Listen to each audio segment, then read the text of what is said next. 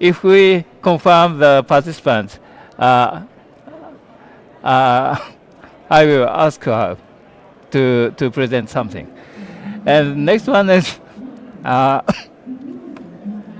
role of artificial intelligence in bridging digital divide and fostering inclusion of unconnected communities from Ms. Sandra Mahanan, artificial intelligence engineer from Unicom Group of Companies, Nigeria.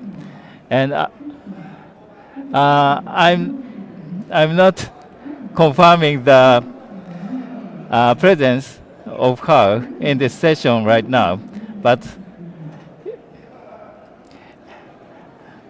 it's Sandra-san joining this session.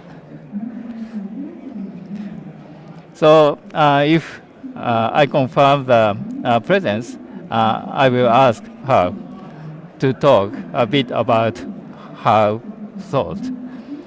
Next one will introduce of extensible frontline augmented communication exchanger crossface and locally accessible cloud system logs by Dr. Babatunde Ojetunde from ATR Japan. And this is followed by the use cases and potential practical deployments of crossface from Mr. Chandra Prakash Sharma, CEO of Westflux from India. And this will followed by the potential use cases of crossface in Philippines and Asia Pacific. Will be presented by Mr. Jeffrey Lulanto, Executive Director of Central Visayas Information Sharing Network Foundation, CBI Senate, from Philippines. And next one will be potential use cases of crossface in Nigeria and Africa from Dr. Jimson Olfe, Contemporary Consulting from Nigeria. This is an overview of the agenda of the session.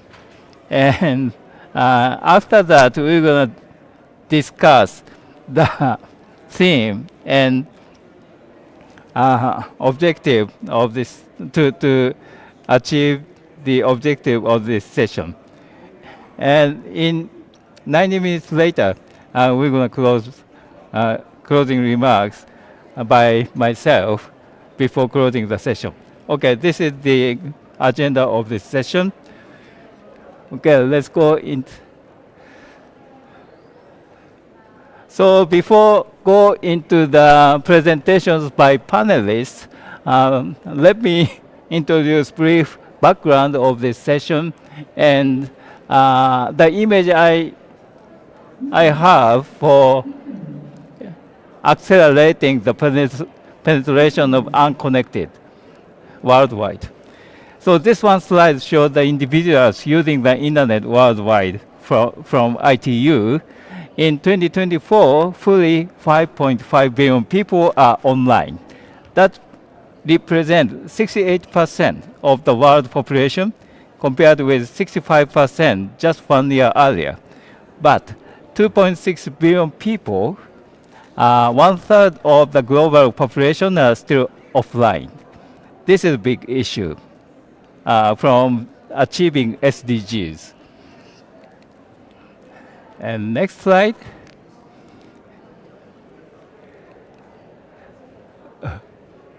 Okay, this one slide is a percentage of individuals using the internet in urban and rural areas in 2024, also from ITU.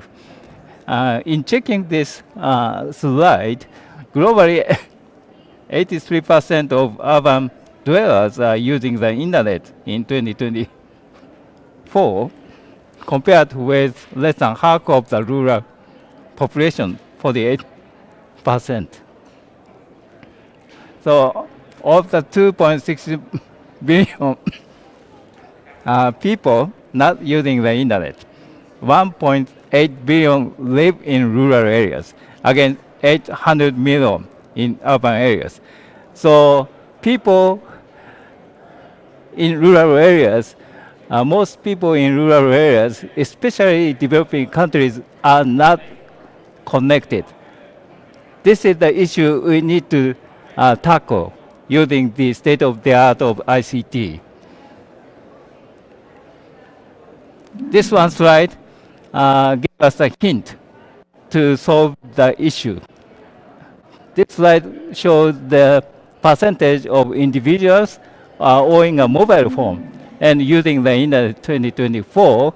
Looking at this, globally, 4 out of 5 individuals 10 years old or older on mobile phone.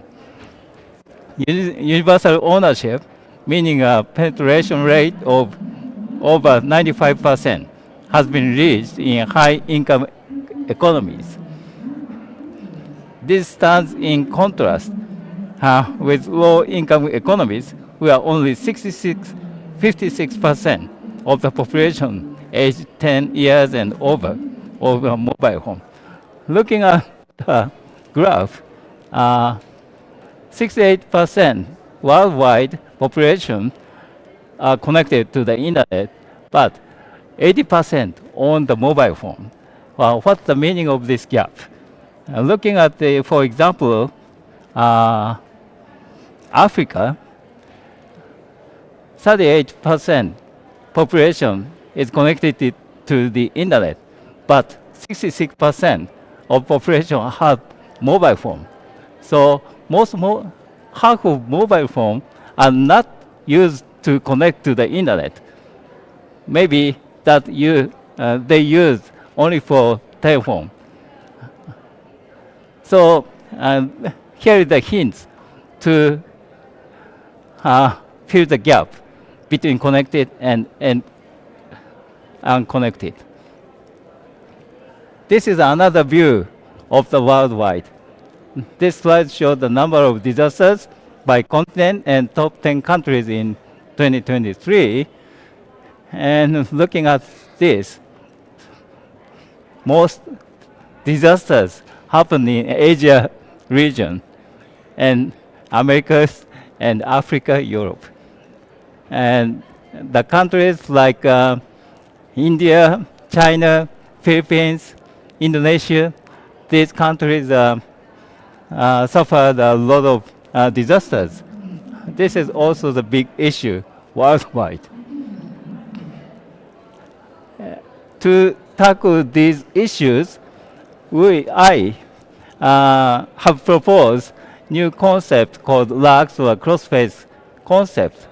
So LAGS, this stands for Locally Accessible Cloud System, is a portable server system which comprises of compact server, access points, Wi-Fi access points, battery, and peripheral devices.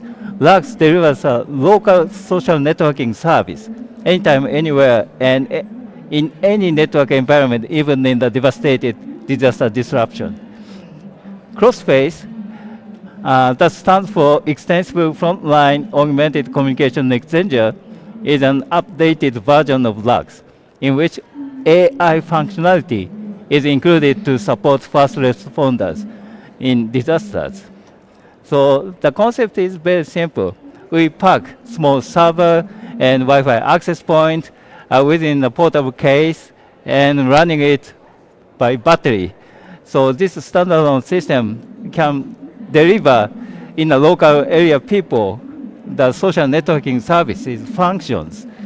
And users use their smartphones to connect to this small box and use it for sharing the information and chatting and communication.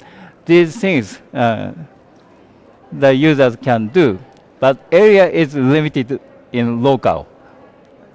So this is a concept of LAGS and crossface. And very recently, non-terrestrial networks for securing connectivity is becoming popular. So people call NTN, non-terrestrial networks. Maybe Starlink is a kind of them. Draws a lot of attention as a solution to deliver the internet connectivity in the unconnected areas. But LAGS, crossface concept, is considered as a complementary relationship with NTNs, because these NTN networks is usefully used for connected to the internet, But Lux, Crossface, is deliver the service local to local people. So from the point of view of internet traffic, you can offload the internet traffic. For the local people, uh, without the traffic congestion, you can smoothly use broadband environment for the local communication. So that is one thing. So this last slide shows the strategy for quick penetration of connected using the local ICT system like LUGS and Crossface. In the first phase, in the first step, distribution of crossface of LUGS in an area. Each crossface delivers broadband local internet environment, as you can see in the right-hand figure. In the next step, distributed crossfaces are interconnected with narrowband wireless network. Coverage area is extended to area-wide. Local communication with broadband and area-wide communication with narrowband are possible. So areas are extended to thanks to the narrowband wireless communications. And the third step, at least one crossface is connected to the internet with, for example, a satellite internet service. The area is covered by a global internet. So these steps can help to accelerate the penetration of the internet environment in the rural, especially in the rural areas in developing countries. This is my thinking, and I want to discuss this issue and thinking in this session. Okay, so I hope this session becomes fruitful thanks to the inputs from the wonderful panelists of the ideas and thoughts. Okay, this is my presentation, and let's go into the panel session. And is there any panelist? You have something to say? I have a question here. Okay, okay. Yeah. First question is related to the price of the crossface equipment. Yeah, the price, Price, the cost cost. for the for the crossface equipment. Mhm. It's the first section. You are talking about development countries that have some people unconnected to the internet. Mhm. So we need to have a view about how much does it cost to have this X-face equipment for these development countries. This is the first section. The second question, this is the first question. The second question is to what what are the keys you consider to decide if it's disaster or not? I see the map of disasters here. For Asia, it is 3 times the disaster in Africa and maybe 1.5 times the disaster in America. What do you what do you what do you mean by disaster? Disasters? Thank you. Okay, thank you very much for your question. Does it work? So I'm trying to show the several slides. Okay, there are two questions. One thing is the cost issue Yeah. of crossface. So actually, crossface beforehand, we developed a LUGS, locally accessible cloud system. This is a portable standalone social networking service. And this small box with software, we are now establishing the supply chain. And the price right now is 8,000 US dollars per one set. Yeah. That kind of cost image we have. So you will be responsible for the communication with satellite in order to have internet propagated for these areas covered by crossface equipment. Sorry, could you say it again? Yeah. What I say is this $8,000 for one equipment of crossface will cover the cost of interconnection with the satellite? Um, so I said 8,000 US dollars. This is the first phase. And once start distributing or sales quantity will increase, then cost will decrease, Yeah. right? So we are now in the very first phase. So cost or price itself is a little bit expensive, but once start distributing, the cost will dramatically reduce, and that accelerate the distribution. So that is one thing. And second question was the disaster distribution worldwide. Yeah. What do you mean by this system? Disaster. Uh, I showed. This is not working. Okay, I showed the slide.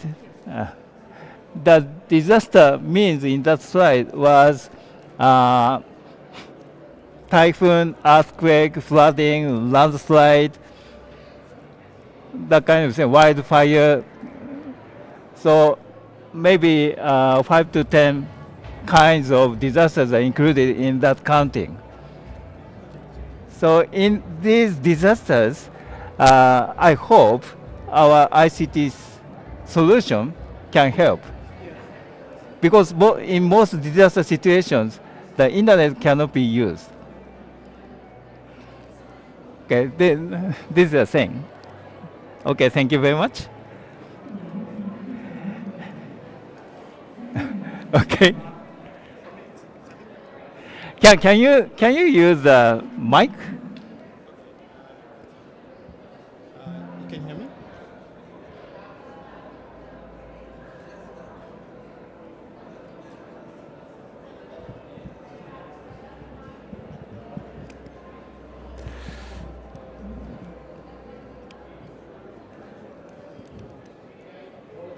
I don't know if you can hear me. Can you hear me now? Okay. So my question is for the box, right? The crossface. Do you have to use it only when there's a disaster, or it can work even without a disaster case for remote areas that need internet connection? Okay, thank you very much for the question. And in the panelists, after my presentation, will give the give the answers.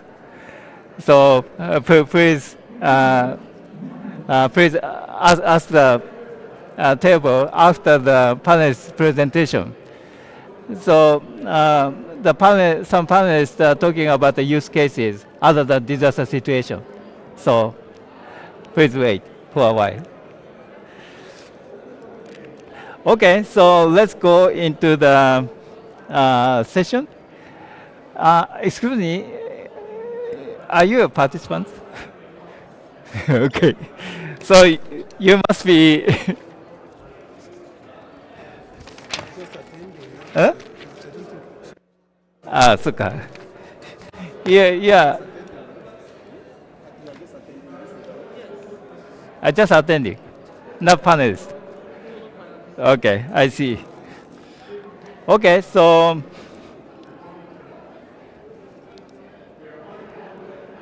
is there Uduma-san? No? And Ms. Sandra Mahana-san here in this session?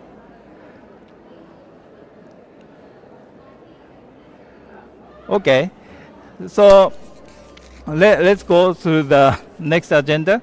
And next presenter is Dr. Babatunde Ojetunde from ATR Japan. He will talk about crossface more detail. Okay? Yeah, thank you. Can you hear me? I hope so. So I need to ask the person. You can hear me, so maybe. Yeah, it's fine. Fine? Okay. Thank Okay. you. Please show the next presentation. Next presentation. Yeah.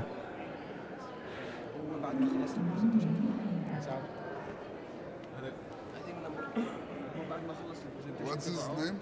Huh?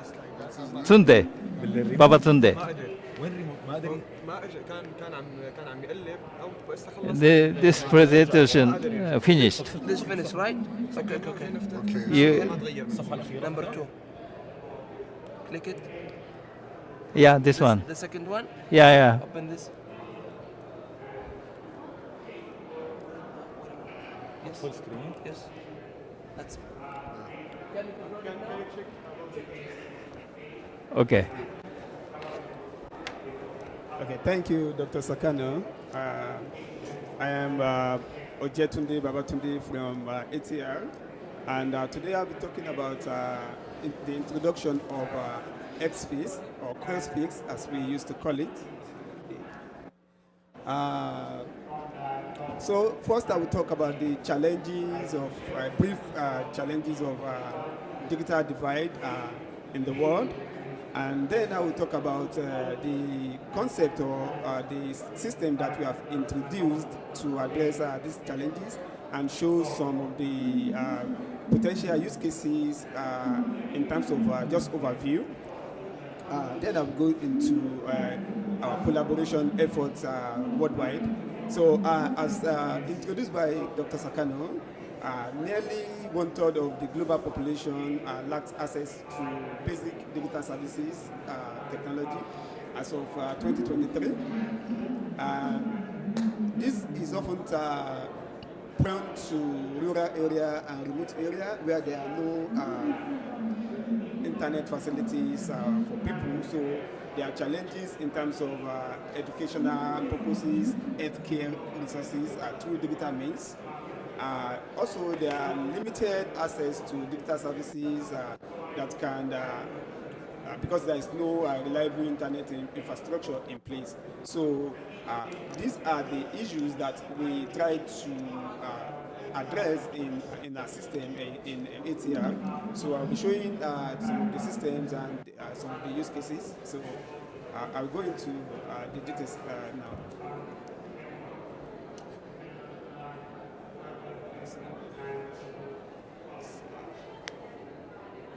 Okay, so in 2018, we proposed a locally cloud accessible system, LACS. This system is a decentralized cloud infrastructure that allow people in a local community or local area to be able to communicate with each other. This project was started from MDRU, then it moves to LACS, and now it has XFIX, which is inclusion of artificial intelligence. It's a portable system that have hardware like a small server, access point, and mobile phone and other devices that can be connected to it. So we created these first to address disaster issue, but it can also be used for other issues like e-education and so on.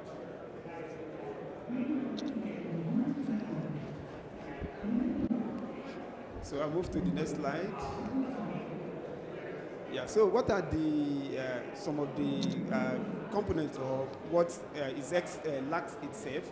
So LACS is a locally cloud accessible system that provides cloud-like services that is essential for areas that doesn't have internet connection, and it can serve as a mini cloud hub. It functions as a standalone system without requiring constant internet connectivity. It can also be used to deliver essential cloud services to communities, to local communities, through decentralized infrastructure.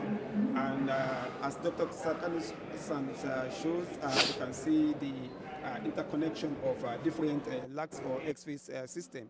So it can ensure that rural area can have access to digital system in a local way.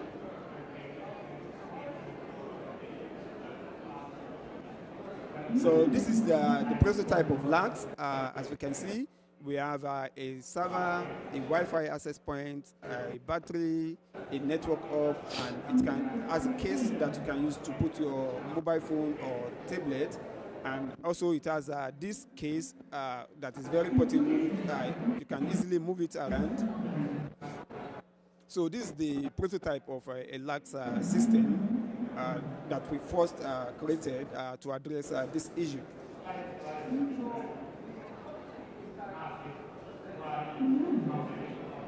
Next, we'll talk about extensible frontline augmented communication exchanger, CrossFix or XFix.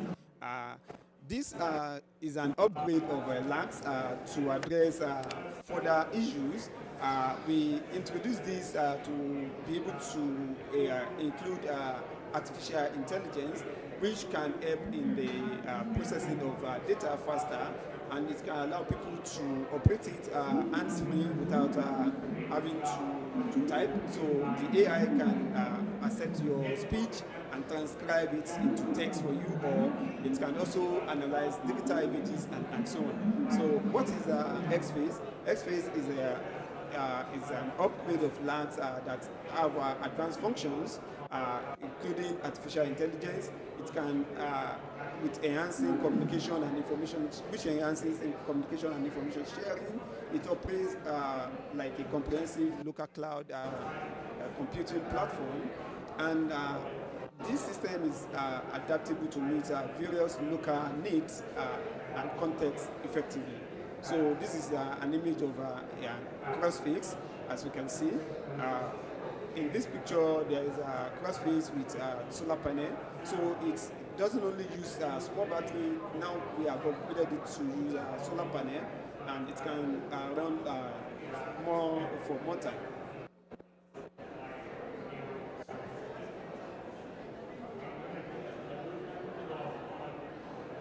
So what are the CrossFix architecture and key features? CrossFix consists of a portable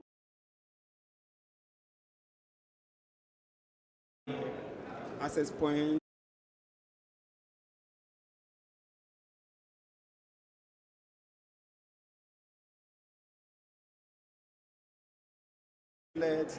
terminal, and wearable devices can be used together, as we can see. As you can see at this side, we have tablets, smartphone, and other wearable device. This can be used with XFace, and it also has AI-based information processing and edge computing platform, which we built into the CrossFace core, and it can also communicate with other external systems, like you can use Starlink to connect to this. So these are the features and the architecture of CrossFix. Yeah, so now here is the big image of CrossFix. As you can see, we have a solar panel and the CrossFix core, and everything is packed into the CrossFix core. Consists of devices that are packed into this box so that we can move it around easily. So it functions like a local server that acts as a mini cloud hub for data processing. And also it has an extendable area with communication devices up to 1 kilometer or more if we apply LPWA such as LoRa, Wi-Fi, HALO, and so on. So we can extend the communication range to up to 1 kilometer or more. Also, there is a local speech recognition technology. What this means is that we don't have to connect to the internet to be able to use the speech recognition. We have already built it into the box so that it can process your speech locally. And again, there is an edge computing capabilities that enable that there's real-time processing of data without depending on external system, and this can allow it to function efficiently and manage the data locally efficiently. So what are the other features? It can also support seamless integration with other existing local infrastructure. It can encourage local storage for critical information sharing. It has an AI-driven features for optimizing resources, and it uses a user-friendly interface that allow people to be able to use the software that is processing the information easily. And also we look at integrating learning management into it, so that it can facilitate e-education. So what are the AI-driven features that we have? There is the natural language processing that supports multilingual communication. That means it has multi-languages. And also it has an advanced image analysis capabilities for communities where that kind of service is needed. It also uses a geographical information system to show where people are in real time, and also computer vision automation to assess damaged area during disaster, and it can predict risk of damages and so on. So how can we use CrossFix or LAX to build bridge digital divide? One way is to use it for e-education. For example, in the rural area where there's no internet connection, we can implement LAX and use it so that students can have access to educational resources and they can participate in remote learning through the local cloud. The learning management system can enable continuous learning in remote area and can ensure that digital literacy also program can help communities where these kind of skills are needed. So this is an image of the architecture of the LAX configuration that we have done in the past using learning management system that allows students to be able to learn remotely. This will be expanded when we talk about the use cases in Philippines and other areas. So also, we can use it to build a bridge digital divide by providing a community network. So in rural area where there are no internet and network facilities, if we interconnect multiple LACs, we can use this to create a community network, as Dr. Sakano showed in his picture the other time. So by connecting one LAC to another and to another and to another, then we can create a local community where people can communicate with each other using this kind of system.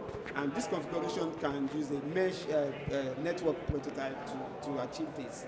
So community can gain access to digital skill training, employment opportunities through the platform, and it can also be used for e-health. So where you can do telemedicine services, doctors can connect to the labs in the remote area and can talk to people about their health conditions and so on. So local content creation and sharing can foster cultural preservation in this community. So LACs can also be used for other digital services like email, web, and e-government functionalities, where the local government can post some information to the rural people on an electronic board and they can read it. And this can be transcribed into local languages so that they can understand. So how can we use this for bridging digital device in terms of enhancing community resilience? So for this, as we have heard from Dr. Sakano, disasters are prone to various areas in the world. So CrossFit can be used as to provide some services so that people can have access to essential information during this period. So it's essential communication can remain in this area that is affected by disaster using CrossFit and LACs together. So people can still communicate when the disaster occurs. The system also provides automated emergency alert system within CrossFit, and it can allow first responders to coordinate their activities during crisis situation. Also, local data storage ensures that critical information remain during emergencies. Community resilience is another one, and also telemedicine services can be provided, healthcare information. It can also be used in agricultural system and so on. The last one is disaster preparedness. So this is one of the tests we have done using it for disaster.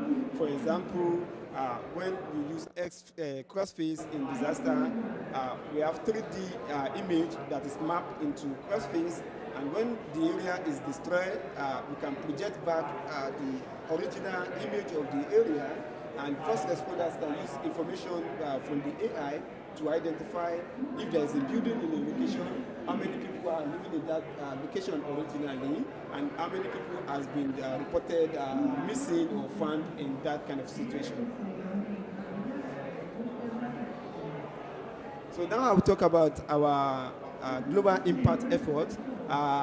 Through 2018 to 2021, we have standardized LACs, and currently we are standardizing with ITUT the cross-face system so that it can have interoperability worldwide and it can be used globally. Other global impact is use case in the Philippines. This will be talk more when we are talking about the use case in the Philippines. And recently, we are expanding the LACs and crossface into other parts of the world, especially Africa. So we had a workshop with people from Nigeria talking about how we can use LACs to bridge digital divide and connect people in Nigeria and other parts of Africa. For future roadmap and collaboration, so we are continuing to carry out research to integrate emerging technologies into the crossfix and LACs, and also international partnership are being formed to scale the solution globally. So partnership opportunity with NGOs, government agencies, and private sectors are encouraged. These are collaborating partners as of now, so we are open to collaboration with other partners from around the world. So, thank you. In summary, that's my presentation. Thank you. Okay, thank you very much, Dr. Tunde. Okay, so similar presentation about more realistic use cases will be followed. So we will go into the next panelist, and the panelist presentation after that Q&A and discussion session. Okay. So we will go into the next panelist. So next panel is Tsunde-san. Okay. Next presentation is from use cases and potential practical deployments of crossface. He is CEO of WizFlux company in India. CP, could you start the presentation by sharing the slide by yourself? Okay. Could you stop the sharing the slide? Yeah. And the online panelists will share the slide and start presentation. Online? Online. Okay. This one? So he will present his yeah Okay, and I will allow to speak. yeah yes speak and also share the slides. Okay. I will give him a co-host. Uh,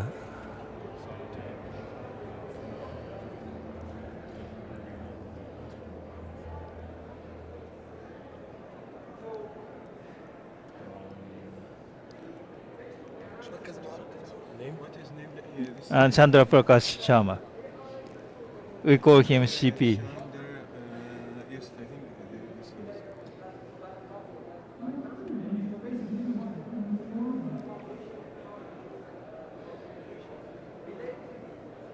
Okay, now he is. So CP, can you share the slide by yourself?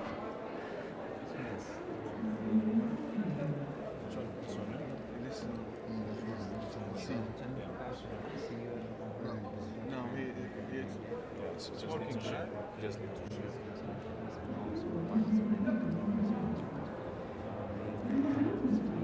CP, is it possible for you to share the slides?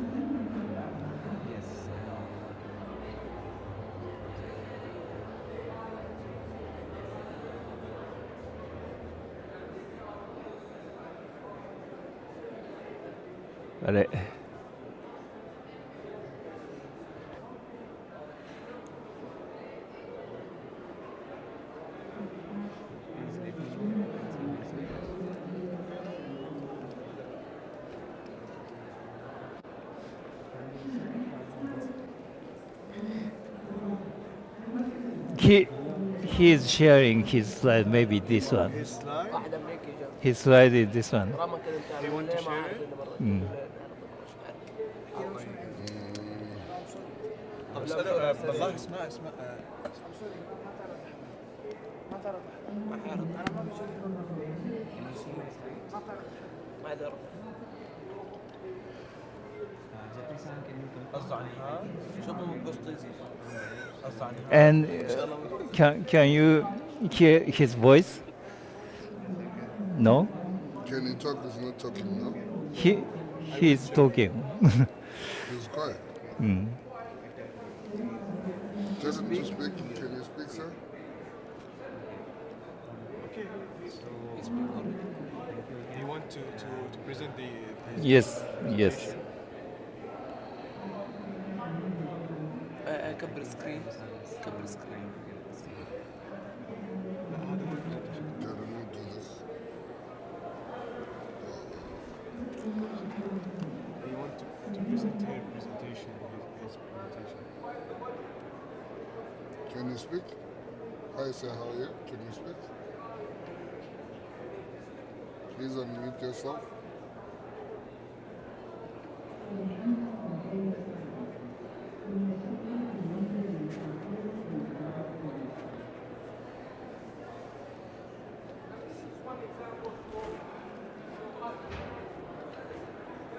Can you speak now?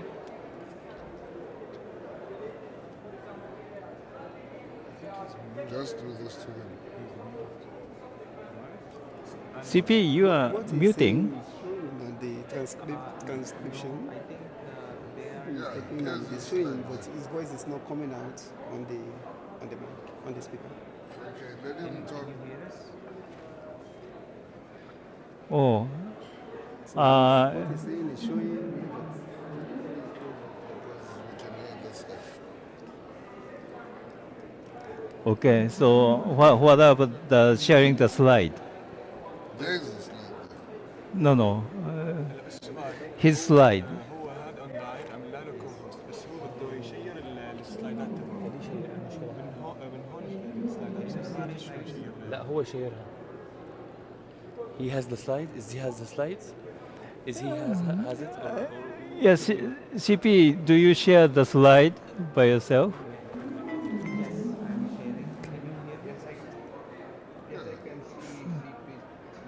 Yes, I'm sharing. He is sharing.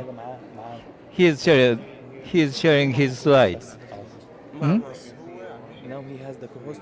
He has the access to share his slides. He is sharing the slide. Yeah. Okay. So we are waiting for him. Oh, really? Now he is not sharing. Now he hasn't shared until now. We are waiting. CP, you are sharing the slide, right? Yes.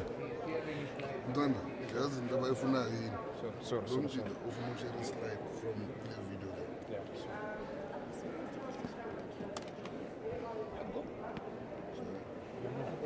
Yeah, ngiyamuzwa but he's talking lightly. Ufuna ushare a slide vele no? Session time is consuming. So he has already the co-host. Yeah, he has. اوكي He should share his slide. يعني هو المشكله عنده ايوه طبعا. We don't have your slides, so you're going to have to share your slides from your side. Zoom. You have to share your slides Tunnel? from your side. Yes.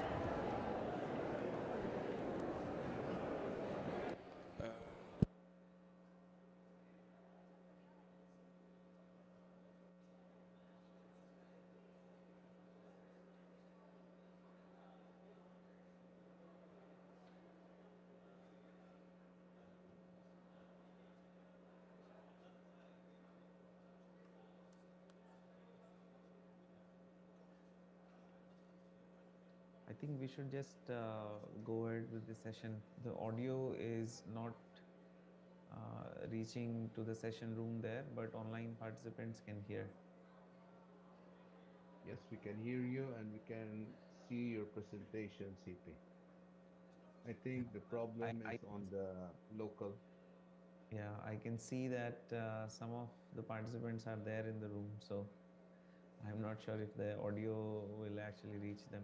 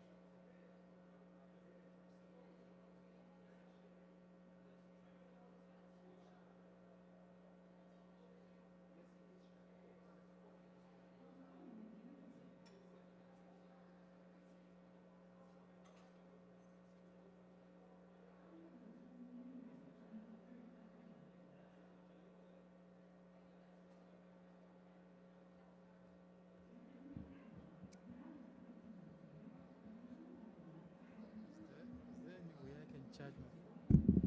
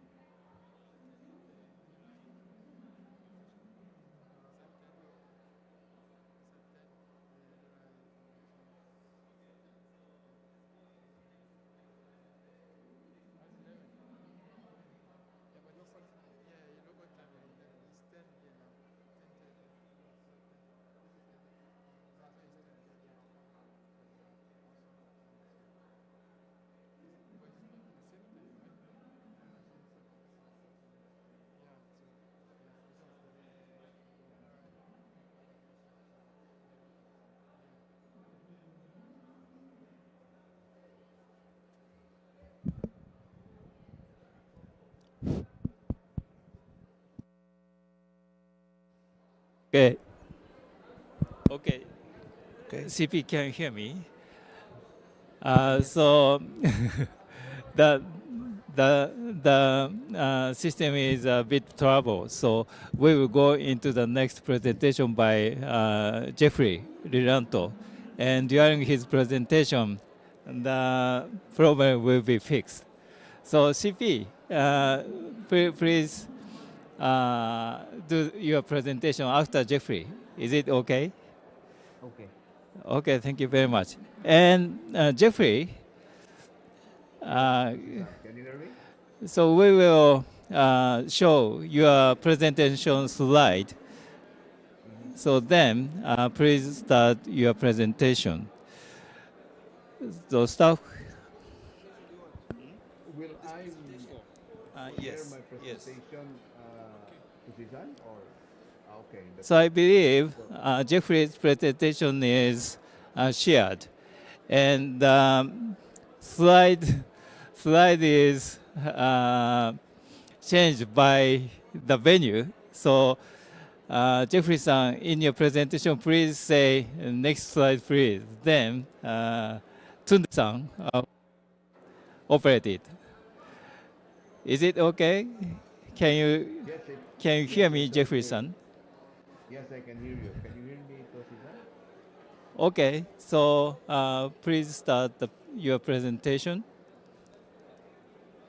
Okay, so from the Philippines, I would like to greet everybody a good afternoon, and I hope everything is doing well there in IGF 2024 in Saudi Arabia. My presentation today is building resilient communities through IT-enabled communication with use cases of X-Space project in the Philippines. I'm Jeffrey Llanto of CBSNet Foundation, based here in Cebu, the Philippines. Next slide, please. So just to give a short note, CBSNet Foundation it's an organization that started as a project of the government way back in 1990s to provide immediate internet connection to the entire country. I was working with the government before with the Department of Science and Technology, and we provided the first internet connection to the government, academe, the private sector, and eventually it evolved into a foundation that becomes an internet service provider. So CBSNet is empowering communities. We have proven expertise with 25 years experience in partnership with the government and international organizations such as the Advanced Telecommunication Research of Japan under Dr. Toshikazu Sakano, and also our partners from India with CP Sharma. Next slide, please. So as mentioned, we have local international partners. These are just what we are working together with. We have here APR and the other partners that we have around the world. Can we move to the next slide? Next slide, please.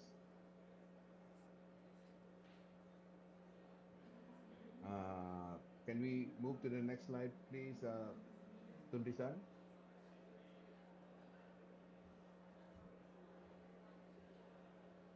I think it's not moving. Okay. One moment, Jeffrey.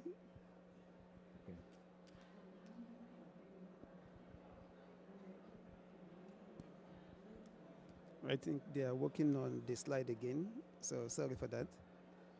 Just give us It's a okay. minute and they will work on it. Thank you.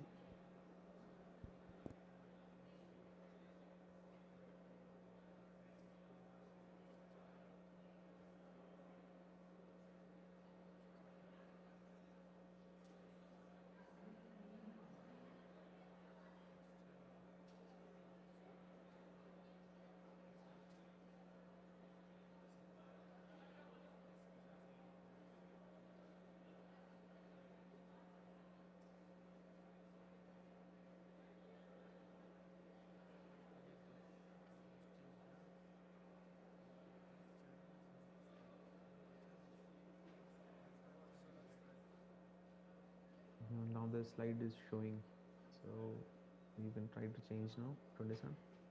Okay, can we go to the next slide, please?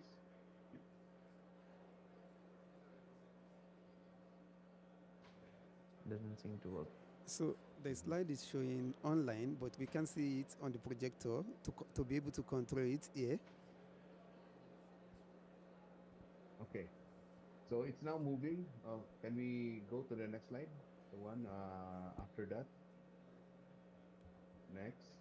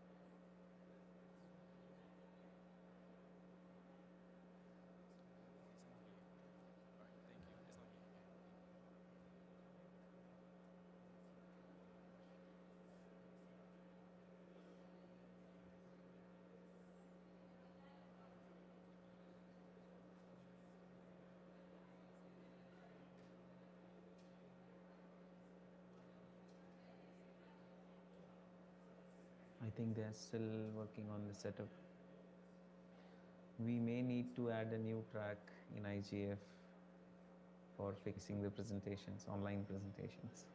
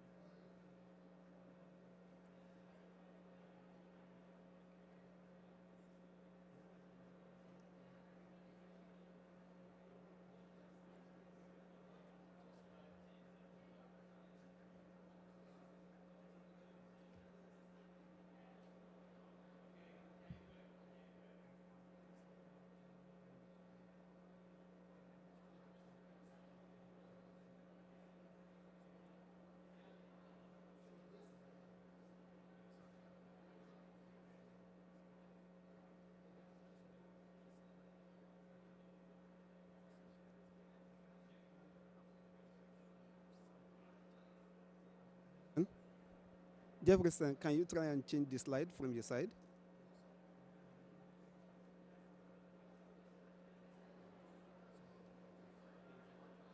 What is that again? Jefferson, CP? can you change the Can you? slide from your side?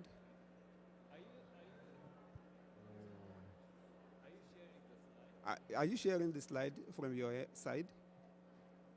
Yes, I'm sharing it right now. Can you Yeah, see so you it? can go on, go on. You can present now. We are seeing it now. So Okay.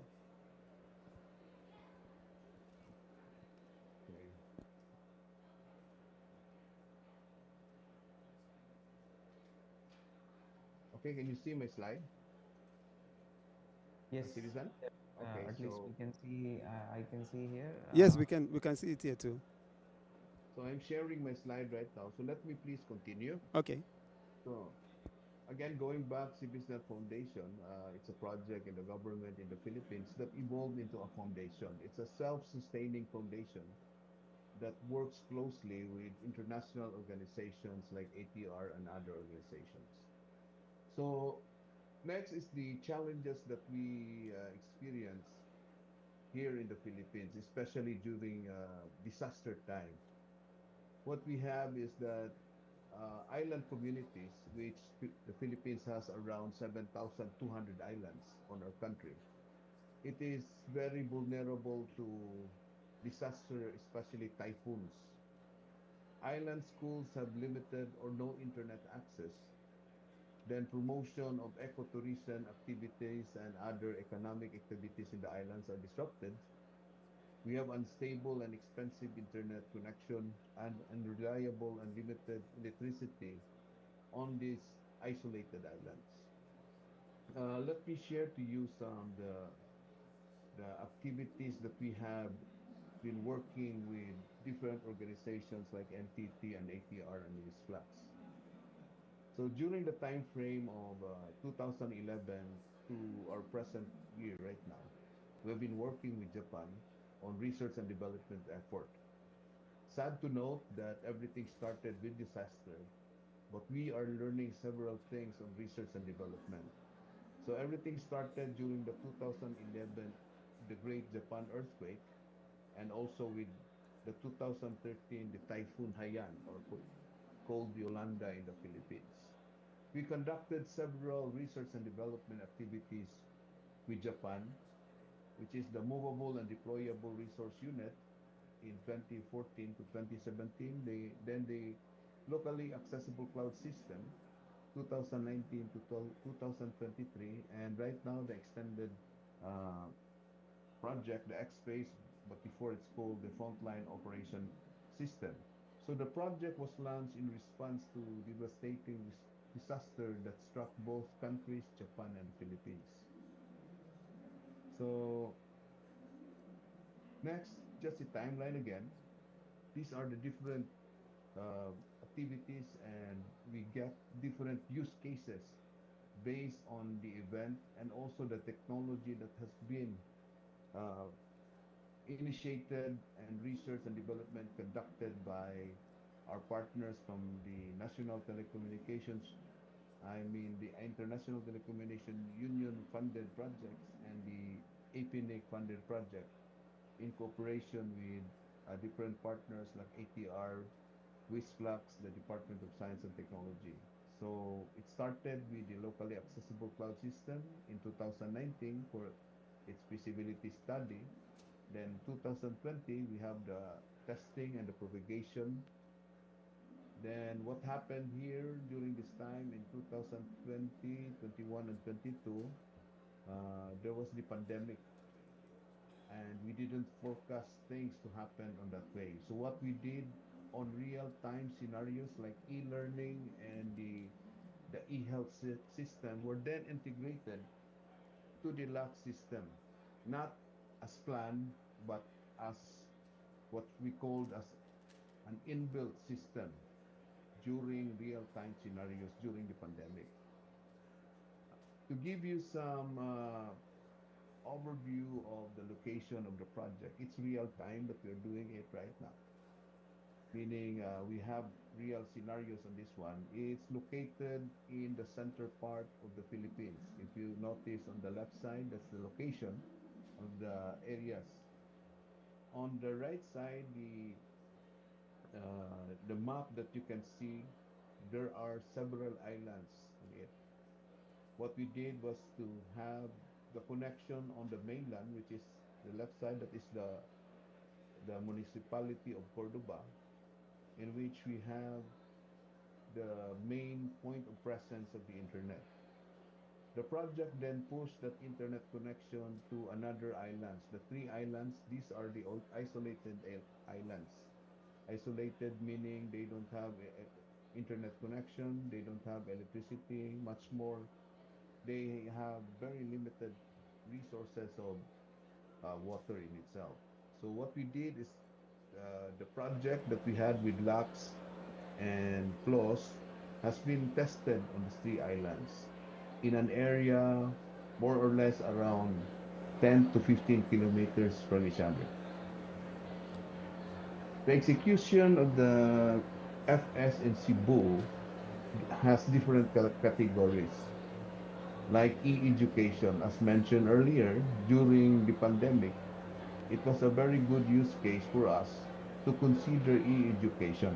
It was not part of the plan to include it on the locally accessible cloud system, But when we took notice that there is really a need which surfaced during the time of pandemic in which students cannot go out their own houses or even their own communities. So they rely it on using their smartphones or using their own laptop computers or tablets. So part of it was then developed by ATR together with WISFLux to create a system for e-education. Then another category is the disaster response. So we created several use cases for this one in which the learnings of Lux will also be used as a basis for the next project, which is the X Space. So most of the use cases that we have conducted before will still be implemented on the next research and developments, which is the X Space. So these are some pictures that we have conducted. So on the left side, we can never introduce technology to an isolated community if there's no community uh, interaction or social responsibility. So we conduct social preparation to the communities. Then next is to establish the infrastructure. You can notice on the left side below, we establish the point-to-point wireless connection. Then Dr. Sakano in this picture, together with the frontliners, the one wearing in orange, has been trained using the system below, which is the LAX, and also for floss. And on the right side, you will also notice that this is a very remote area that we have to traverse on small boats to go to the communities. On the bottom right, this is the team that we instructed the faculties of the school, the principal, in how to set it up during emergency because we want the system to be self-operated and self-maintained by the locals itself themselves. So we provide the infrastructure. We call it as islet infrastructure where there was a broadband internet connection. If you notice on this slide, where there is very limited electricity, we have to rely on solar power uh, generation for this one in the islands. So we try to use point-to-point connection, and just recently last year we were able to have an internet backhaul using the Starlink connections. So the disaster risk reduction management solutions that we can partner on. So the partner organizations on the top, of course, is Advanced Telecommunication Research of Japan in partnership with Wisflux India. The next one is the government, the Department of Science and Technology. The third one is just recently this year, we have some partnership with unconnected.org to provide low Earth orbit internet connection. Lastly, we just signed a partnership together with the Japan Unmanned Aerial System Industrial Development Association for drone. So we are now looking at the possibility in using drone for the projects that we are going to implement by next year. So the project, again, this is the frontline operation system, which is already X-Phase. The government, they have the disaster information system for communities. Then unconnected.org, this is the connectivity to the underserved communities, and JOIDA for the drone training center and certification. In conclusion, uh, as long as disaster always surfaces as a part of challenges to humans, research and development will also go side by side with it. We cannot afford to let go of things as long as there is still a big problem that we need to address. So it started in 2011 during the big disasters in Japan and in the Philippines. So we have conducted several projects in 2014, the MDRU, the LAX, ILET, and XSpace.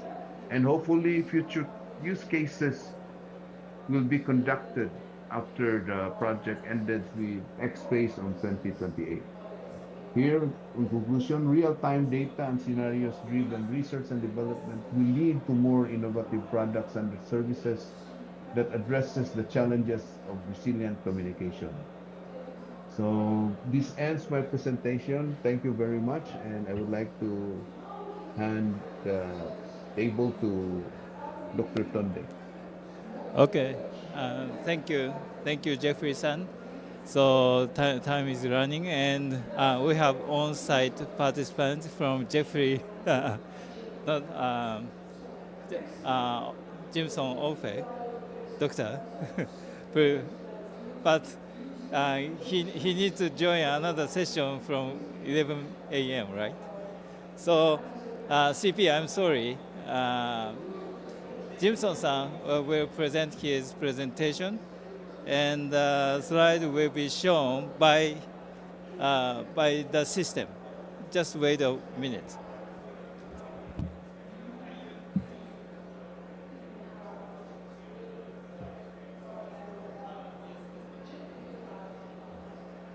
Hello. Hello. Good morning. Greetings, everybody. You're most welcome to this session. I'll be presenting on the extensible frontline augmented communication exchanger XFACE, the potential use cases in Africa and Nigeria in particular. I want to especially appreciate Dr. Sakano and Dr. Jetunde for this program, and also appreciating Jeffrey for that wonderful presentation. In fact, maybe if I say +1 to your presentation and I close now, I think it will be okay, because all that you illustrated capture what I want to talk about. So I also want to appreciate CP. Thank you for your patience.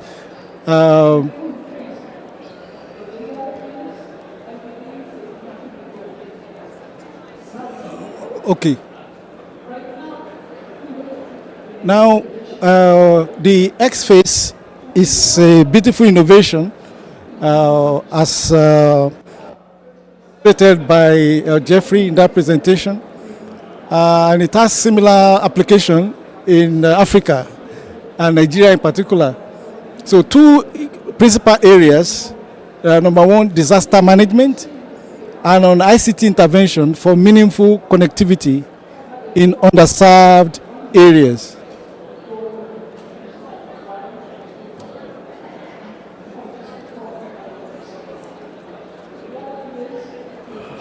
Okay. Now, with regard to disaster management, based on the 2022 and 2023 reports by the National Bureau of Statistics and the National Emergency Management Agency and the United Nations Development Program, flooding is the most common and recurring disaster in Nigeria. Oh. I think, it's like I pressed too hard. Need to go back.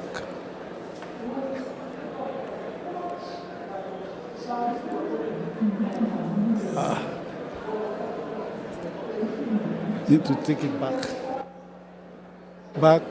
Yeah, it's okay. Yeah, so the Nigeria impact of flood recovery and mitigation assessment report 2020 revealed the overwhelming effect of floods on livelihood, businesses, housing, agriculture, and food security, education, and health in Nigeria. Yeah, next, please.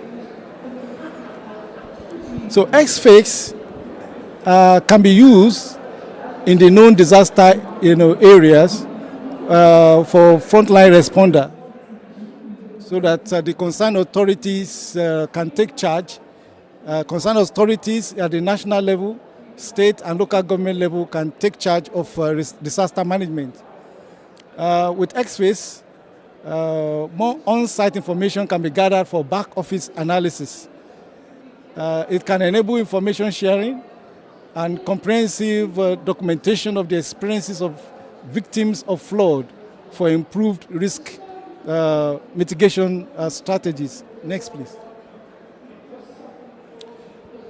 I believe this diagram had been shown earlier, but this is the schematic of the X phase. To the left,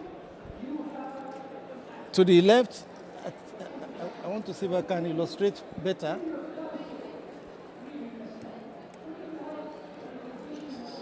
Excuse me.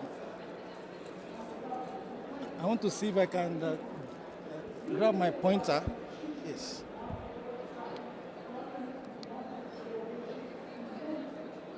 So to the left, you have the frontline responders, the disaster area, and they have a smartphone and a tablet.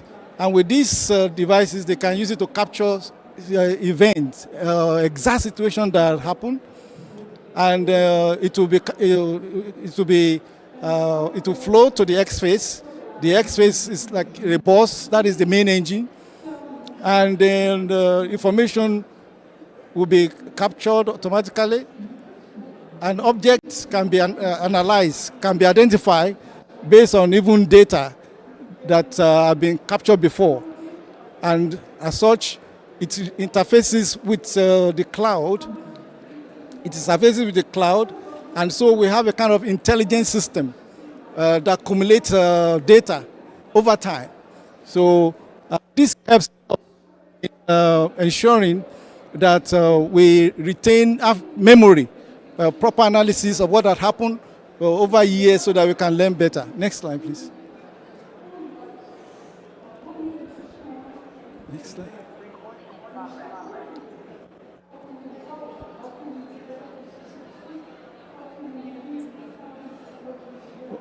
Okay. Now, this is the full architecture. So in the architecture, you have the smartphone and the tablet. First responder can also use the smartphone. There are also wearables as well. And the information therein will go into the server system, and with AI processing capacity. So objects, activities are recognized. And it can also connect. Of course, this end is the X phase. The X phase will be around the field area, and it also interfaces with the cloud system, so which is a database backup, and that has cumulative memory of all form of activities that happen, and it can help with recognizing faces, recognizing areas and victims. Next slide, please.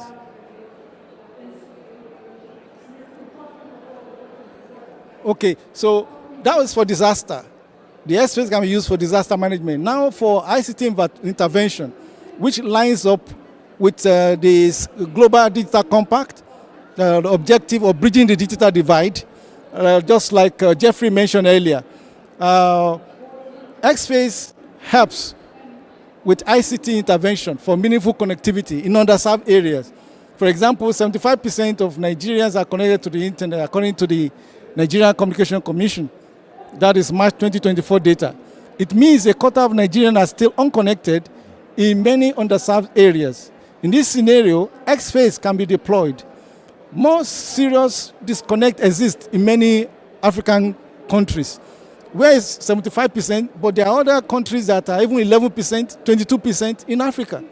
Okay, so there's a huge gap. X phase will help to bridge the divide, indeed. Next slide, please.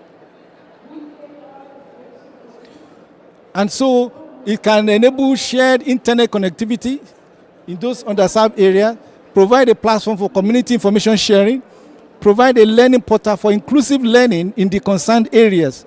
This is relevant for targeted e-learning programs so that nobody is left behind.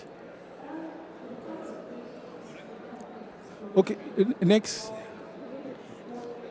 So X phase has the potential to change the narrative, with regard to how we manage disaster, either in Nigeria or by extension Africa, even around internally displaced person camps and our underserved areas with meaningful connectivity to the internet for communication and e-learning. So that is briefly about the potential use of X-rays in Nigeria and Africa generally. Thank you very much for listening. Thank you, CP, for giving me the opportunity. Thank you, Dr. Sakano. Thank you. Thank you very much, Jameson-san, for your time. Okay, so time is running, and last panelist presentation by Chandra Prakash Sharma, Mr. So, okay, I need to talk to the staff. So,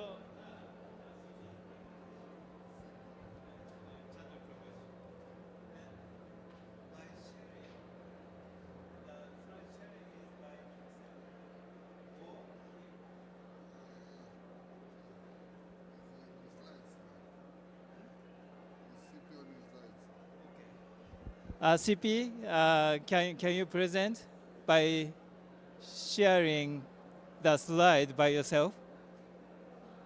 Yes, I have started sharing my slides. Please confirm if you can see.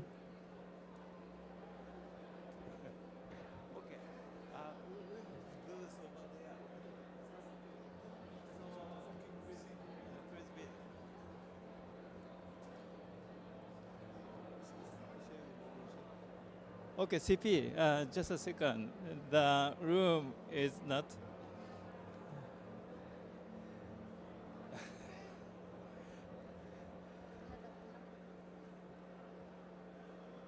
So now, online.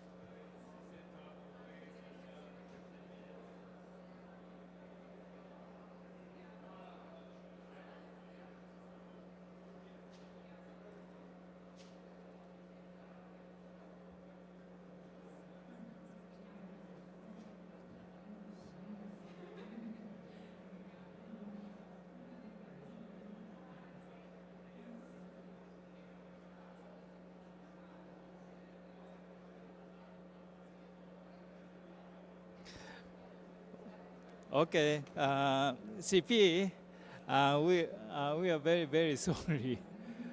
So the next session will start from 11:15, 5 minutes from now. So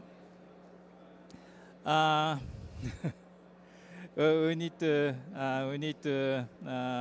wrapping up this session. Okay. So thanks to Yes. the system trouble. Mm. So I will think about sharing the people who are interested in our work. So please forgive me by Of course. not not No, no, not good like that. managing of the this session. Yes, So yes, of I need to wrap up this session because of the time. So next session will start in a few minutes. So in this session, we are discussing and presentation the potential of ICT system, portable one, for disaster countermeasure, and also fill the gap between connected and unconnected. But working is going on. We have networks here, and we have several participants who are, I believe, interested in activities. So we will extend the network through this session. But the time is up. So thank you very much for your participation, and I'm sorry the my time management. So now session is closed, and the people on-site participants, please discuss after this session with me. Okay? Okay, so thank you very much, everybody. Session is closed. Thank you very much.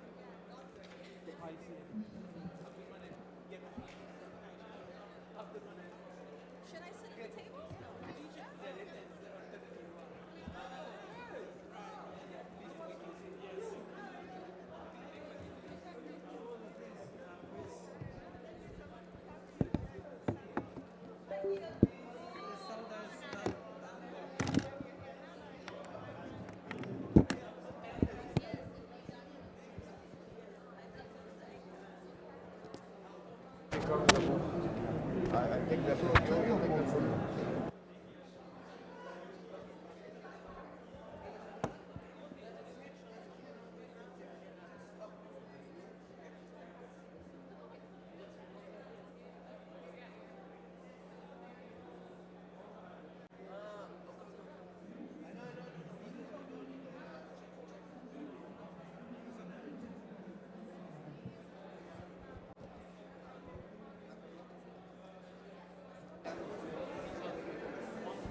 Iman? Do you prefer Iman or do you prefer Jasmine? Either way. Which one's easier? I'm more particular about making sure. But Spain is very expensive.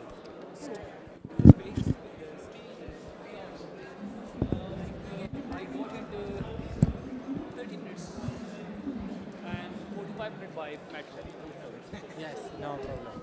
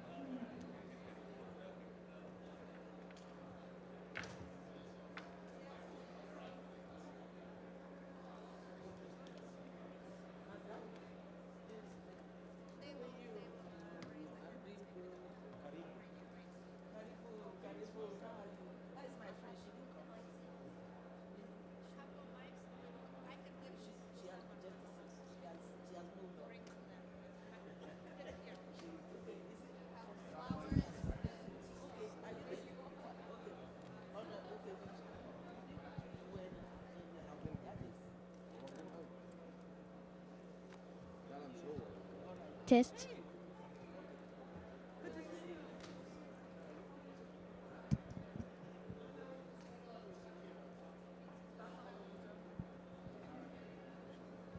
Hi, Marco. Nice to meet you. Everton from Brazil. Finally we managed. I think I was last year when I was in the registry of the Brazilian. I'm not sure. We paid a visit. Maybe from there.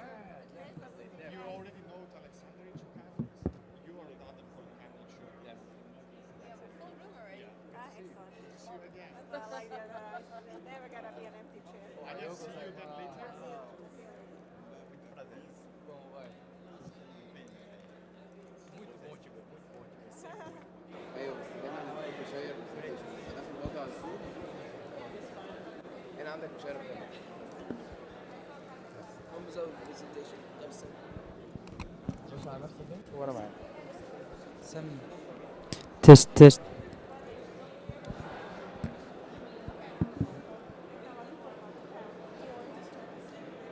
You can turn it on.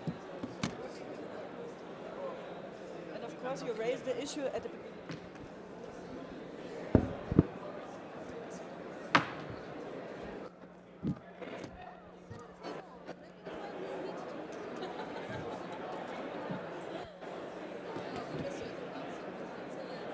Test.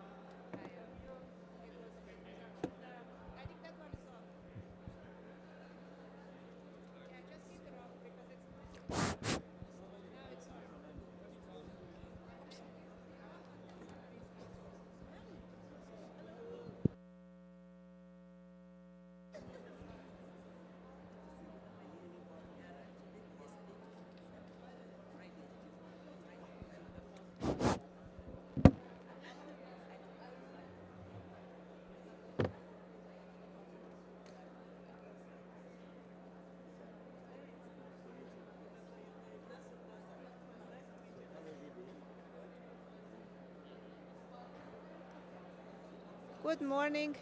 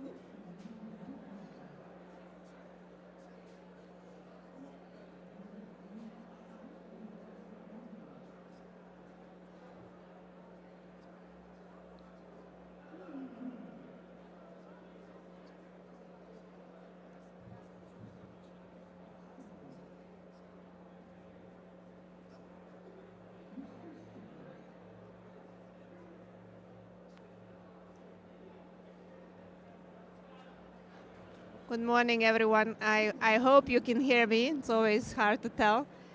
But we are waiting for the technicians to open the Zoom room before we start.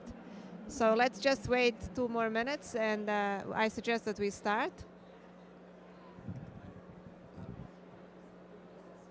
There are some seats also here at the table, so you can move here. as well.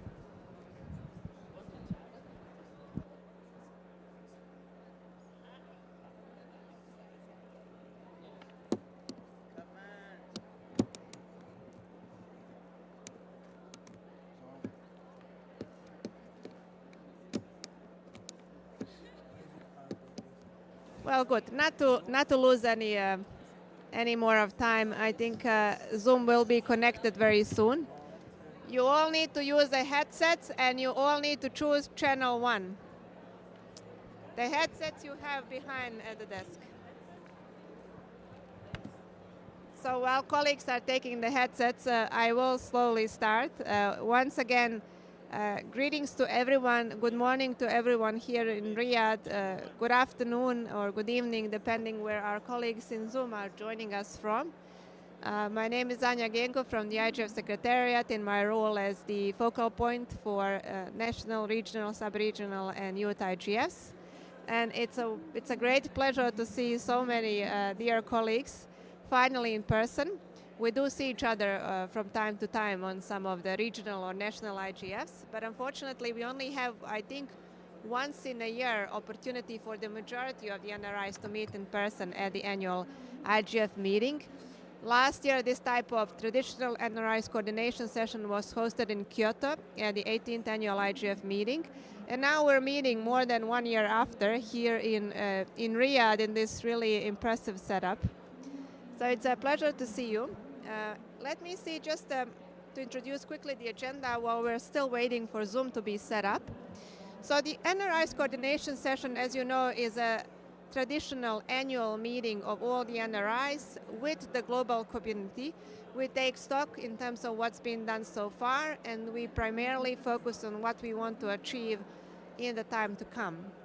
And because we are in a very important momentum in terms of the processes that are around us, impacting us, and I think representing potentially a good opportunity, in a bottom-up consultative manner, the NRIs decided that this session will address the matters related to the implementation of Global Digital Compact and the preparatory process for the 20 years review of the World Summit on the Information Society in terms of the implications of the NRIs, what the NRIs could do for the GDC and WSIS Plus 20, and vice versa, what these processes could do for the NRIs, how can they support better these already very successful platforms.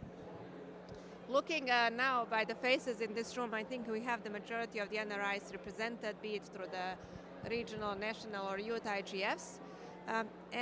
We did agree, so we're going to start very quickly by the Secretariat just introducing the records on the NRIs, how many have been recognized so far. We're going to focus on the evolution of the NRIs. We're going to hear a little bit about how do you see the NRIs as an ecosystem has changed in the past couple of years. I know that there are some NRIs, the sub-regional IGFs, that even predate the annual IGF meeting, which is the Caribbean IGF. But I think the official recognition of the NRIs started in 2011 when the NRIs entrusted the Secretariat to run the recognition based on the agreed procedures and principles. And since then, the NRIs have been growing both in quality and quantity, and it would be good to hear from the first hand from you. How do you see this in terms of what has changed and especially where are the challenges now? Then we're going to move primarily on speaking about the role of the NRIs in the context of WSIS Plus 20 and the GDC. How is WSIS Plus 20 and GDC impacting the NRIs? What is the role of the NRIs in the IGF Plus 20 mandate review? What are the relationships with stakeholders in your countries within this context, especially with the member states? Because let us not forget, the GDC, although informed by multi-stakeholder consultations, was agreed through a process of the member states. And therefore, multi-stakeholder input can be channeled through the NRIs to the member states so that the decision-making is informed in that way, which I think in so many cases was really, thanks to you, successfully done in the past 2 years. And then finally, we're going to speak about the overall implications of the World Summit on the Information Society. What do you see the WSIS resolution that is expected to be adopted in the last quarter of the next year should look like, how the action line should change with respect to the NRI. So those are some of the questions that are on the table. Without further ado, I understand we have the Zoom. Soon it will be on the screen.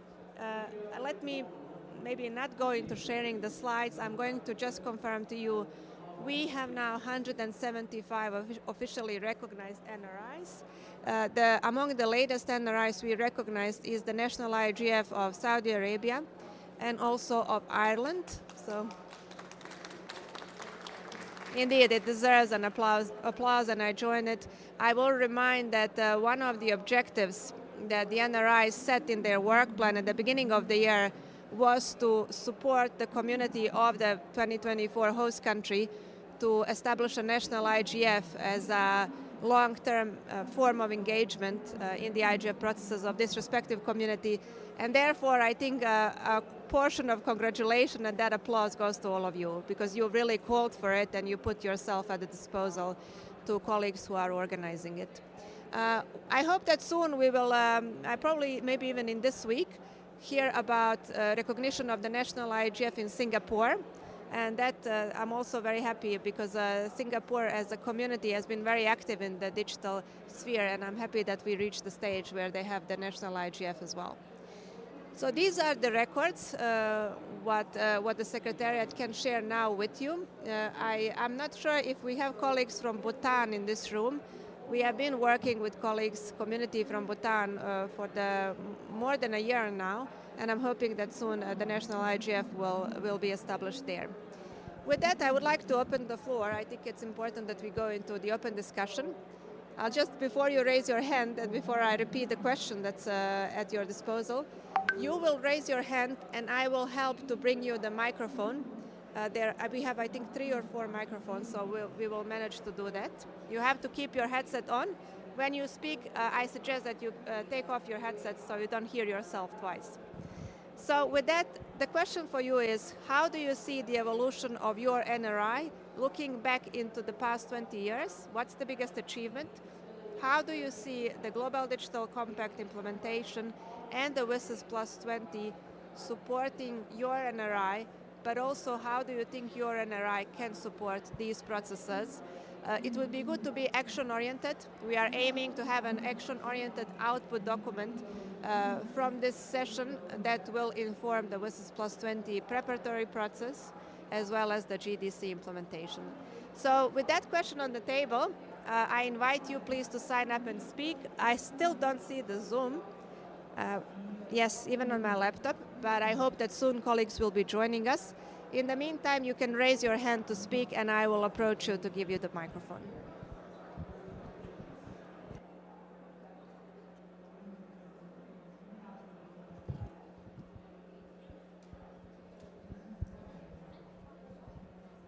Hello, Dana Kramer from Youth IGF Canada for the record. I want to speak on behalf of Canada's NRI, both the Canadian IGF as well as the Canada Youth IGF.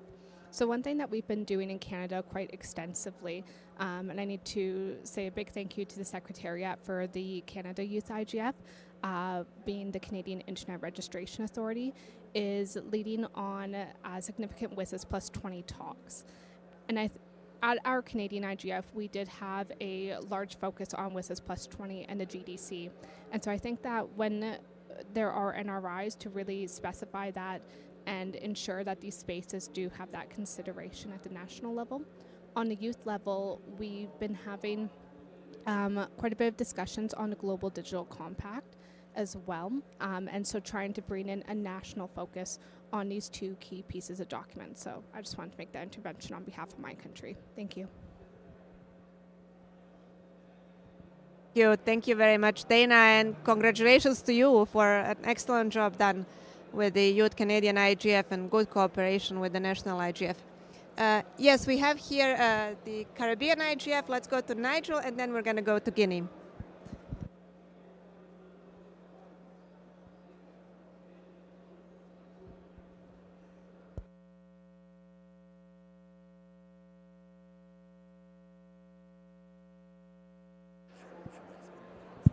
Yeah, can you hear me now?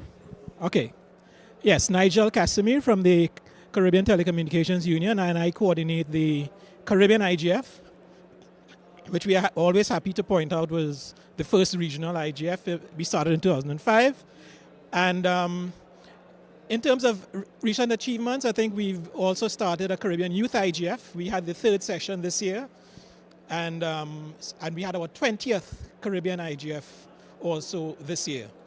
I think we were maybe first as well to create what we call a policy framework around internet governance as an output of our IGF process. And having the job to coordinate 20 member countries around the Caribbean and try to build capacity in internet governance in particular, we've found that the CIGF was a very good tool in terms of building capacity around the Caribbean. And what we do is we try to move the venue of the event around to the different islands so that in each event we can engage with the local community in particular. So that has been a strategy of ours in the past, and going forward I think that's what we'll do as well. Specifically related to the GDC and WSIS Plus 20 upcoming, for the GDC we've used our network to mostly disseminate information about and solicit comments on as well. So the event that we had in August, our 20th CIGF, had some specific focus on the GDC, and going forward we'll use our network and our events as well to continue to engage the Caribbean input and actions coming out of the GDC. So I'll stop there. Thanks.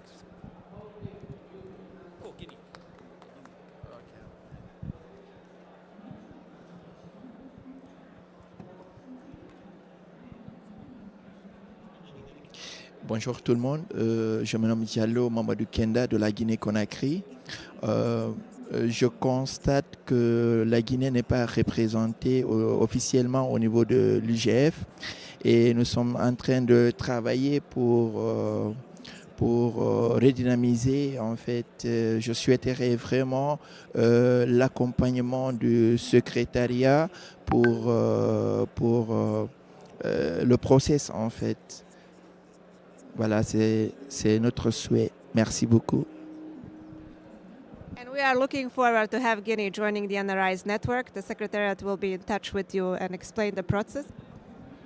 So I hope that you were able to hear me.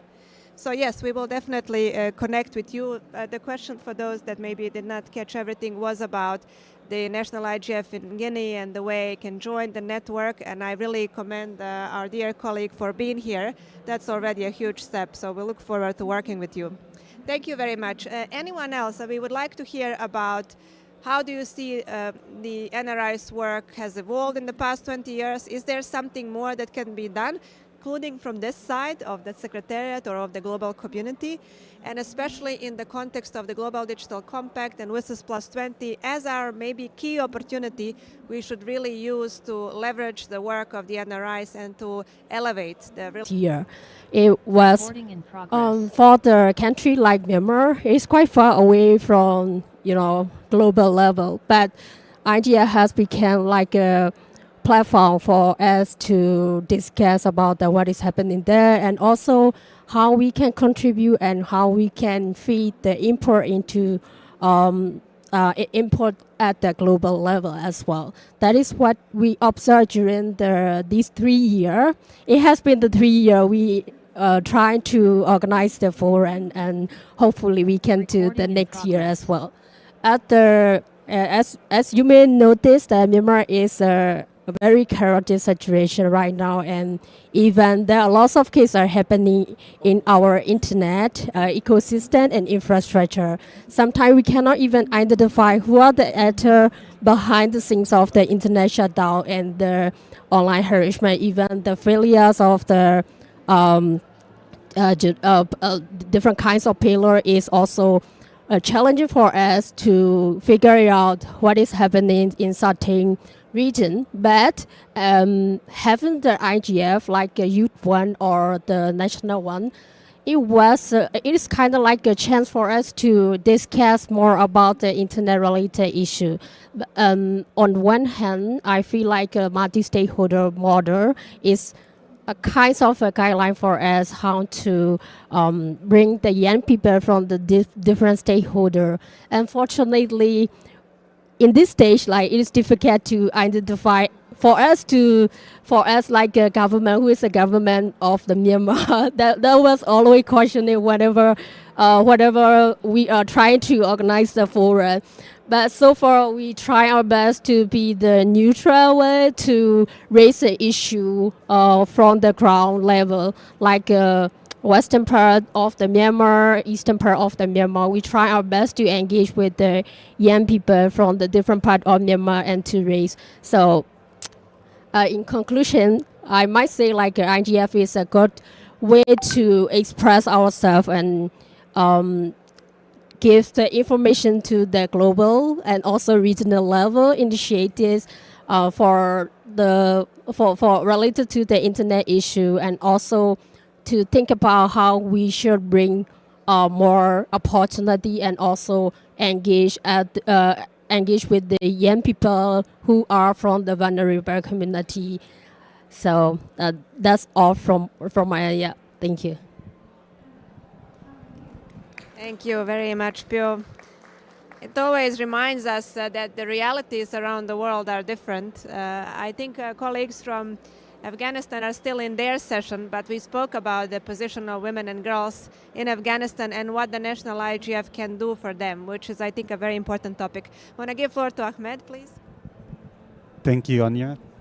Ahmed Farag, chair of the North African IGF.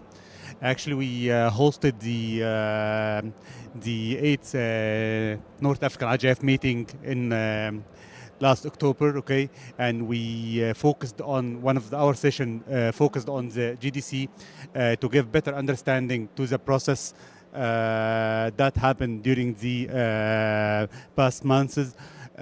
Also, we believe in the collaboration efforts. The North African IGF has organized a joint webinar with Arab IGF and Lebanese IGF to give a better understanding to the GDC and WSIS Plus 20 process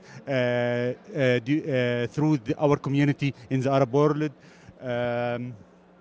We want to ensure that the multi-stakeholder perspective is still improvement. We are focusing on how to engage, how to bring new people to engage in the IGF process, new player to join, how to enhance the main parties already in the process. This is the main point that we want to focus on the Arab region. Thank you, Anne. Thank you. Thank you so much, Ahmed. All regions are important, but in the Arab region presently probably is at the center of global attention. I'm happy that there are developments to hold the Arab sub-regional IGF very soon, which complements well the North African IGF to cover that important part of the world, and I hope that we can all kind of unite to support these two sub-regional IGFs further. Any other comments? I especially am also curious, I have to say, to understand a little bit more about how do you see, because we're on time, how do you see we can use this time to prepare better for the World Summit on the Information Society, when the member states will be discussing the WSIS outcomes, including the IGF, everything that's been done in the past 20 years, and especially when our future in terms of everything that we are doing, the vision we are sharing, jobs we are working on, will be also part of those discussions. How do you see the role of the NRIs in that sense? Are lessons learned from the GDC consultations, as we expect that the WSIS also will be informed through multi-stakeholder consultations? Some of you recall the WSIS Plus 10, for example, so very similar approach. Lilian, please. Hello. Can you hear me? Yeah. Well, I'm Lilian from LAC IGF, Latin American Forum, and also from the Colombian IGF. Especially I'm going to speak about Colombian IGF because we have meetings every month with many people from different sectors. some people from the government, from the ICT Ministry and the communication, and other organizations from the government. And what we are trying to do right now is to ask to the government officially that we, as part of the multi-stakeholder committee in Colombia, want to be part of the discussions or of the delegation for discussing the GDC and the just like not only send our comments as we have been until now, but also being part of the delegation. I think at least we can try that the government, that each government invite us as multi-stakeholder committees to be part of the discussions and to comment, but also maybe participate in some of the meetings, participate as audience, I don't know, but then maybe this is an opportunity. And for LAC-IGF, we are trying to, the next year we are trying to make some webinars or some discussions maybe, where we can talk also about how to participate, not only as countries, but also like region. Thank you so much, Lilian. Kuzeifi, and then we're gonna go to Daniel. Thank you, Anja. Good morning. My name is Dr. Kuzeifi Saka. I come from Chad. I coordinate the Chad Youth IGF. Thank you once again, Anja, and the IGF Secretariat for your support to bring youth voices here. I think it's important now to promote multi-stakeholder approach to promote a very sustainable internet governance.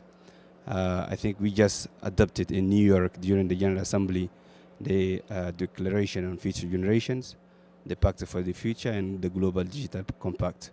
So I think to make a very effective achievement, we need to promote, multi-stakeholder collaboration, how they call, promote like a very sustainable cooperation between developing countries and least developed countries, create the program of capacity building, to make sure that skills are transferred into countries where people need it more in terms of internet accessibility, internet governance, in terms of digitalization, etc., etc. So it's quite important today to reflect our realities that are in Africa, for instance, and we need also to provide more resources to support academic institutions where people can go and learn about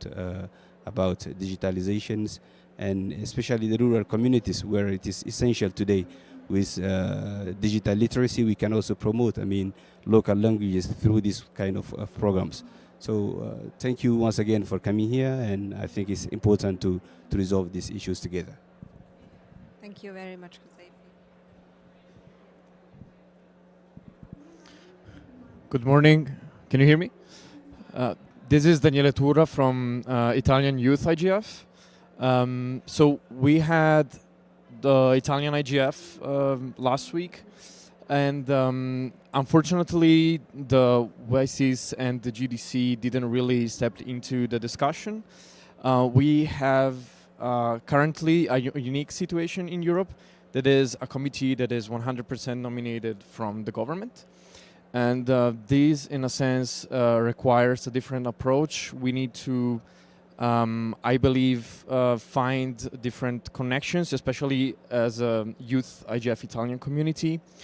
And one thing that we noticed in terms of actual potential steps to bring forward is capacity building, education, and cooperation.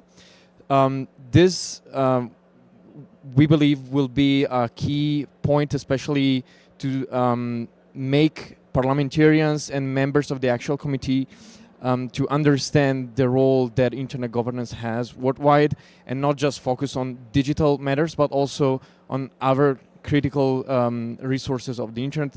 This is something that is not really discussed.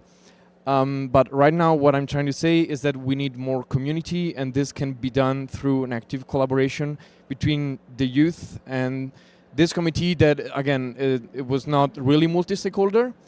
So, yeah, local initiatives. And one last thing I would like to highlight is the importance of coordination with other national and regional initiatives that possibly share the same issues. That is, key decision makers not fully understanding how the internet governance ecosystem works. Thank you. Thank you very much. Now we have a queue. We have here Kosi, Jennifer, then Mary, then Sandra. Then we're going to come to this side with Miriam. So let's go to Kosi. Hello, good morning. Do you hear me? I'm Kosi Amisinu from Benin. I'm from Ministry of Economy and Finance in Benin, also a member of Benin IGF. The IGF process we have now is very good because we have understand the point of view of each stakeholder. The next step now is to know how it's possible to evaluate the recommendation we make each year. It's important for us now to evaluate. How can we do it? Thank you very much, Kosi. That's actually a very good point we could maybe feed into our work plan. Jennifer, please. Thank you, Anya. My name is Jennifer Chung, so I'm part of the Secretariat for the APR IGF, which is the Asia Pacific Regional IGF. Just really briefly, looking back for the, I guess, 15 years, we're a little younger than some of the IGFs, like Caribbean IGF, which predates the IGF, which is really great. But the evolution of good practices is really important. For APR IGF in particular, the way we structure our multi-stakeholder steering group, it is open as long as you adhere to our code of conduct. And also one of the key innovations is creating an output document, which is called the synthesis document, where we aggregate all the important topics and issues coming out of the APAC region to do with internet governance and now digital processes as well. So that's been 10 years that we've had this document. Particularly this year, we had innovation to actually have concrete calls to action for each stakeholder group. So I'm just going to read the very first one for government, which is strengthen multi-stakeholder cooperation and collaboration and consider input on all issues and policies that could affect the governance and development of the internet and digital policy processes. I think that is a really central question that a lot of us are grappling with right now. For the GDC and WSIS Plus 20, we had town hall sessions during our annual meeting to take in the input, not only to capacity build, to actually take in substantive input from the voices we hear in the APAC region, and all of them are captured in our synthesis document. So another concrete suggestion and proposal I have for the NRI network is to leverage each and every one of our meetings, first to take up the capacity building to understand what actually the WSIS Plus 20 process looks like for non-governmental stakeholders, and then also create the tools, materials, opportunities for each of our meetings, each of our NRIs to be able to consult with our communities and stakeholders. And then finally, as a global NRI network, I wish that we would be able to create an actual input opportunity, be it a paper, be it some kind of concrete written input that we can put into the WSIS Plus 20 process. I think this would be really good suggestions for us to be able to take up in the upcoming year, even starting now, I think would be really important for us to do. Thanks. Thank you very much, Jennifer. Sandra, would that microphone work? Can you try? And then Mary. Seems to work. Hello, everyone. I stand up so that you see me. Many of you mentioned already that your initiatives are trying to warrant and guarantee the multi-stakeholder model in your country, and we all know, also in Europe, that this is sometimes not really understood by all stakeholders, particularly looking at governments. And because we identified that issue, that basically also parliamentarians, governmental representatives need to understand why the multi-stakeholder model for the internet is so important to continue. We, together with ISOC, made a brochure. It's called 50 Years of Internet, How It Works and How We Can Protect It. Don't be afraid that this is a very European perspective. It's about the global internet, of course. And it's so the main context comes from ISOC, from Internet Society. And in addition, we put together what the discussions have been on a European level. But maybe this brochure is also interesting and useful for your countries and for your initiatives to use. It's rather short. It's not a long book to read, but it may be something for your stakeholder to be aware of, so that they really, particular parliamentarians, governmentals, understand what it needs to know before making any legislation, before discussing what multi-stakeholder is about, so that they really understand it. The Honorable Windsurf was willing to write a foreword for this brochure, so we are very happy. He's not here, unfortunately, at the IGF, but he wrote the foreword. I don't have many of the paper copies with me, but you find it on the Eurodic website, eurodic.org, and you also can find the QR code at the Eurodic booth. But if you would like to have paper copies, let me know, and I'm sure we've printed like a small edition, and if there is a big need on this, we can possibly print many more. But let me know if you're interested in this, but I think that is something that is useful for the entire global community. Thank you. Thank you very much, Sandra. Mary, please. Thank you. Let me stand as well. I don't know whether Sorin is here. Sorin, are you here for Africa IGF? But let me start from my Nigerian IGF. Since 2009, we started the Nigerian IGF. 2012, sorry, 2012. It had been there, but we re-established it in 2012. And since 2013, we have had the Nigerian Youth IGF, and there's none of the IGFs we hold in Nigeria that we don't have the Youth IGF. And one of the things that have come out from there, some of them are players, big players in the space. And one of the ones that rings bell is Joshua. He came from the Nigerian Youth IGF, and he has been doing well at the global level. So that's one for us. Secondly is that with the parliamentarian track that started, we had to invite the parliamentarians into our multi-stakeholder advisory committee, that even when they are doing policy or legislation or open consultation, we are contacted to make input into whatever program that is being done by the caucus, the ICT, the parliamentarian ICT caucus. So when they are doing any of the piece of legislation, they want our opinion, and then we'll have to add that to them. And again, the School on Internet Governance, cooperating with ISOC, had been on, and some had been so many youth had gone through the school, and some of them have found expression of their desired career through that meeting, because when we are done, we give them little certificates, and some of them use it for other things, and they are also playing right or great in the space. And at the West African level, we started the GDC process since 2022.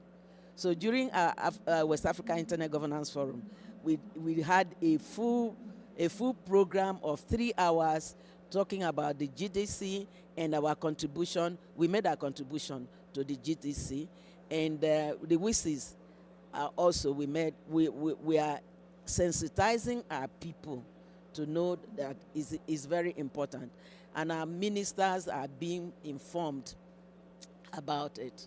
So, and let me just talk about again the youth. I think they are here. Some of our youths are here. The West African Youth IGF. They've continued to make sure that it's working very well. That's her. So I'm proud of them, and they are making a lot of contribution even at the global level. And some of them made contribution to the GDC. For the at the Africa level, we now have the United Nations Economic Commission for Africa. supporting the process, the IGF, Africa IGF process. And the parliamentarians also all coming up strong.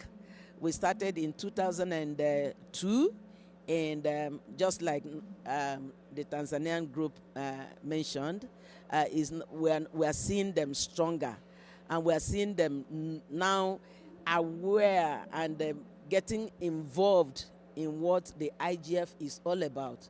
So my suggestion is that at your multi-stakeholder level, please let the government be part. Meet your legislators. Let them be part of it, because whatever we say, whatever policy brief we come up with, like in my country, Nigeria, the agency that is in charge of ICT had to call us to prepare what we call white paper on IGF and what it's all about. So with that contribution, it would also strengthen the policy process, and also we see results coming out. So I want to share with you that we'll not only, I like what they are doing in, I think, is it in Afghanistan, you do monthly. Somebody said they do monthly meeting, or is it, okay, all right. So I think we shouldn't just run our program and go sit back. We should follow up, whether we are collaborating with ISOC or we're collaborating with any of the stakeholders. Make sure we hold them responsible, that they listened to our recommendations, and also they are doing something, coming up with policies that will involve, and they understand the multi-stakeholder process. It's important. When they buy in, today I have somebody represent the PAMSEC of my nation, representing the minister is here. The senator, my senator is here, and somebody, okay.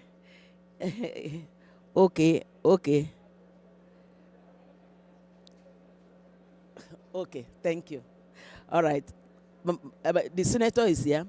The agency, the National Information Development Agency, the Director General is here. They are now interested. They want to know what we are, what the IGF is all about. And when they get back, I don't think it will remain the same, because they had to understand what the multi-stakeholder issue is. For Africa, we have what we call WSIS Africa. I think some of you attended WSIS Africa, and Dr. Sek is very, very passionate about it, and we have our paper already. We have our contribution from Africa, so we have contributed. So if you can also organize that. So be strong with your government, the legislator, and the other stakeholders to be able to come out to contribute to. And I mean, it legitimizes the IGF. When your NRI is strong and you are making impact, you know, the government can't go there and say, no, let's close, no, IGF is not important. So our input into it, our participation and getting them involved would strengthen what will happen at WSIS point 2. I mean, point 20. WSIS plus 20, yes. Thank you. I'm going to ask you to pass the microphone, I think firstly here on your left, and then we're going to go back, well, to Mariam and then to Jacques. And then to Roberto, yes. Hello, okay, you can hear me, right? Thank you very much. I am Yao Susu from the IGF Youth Benin, coordinator of the IGF Youth Benin. I think we are very young in the process. We are only on our second edition of the IGF Youth in Benin. And I want to take this opportunity to commend the work and support we got from Dr. Kossi in this process in Benin.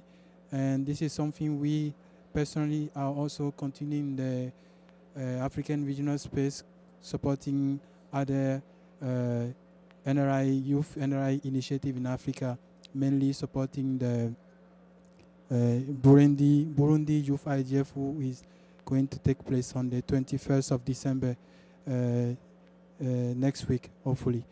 How we could actually contribute to the WSIS Plus process and the GDP.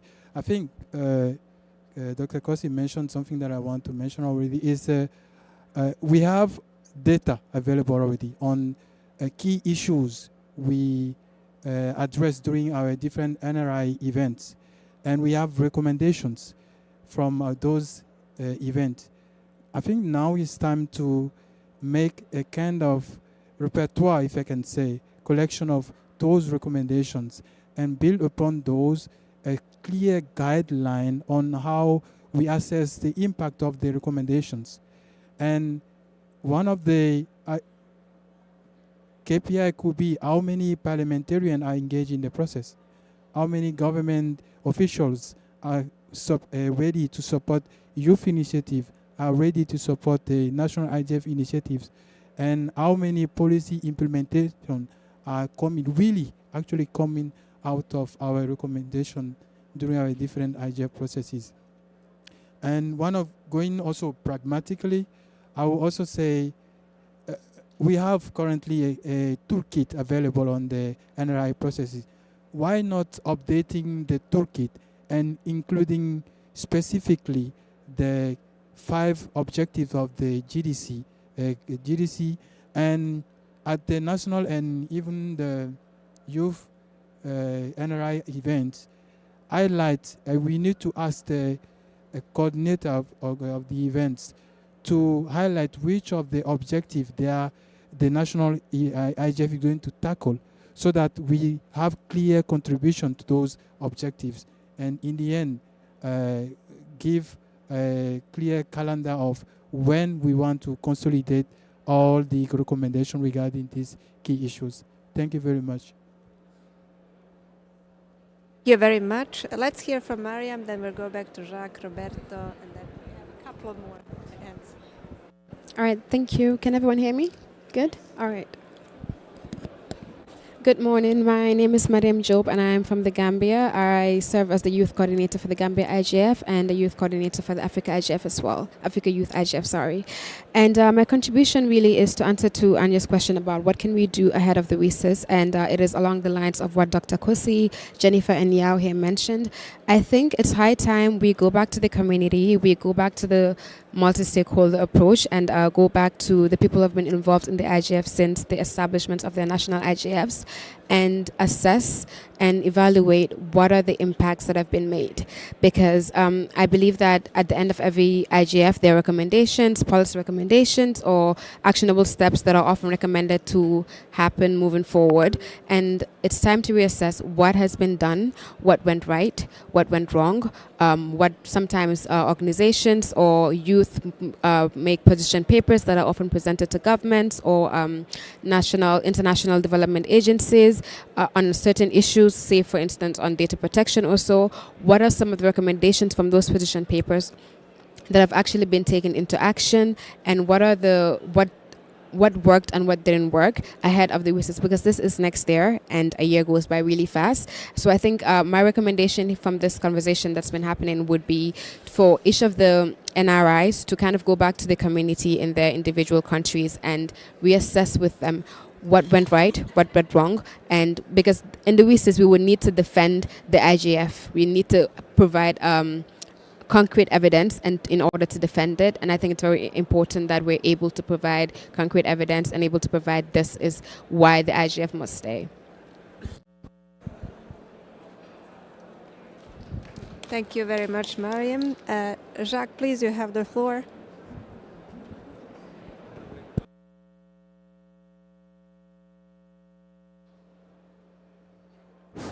Hello? Can you hear me? Yes. Hello, everybody. My name is Jacques Begelinger. I'm from Switzerland. I serve on the board of the European IGF, but I'm speaking now in the capacity of the co-chair of the Swiss IGF. And what I would like to share with you, besides that I am very happy to be among so many friends from all over the world here, what we discovered in our IGF is that to have most impact, that we should have something to distribute afterwards, distribute to government, to associations, to just other stakeholder groups. As in the Asian Pacific area, we always issue, we call it messages, after each IGF, and there's some rough consensus in it. We just approve it on the spot, and this has a huge impact. Something else I'd like to share with you, what we achieved over the past years in Switzerland was the buy-in also of business, and recognizing that large, small, medium enterprises are also corporate citizens and are hugely affected by whatever happens to the internet. We also found their engagement and will now also use this to leverage the impact of the GDC. Thank you. Jack, can I ask you to pass on the microphone to Roberto? Thank you. Hello, everyone. It's great to be here with so many friends and so new friends as well that are joining this great community. I wanted to comment on two things. One, some of us mentioned it before about government participations in these processes in our countries. In the case of Bolivia, actually we had a very extended relationship with the government. From our first IGF, we are young as well. Our first IGF was in 2017. And from the beginning, the government was always actively involved. This last time, actually after 2 years, because we also need to talk about bad things, and in our case, we had to stop the IGF for 2 years. The last one we did was in 2021.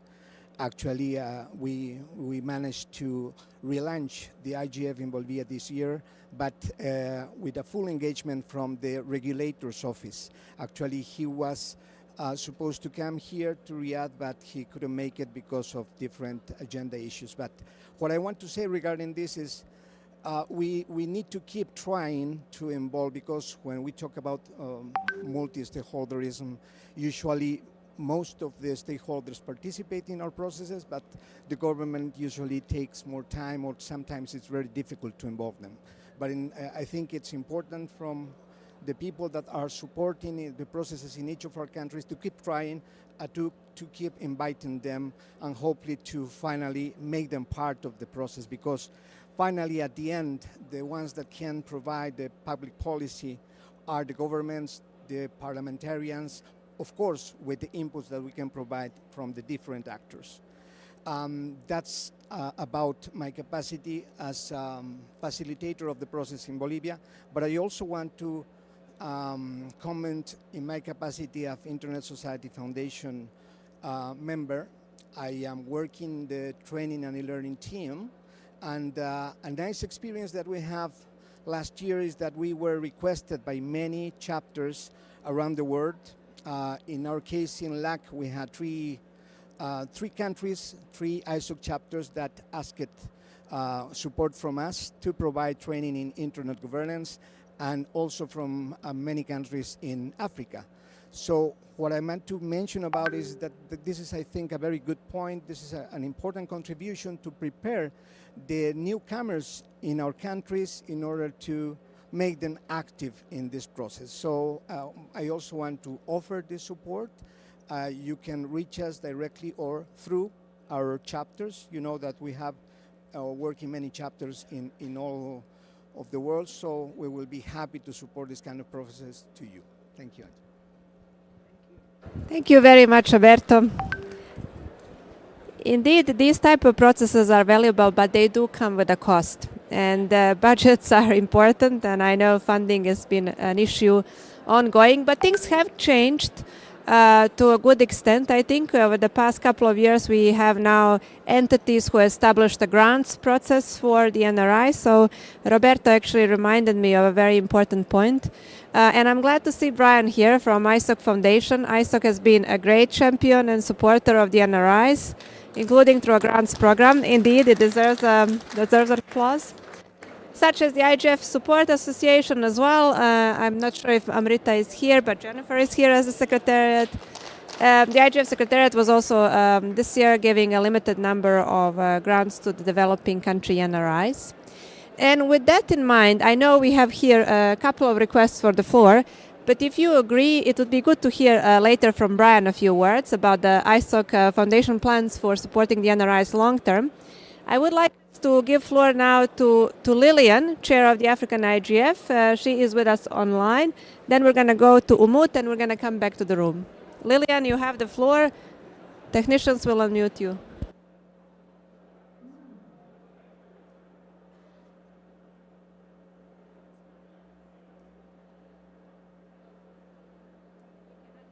Still Lillian.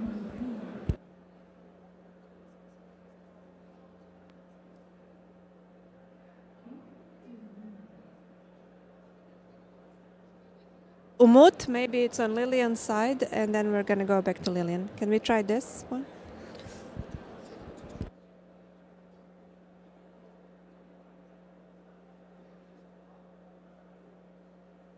Try speaking.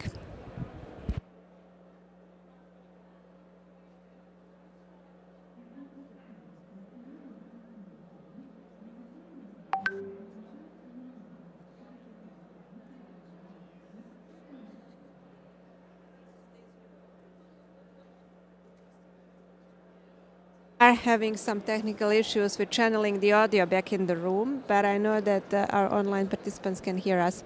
Colleagues from the technical team are working on it to fix. I think it's just an output issue. But while you're working on it, I would like us to come back to the room. I know there was a request for the floor, I think somewhere here, and then from Nazar, and let's. Thank you. Can you hear me well?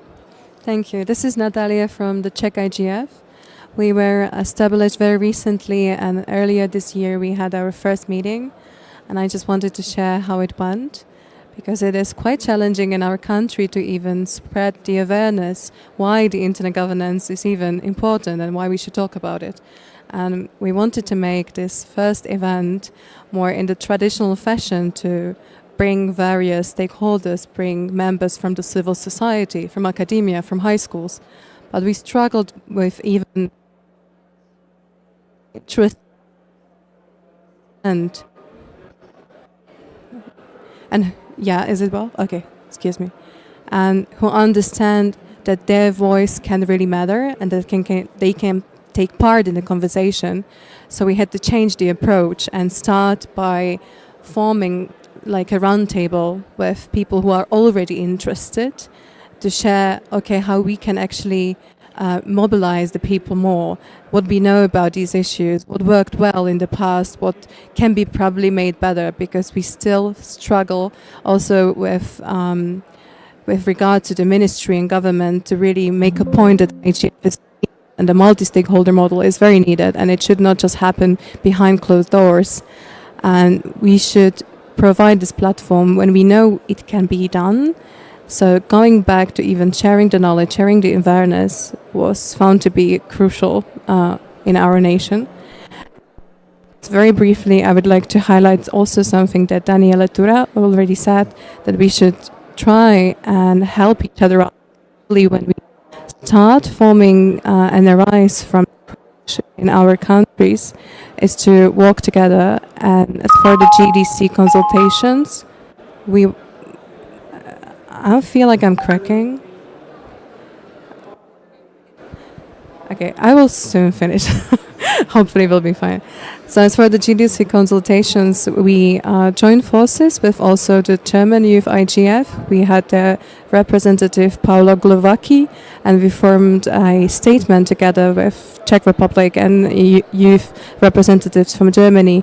And then we submitted and talked at the GDC consultations, and we found that this approach was also very valuable, and we managed to deliver something more elaborate when we join forces. So I would also like to highlight this approach in case anyone feels like their voice is not as loud as they maybe need at the beginning, to not be afraid and just reach out to other NRIs that already are more in the system and they know their way around, as it was very effective in our case. Thank you.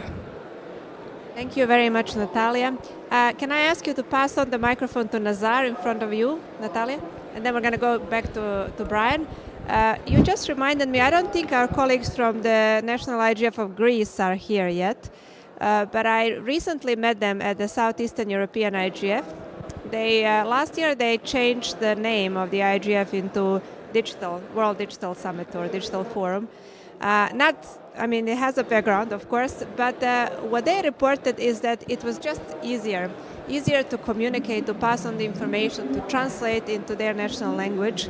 And perhaps what you're saying now is something that could be considered to at least elaborate a little bit more about the concept of the internet governance being basically inclusive of everything that's digital. Good, so Nazar, please. Thank you very much. Thank you very much, Anya. And for now, I have two interventions. Number one, just 1 minute. We have a judge from of Tanzania, so that if we want to speak, it has to say hi. I know the IGF now in session in terms of bringing the judiciary in space. Hello, can you hear me now? Oh, sorry. I said I have two interventions. Number one, I wanted to yield just 1 minute to the Honorable Dr. Laltaika from the High Court of Tanzania, just to say hi, because what we are doing is just to make sure that we drag as many judges to the IGF space as we can possibly do. Welcome, Judge. Thank you very much, Naza. This is a big surprise. I didn't expect this. But hi, everyone. My name is Eliamani Laltaika. I think I saw some of you in Kyoto last year. I can remember a few faces. And I really, I want to congratulate each one of you. You are doing a great job. You are building the future. Since I came to this room, I've heard the word future at least 20 times. So if you find individuals like you passionate about global issues and thinking about the future, you cannot be in a better place. Thank you very much. God bless you. Thank you. Thank you, because I didn't know if he would speak, but I wanted to make sure that he speaks, even say hi. Number two is that in Tanzania, because if you look at the fundamental principles of the GDC and what the IGF is, and also the WISIS, you can conclude simply that these are just triplets. And what we are doing in Tanzania next year, I think for the first time, is to organize a national workshop on WISIS plus 20 before the WISIS forum in Geneva. So we are using this opportunity as a national IGF to organize the WISIS plus 20 national forum, so that we can begin to do the input in terms of reviewing the actions, the WISIS action lines, and what it has been able to achieve for the last 20 years. So I just wanted to inform you guys that the IGF is at the grassroots in Tanzania, doing just that. And we will send out the Zoom link for everyone to be able to participate. Thank you so much. Thank you very much, Nazar. I'll use a little bit of my discretion to jump the queue because colleagues are still trying to fix the technical issue, so we can hear from Lilian, Umut, and any other colleague online. There are some NRIs who have joined us not that long ago, and they have done amazing work. I've seen it in person as well. So I want to give floor firstly to Aisha from the Maldives IGF.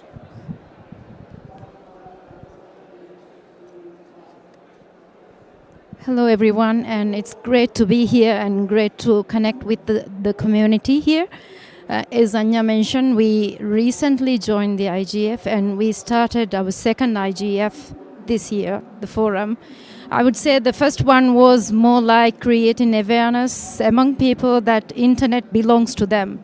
It's not only the voice of the technical people, because when you talk about internet governance, it comes in a way that only technical people can talk about it.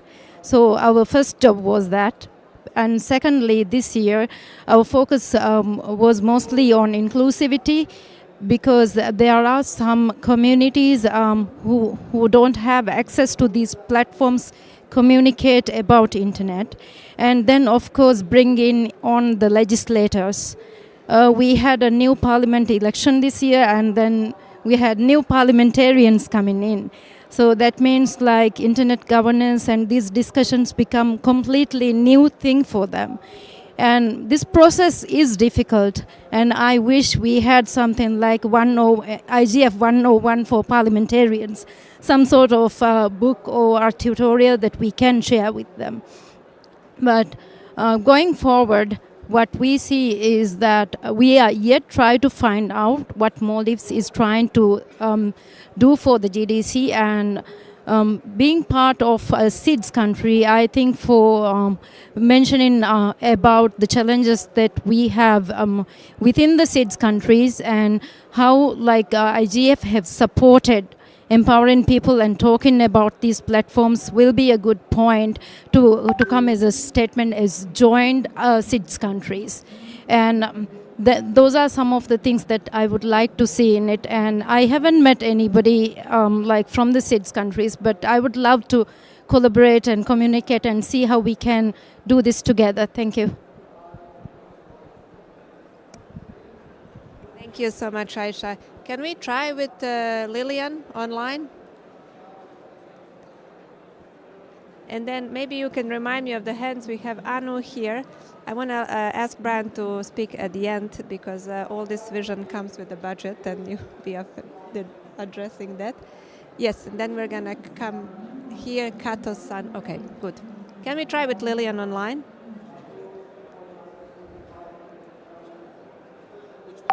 Lillian. Okay, Lillian left. Is Umut here?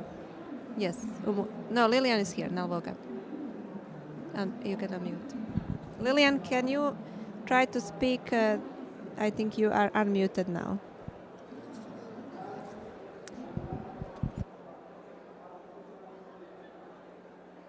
He still cannot hear Lillian. Lillian, apologies. Maybe you and Umut can type your comment in the chat. I'm going to go to Kato-san, then I'm going to come back to this side. Thank you, Anya, and nice to see you all here. Masanobu Kato from IGF Japan. After we hosted IGF last year in October, we are continuing our activities and becoming more active. For instance, we are having every almost 3 weeks of kind of information exchange meetings where we are inviting government, private sector, and civil society, and so on. And in addition to that, we are now planning to have a kind of study, sessions, a mini IGF every month or so, to pick up some interesting topics for general public instead of the really IGF groups, but something like probably SNS and election, but more specifically, we are probably doing something on digital public goods as a first session. In addition to those activities, we are trying to recruit more youth and using some of the published documents reporting Kyoto IGF. We are having a series of webinars inviting young students at universities and so on. That's a short report from Japan. Thank you. Thank you very much, Kato-san. So I will now go maybe by order. Yes, let's go to Aus and then Levi. Then I'm going to do a circle. We have maybe less than 15 minutes, so I will try to. And yes, here we will try to hopefully meet the time, and I want to leave a couple of minutes for Brian. Hi everyone, I'm Aus from Iraq. We are recently from September that we become IGF in Iraq as a coordinator. And can you hear me? Okay, okay. And yeah, it's like we had like 3 meetings from September until now, and we are planning for the first IGF, which will be in Iraq. We find a lot of things, issues in Iraq, especially, for example, internet shutdown. The government, they stop internet in any, like if there is exams, if there is demonstration, if there is anything, they just turn it off, the internet shutdown. And there is also for the privacy about telecom company. We did a research recently, we found it like their score according to the RDR criteria research, we found that they score everything like 0. So we have a lot of issues, we need to work on it. And also we would love to learn from you. Because you have the experience, you have that you work on the IGF for the last few years. So I'm open to discuss with anyone from you, and thank you. Thank you very much, As. So let me just finish this queue, and then I'm going to come here. It was Levi here. Greetings, everyone. Levi Siansege from Zambia Youth IGF, and also part of the organizing committee for the national IGF. But I mainly also represent the Internet Society Zambia chapter. With regard to the way forward, I think from an observation, we rely on the media so much for election updates, campaigns, and so on and so forth, which for me, the media then becomes critical in being a kingmaker. How about focusing on these workshop efforts in terms of the GDC, the WISIS, working with the media to help amplify the agenda in terms of making the internet more accessible for many people. The reason for this, in my view, is if the media can be powerful to influence policy and who wins the elections, how about using the media to also inform and influence how then the internet is adopted by our people, but also pushing government to be more accountable, ensuring that the internet is open and more inclusive and accessible to our own people. I think this is some of the things that I think we've been thinking about. For this year in Zambia, we decided not to have the Youth IGF, mainly because we observed most people are only active when there's an event, and afterwards they sit back. So we did an approach where we are raising more awareness on why youth should be involved in the IGF, so that after each event or main activity, you have more stakeholders actively engaged to improving internet access in our community and more, for lack of a better term, keeping their government and other stakeholders accountable, and like just having an event and then everyone goes quiet and then we meet again at the next event. So there's been more engagement and training for media personnel on how they can actively report on internet governance related issues. That way we feel it's more impactful, and like always having to wait for an event, gather after the event, then we sit quiet and still wait for the next event. Thank you. Thank you very much, Levi. Let's Peter King. Good day for us, to everyone. My name is Peter King. I'm from Liberia. I'm the Liberia IGF coordinator, and I'm happy to say that for the past 5 years since 2020, thanks so much to the ISO Foundation, Brian, and for supporting Liberia IGF throughout the time.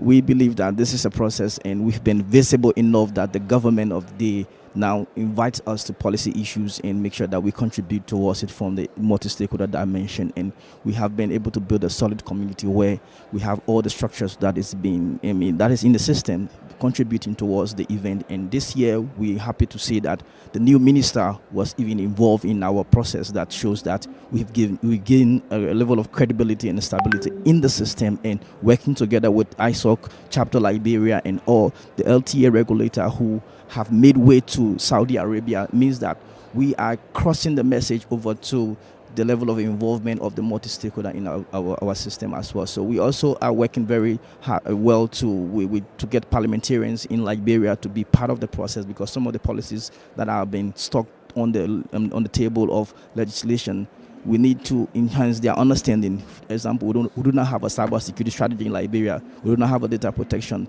policy in Liberia. All these things are key instruments that we believe that when proper education through our platform and through collaboration with the ministries and other line agencies will help to enhance it. And then in recent time, we've been able to initiate the the newly sub-regional IGF, which is the MRU IGF, and we're happy to say that we made tremendous progress to bring together, not in the name of fragmentation, but in the name of inclusiveness, because we believe that the internet issues on internet governance needs to go across the whole country and across other countries in Africa, and especially in West Africa.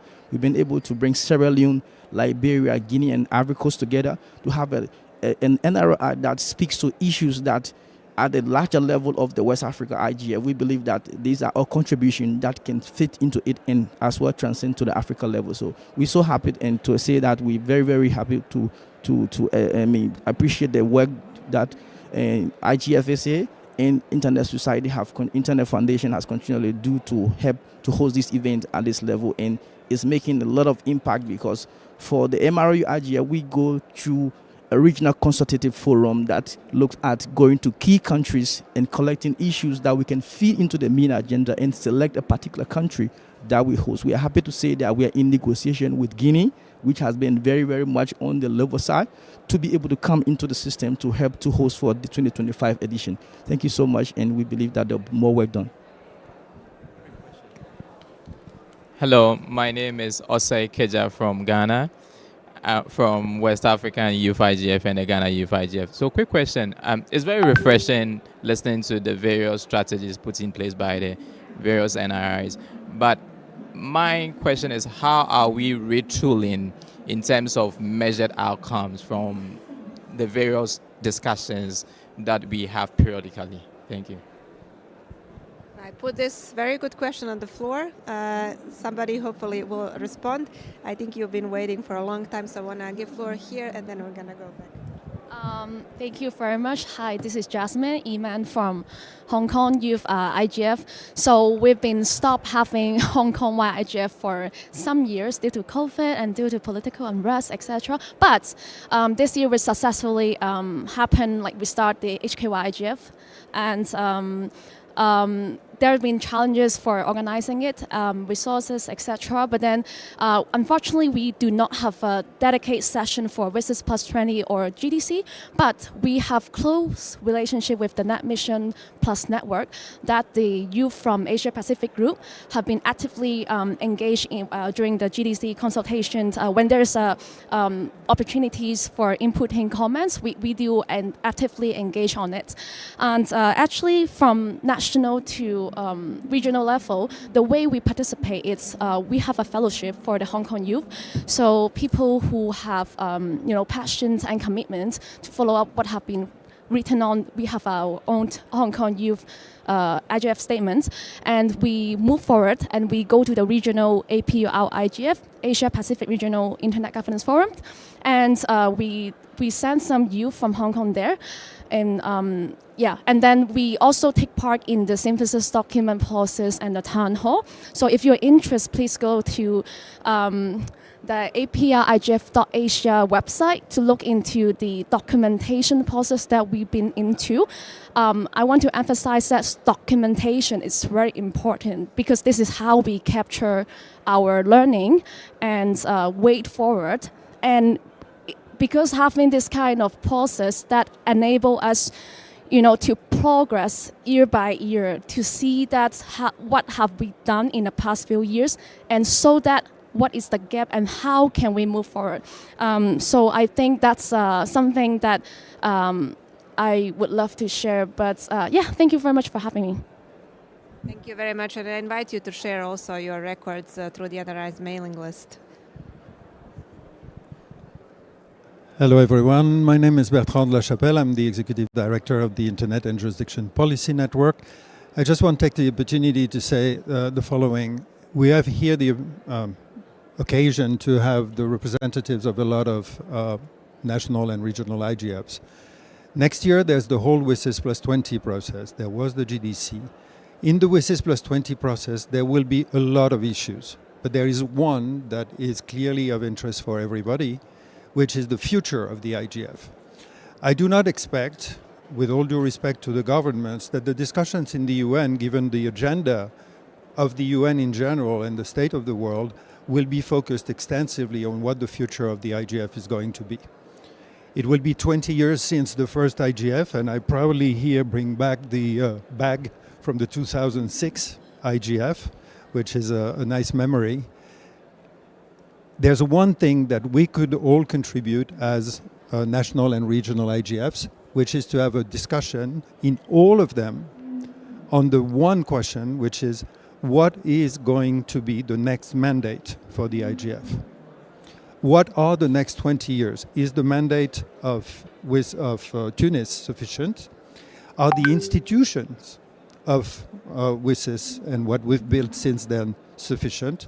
Or do we need a constitutional moment for the IGF, a moment where we establish a charter for the IGF with the appropriate funding for the Secretariat and all the resources that it needs? If all the national and regional IGFs could dedicate one session at one moment, either before the global IGF in Norway or afterwards to feed into the UN discussion, that would be amazing if we could bring that together. I believe, and to finish, that we will not set the result by the end of 2025. What we need, I suppose, is the equivalent of what was the Working Group on Internet Governance in 2004, i.e. something that after the UN General Assembly in 2025 is established to draft the charter of the IGF for the next 20 years. And so the only thing that we need is one paragraph in the United Nations resolution at the end of 2025 that says, we ask the Secretary General or whoever else to establish a working group to design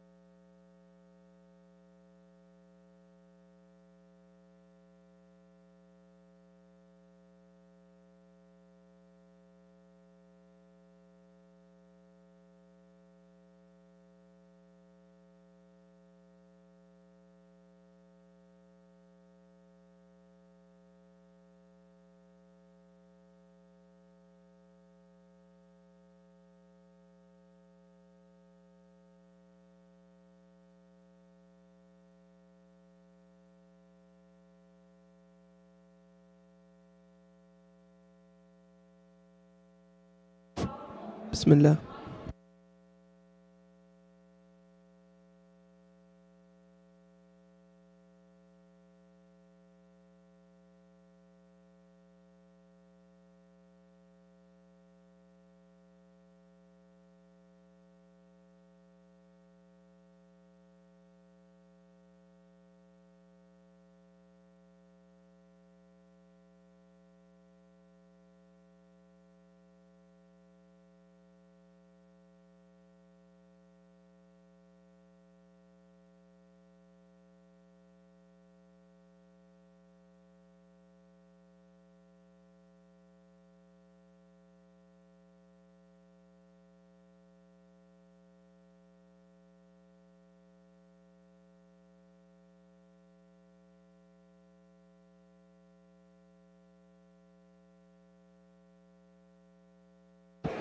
بسم الله. بسم الله. بسم الله.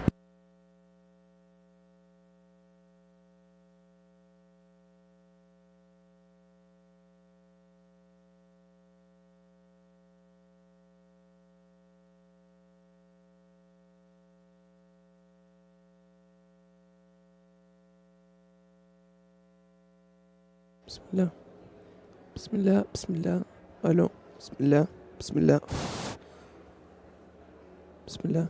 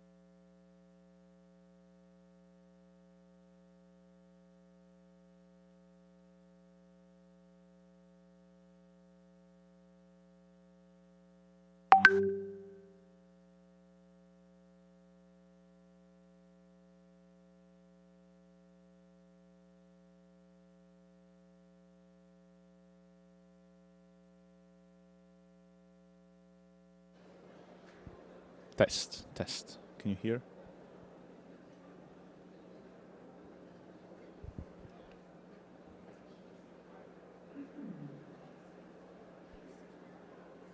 Yeah. 3 minutes? That's fine with me, but I'm afraid to maybe the time won't be enough for you. Why? Because it will end at. If we start with 5 minutes, 5 minutes, okay? We will start in 1 minute.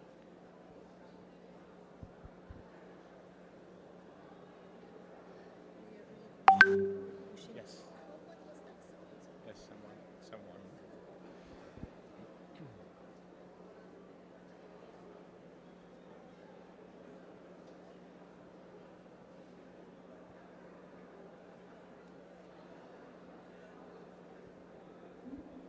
All right, shall we start? Can we start? Can we already start? All right, perfect. Is there transcripts? Are there transcripts or not? Do we have transcripts? Do we have transcripts?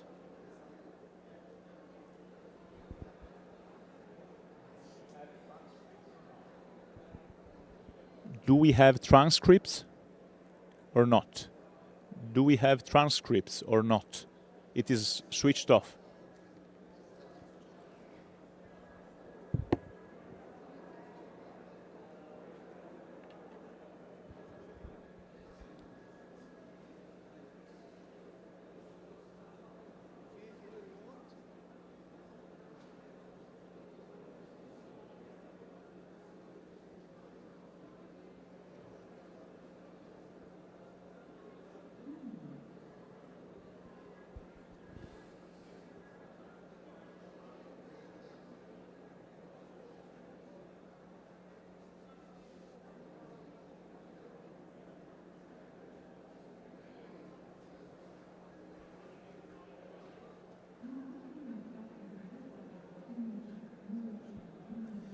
Okay, we will start in 1 minute the time. 1 minute the time of switching on the transcripts facilities, hoping that we can solve this expeditiously.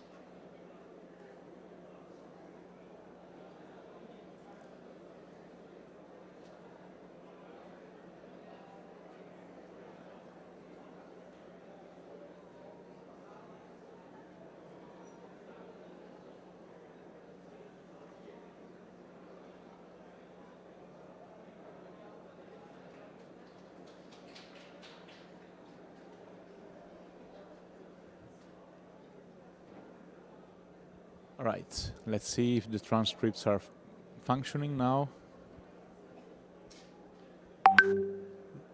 It looks like they are functioning. Fantastic. All right. So, good morning to everyone. This room has a very special configuration.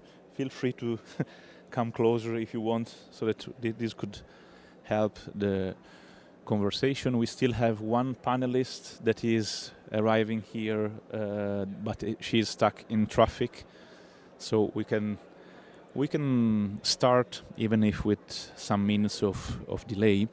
All right, so this session will be dedicated to building the AI Commons.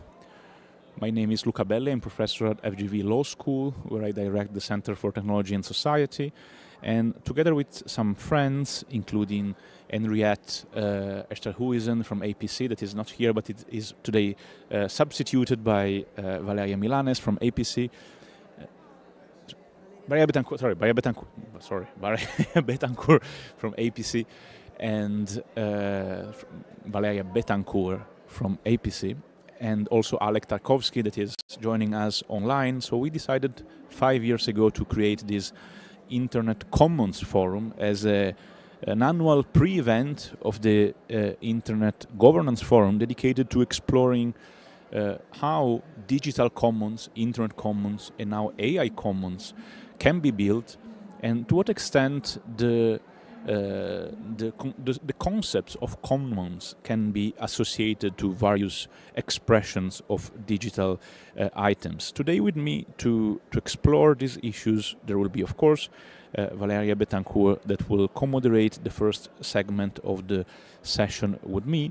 Then we will have an introductory keynote by Renata Avila, who's CEO of the Open Knowledge Foundation and should be already online. Then we will have the first segment with Dr. Syed Iftikhar, that is the research director at digital research director at the Digital Cooperation Organization. We will have joining us online Amreen Taneja from the Digital Public Goods Alliance and UNICEF. Then we will have Dr. Bianca Kremer that I was mentioning before. She is stuck in traffic, but she's arriving here from CGI. She is board member of CGI.br and also my colleague at CTS FGV. We will have a little bit of question and answer to reflect of the hopefully provoking statements of the panelists, and then we will continue with the second segment with Alek Tarkovsky, Director of Strategy at Open Future, and then last but of course not least, Guru Murthy Kasinanthan, who is Director of IT for Change from India. So to start, let's try to have an understanding of what we are speaking of, right? When we speak about AI Commons, we speak about considering the elements that constitute AI as common resources, be it data, be it algorithmic models, being compute. And so the provoking question from which we want to start in this session is it possible to associate the commons, the concept of commons to the concept of AI? And we know from decades of studies of commons, even of Nobel Prize winner Elinor Ostrom, that commons is something feasible as long as there is governance in place. So a common resource is only as manageable as it is effective, the governance that allows to manage it, right? And here we can already see that there is some tension with, for instance, generative AI, where and AI training in general, where a lot of environmental resources are under strain because there is overusage of water or electricity for to build and to maintain computing facilities. There is massive scraping of personal data or content created by creators that is publicly available online, but does not mean that that can be hoovered and used for any purpose to train any kind of model for any kind of reason, because that is clearly in tension with the data protection frameworks we have on the one hand, the copyright and IP frameworks we have on the other hand. So we clearly see that even if there is some governance and regulation already in place, the way in which AI is being built in terms of infrastructure creates tension with environmental regulation, in terms of data and algorithmic models, create tension with at least IP and data protection regulation. And so the understanding here is which kind of governance can lead us to have an AI commons. Is it possible to build it, or is it simply an ideal that we cannot achieve? I will immediately give the floor to Valeria Betancourt to provide her introductory remark and then to introduce our first speaker, Renata. Please, Valeria. Thank you, Luca. I think you have touched upon the critical aspects that are related to building a commons logic around artificial intelligence. And from a governance point of view, obviously, openness, inclusion, accountability, and transparency are core elements also to an eventual AI commons. And because digital justice and digital transformation should go together, I think it is going to be very important to hear from Renata Avila, the CEO of Open Knowledge Foundation, in terms of the type of paradigm that we need from a governance point of view if we want to achieve digital justice built and supported by commons around artificial intelligence. So without taking more time, I would like to give Renata the opportunity to provide her opening speech. So Renata, welcome, and we are all here to hear you.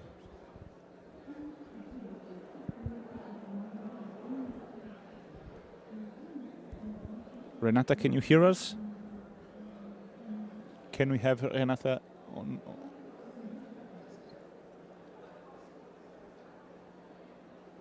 Renata is connected, but she cannot speak. So if we can unmute her and also open her camera, please.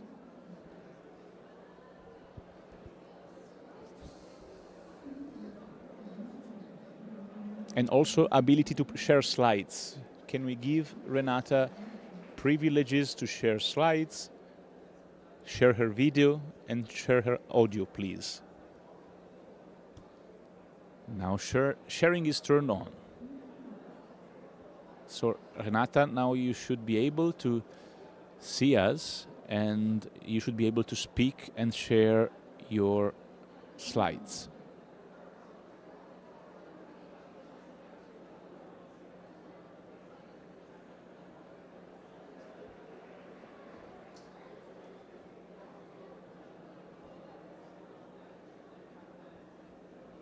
Renata, can you hear us?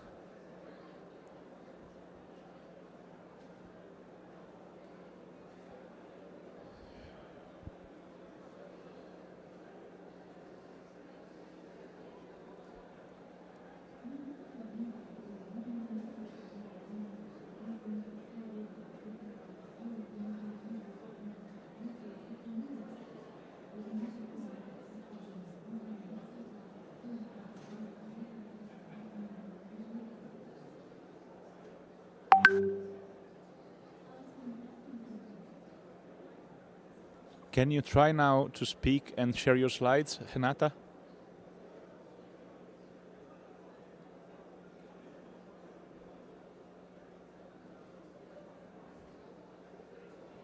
So they can hear us, but they are not able to share. So let's do something.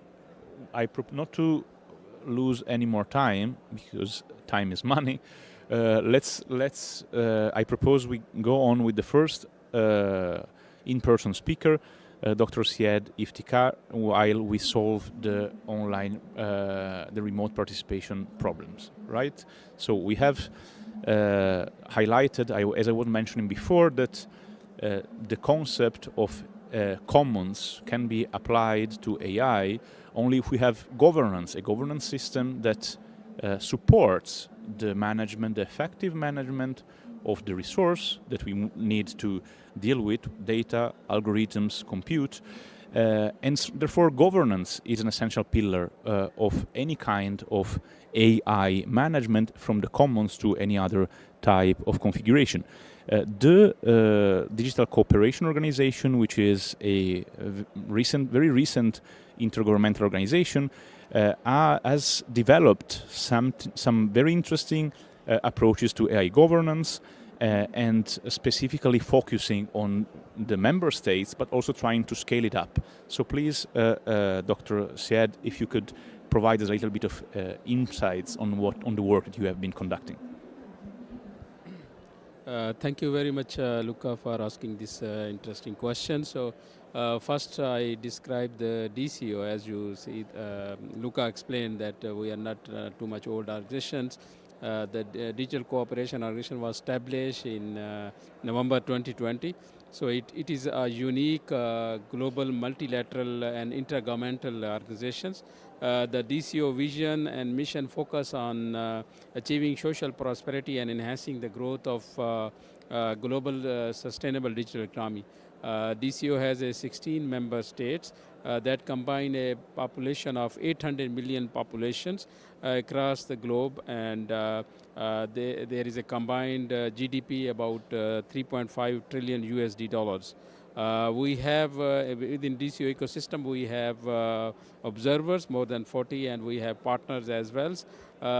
AI technology is at the heart of DCO agenda.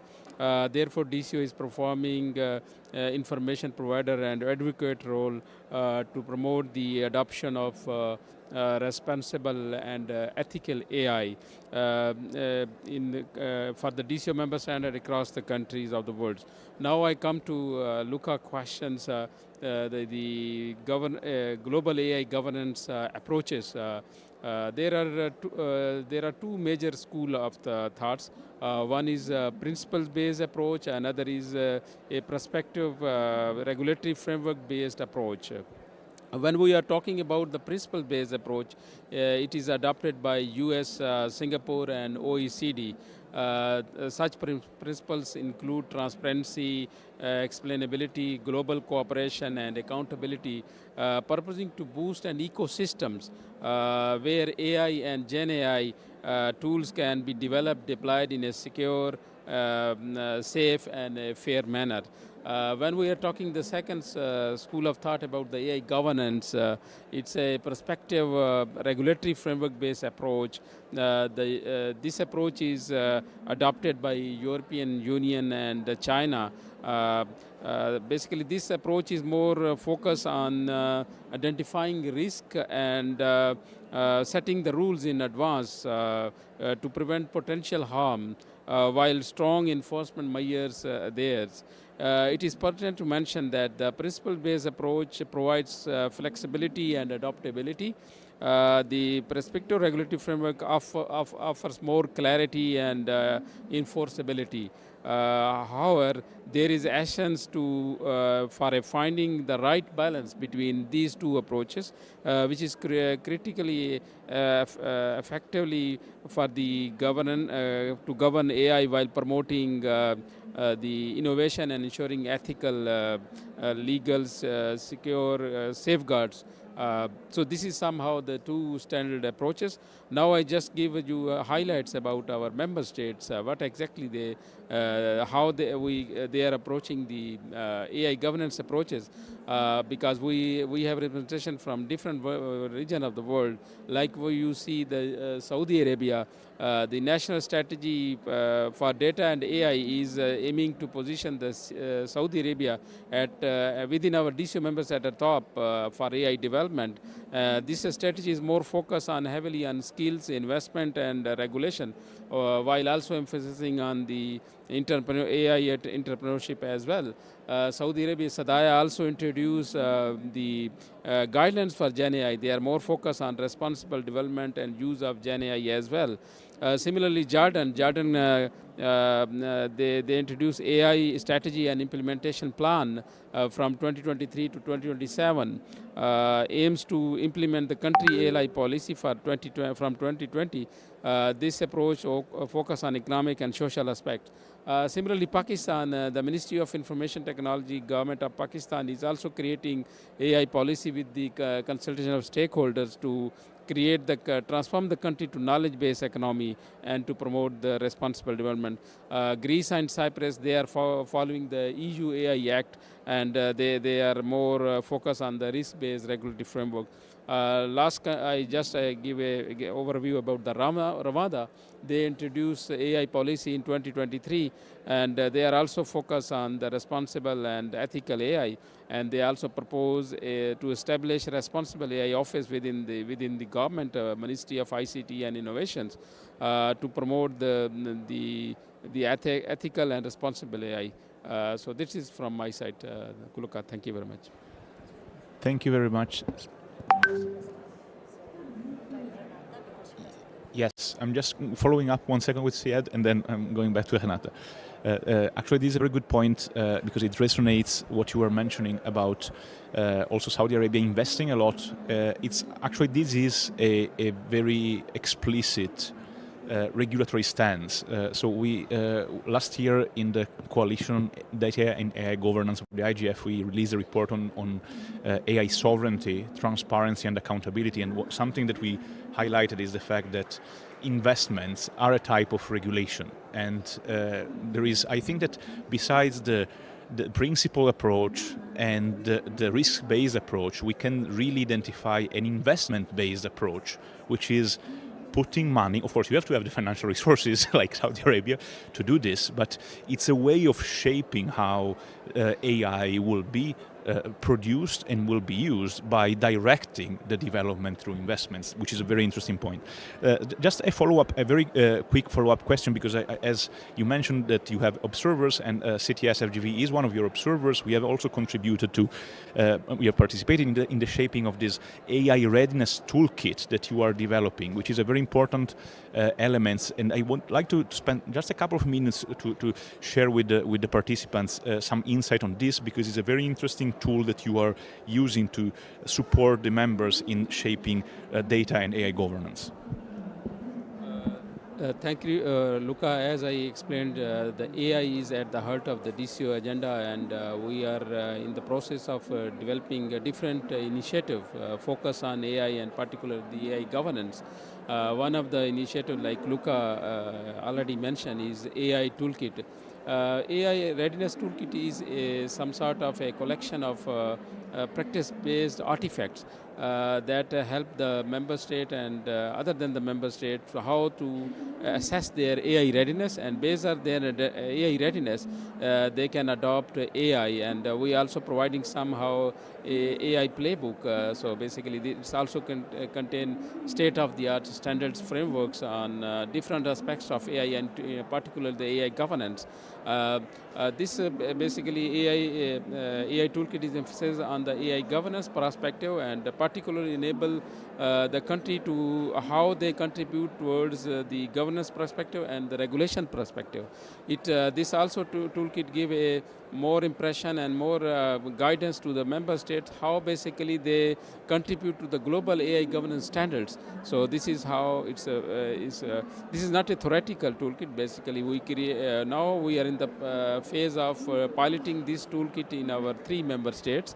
We are targeting the Jordan, Kuwait, and the Ghana. So now basically we created this, co-created this toolkit, and now we're implementing this toolkit in our member state to test it, pilot it, so that it will be holistic and it will be implemented across the board, not only to the DCO member states.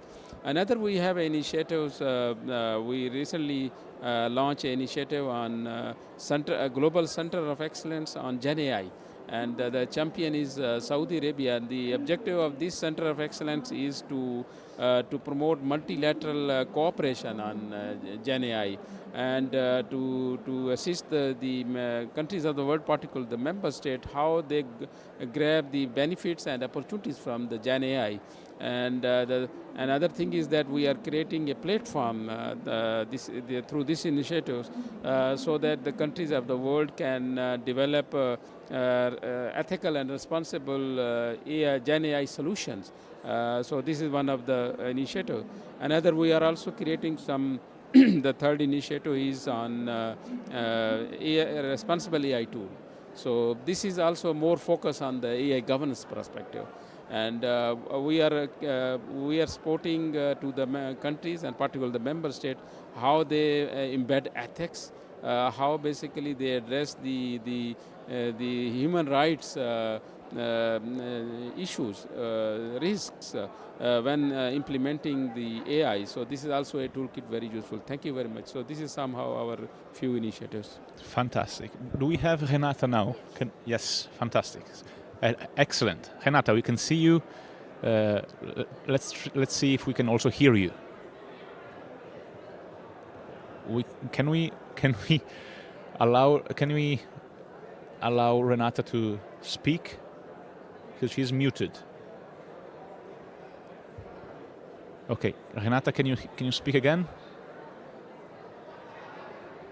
We cannot hear you.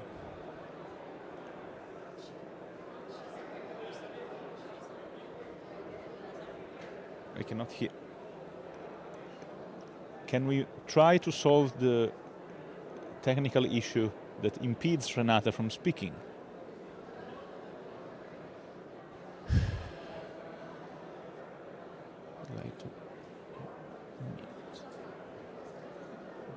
Try to click unmute. All right. As we have, let's try to see if the other online speaker, Amreen, is Amreen here?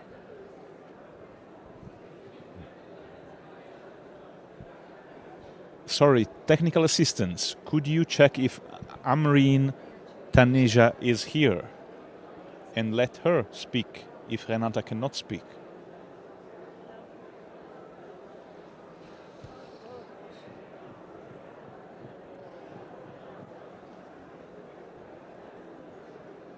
Is it possible to have any of our remote speakers speaking?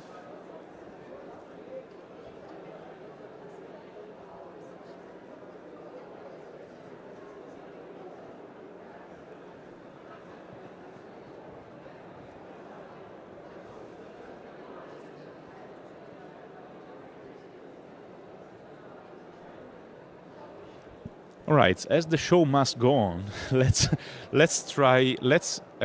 then anticipate our open floor session. So to give, I guess we have several participants here that might be interested in sharing their view about whether the AI Commons concept is something that may be achieved, and how and to what extent governance is instrumental to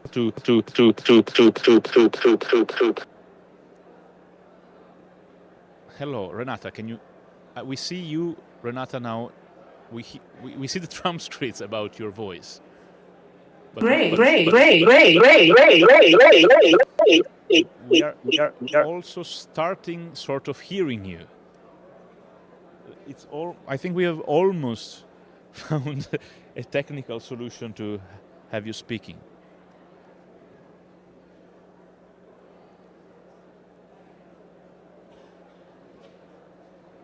Do we have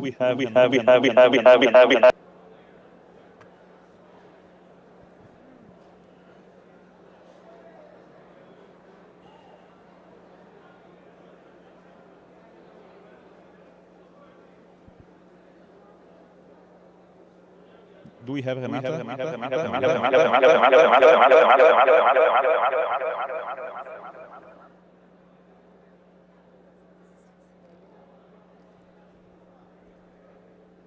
Hi. Hey, Renata.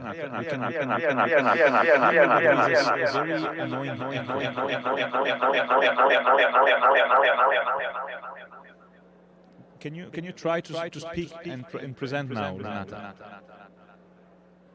It is very difficult because I can hear an echo. I don't know if you can hear me well. Can you hear me well?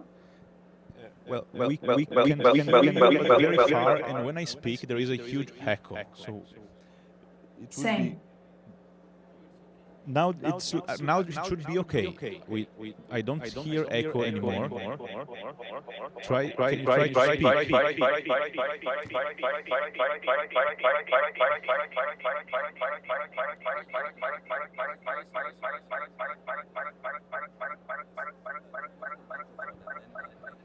Yes, Renata, can you try to speak? I didn't understand what you said. Should I start? Yes.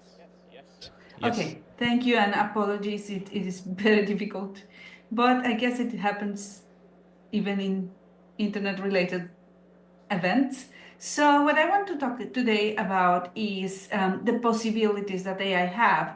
If we think about if we frame it as a commons instead of as this absurd race to the best, biggest, and fastest AI systems, is that we can. My presentation is about how another digital architecture is possible and how within this digital architecture we should frame the future of AI within a commons vision instead of seeing it as a competition between countries or a competition between sectors. What we should is imagine a digital future where with a different set of values and a different set of principles, a different set of governance, and a different allocation of resources to achieve a better digital future and at the end of the day achieve improvement in people's lives. So basically what I haven't seen at scale. I have seen many efforts, but I haven't seen a scale when we talk about AI is a future where we can be active participants, where we can actively shape the future of these technologies together. And basically, my call to the attendees of the IGF in Riyadh is like, let's abandon the narrative of apocalyptic AI or a system impossible to govern and a system impossible to audit. Let's abandon that narrative that it is not helping us. I mean, it is important to keep going our work on accountability and our work on auditability, but we need in parallel, just for a moment, stop and imagine the AI future we could build together. And the AI future that we could build together will need absolutely different design principles. We have to consider the positives. Among the positives is that we have today the most educated generation ever. Never before the world had so many well-educated people, so many well-educated people that is not only well-educated, but interested in building a better world. Not only well-educated and interested in building a better world, but also, which is very, very important, concerned about the actual future of the world. Never before we were like connected at this scale. And so it is very important to grab that possibility and to remind ourselves that the most important element of any AI future is not data, is not the super sophisticated technologies, is not the outcomes, is the people that can be part of this collective project. And so one of the most important things is to realize the potential of an AI commons, and that is not only a governance system of data sets. It goes beyond just data sets. And AI commons meeting universal design principles to advance people's rights. Imagine if engineers, instead of having as a principle the guiding principles efficiencies or increased profitability, will consider as the first step when designing the AI systems to to embed in their technologies universal principles to advance rights as a mandate. That's the first principle that I have in mind when I think of framing differently the AI commons. The second is always remember and consider that we are building upon other people's knowledge instead of extracting. One of the things that I always remember is how brutal the copyright enforcers were against, from India to Latin America, students photocopying books. and how tolerant the system has been with a few companies extracting all this, like photocopying gazillions of data to feed the AI systems. So an AI common system will always depart from the acknowledgement that is building upon other people's knowledge, and it is building upon the knowledge of not only data points, but knowledge of communities. And it is not only the knowledge living in the data sets, but it's the knowledge living in the practices and in the sectorial practices of the sectors that it is going to affect. The third is the participatory approach that an ideal AI Commons should have. And this participation, and it should be participatory and accessible at every stage of the process. Something that it is that we have as civil society focused intensely is in auditing the algorithms. But actually, the vision that we have at the Open Knowledge Foundation is more broad.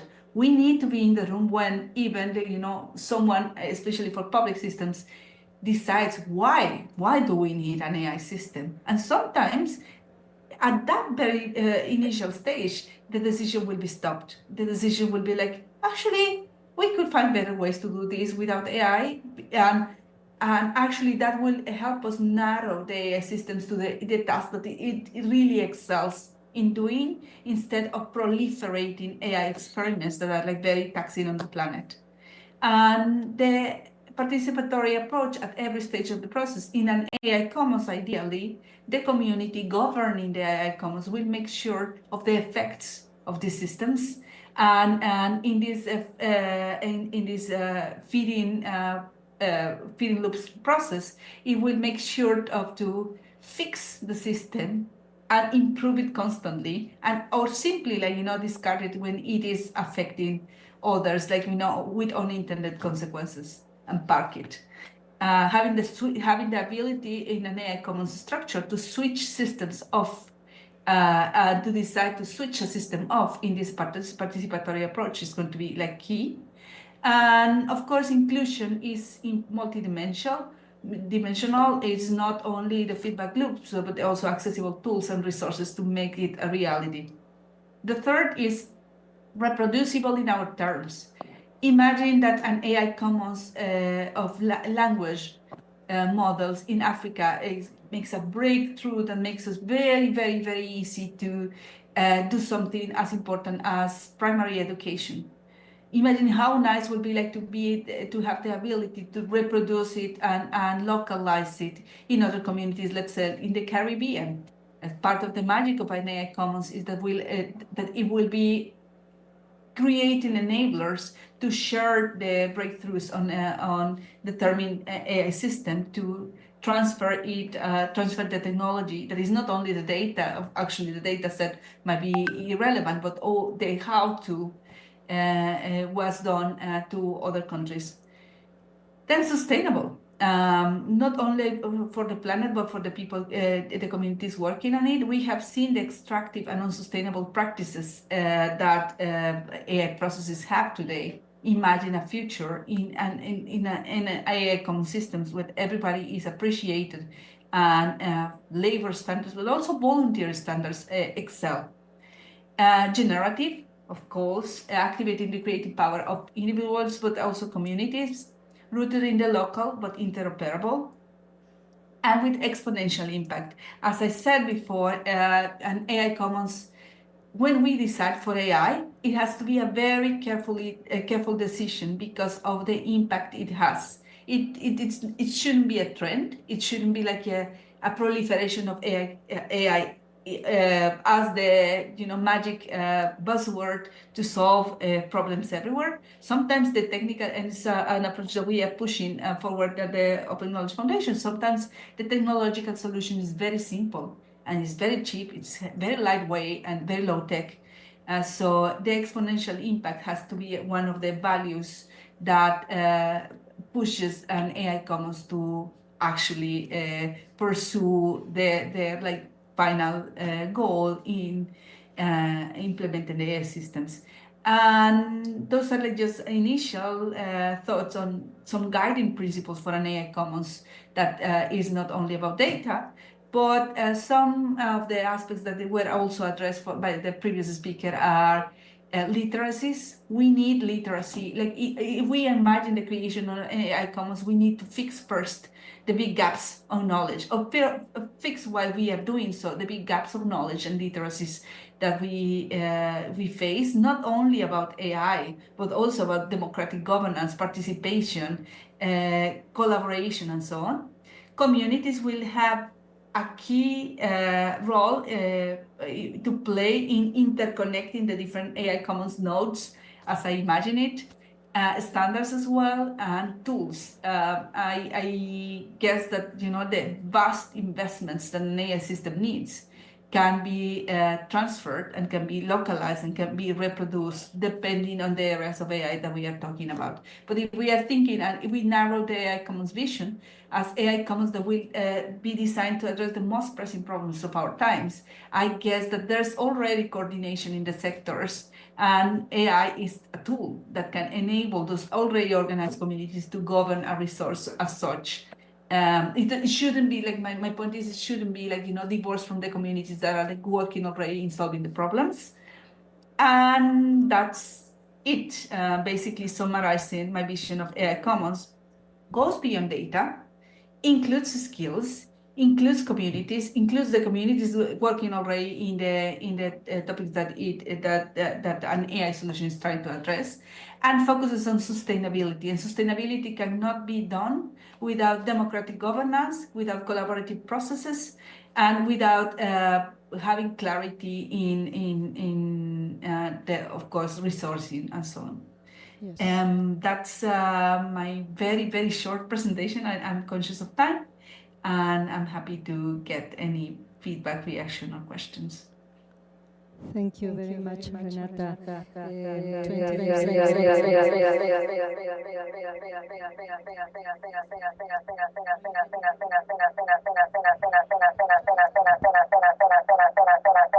Is this working better? Can we solve this problem? Sorry. Can we solve the problem of echo, because we keep on having echo on the audio? Thank you. Sorry, Renata. I'm sorry, all the participants for this problem. Hopefully now,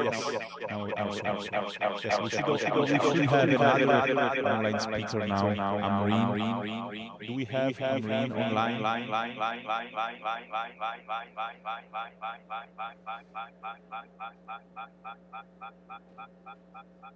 Do we have Amreen online? So Amreen, can you unmute yourself? Amreen, she is leading the Digital Public Goods Alliance on AI tool, an AI standard that could be utilized to, let's say, translate the principles and normative work that the Digital Public Goods Alliance has been doing in terms of digital public goods standards to better frame AI systems as digital public goods. So this is a very important topic to be brought into our discussion. Do we have a name? Yes, can you hear me? Amreen, can you try to unmute yourself? Yes, it seems that I'm unmuted. Can you hear me?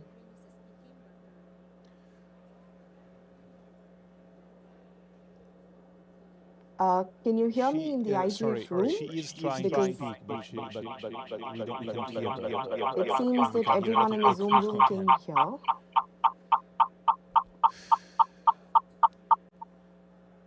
I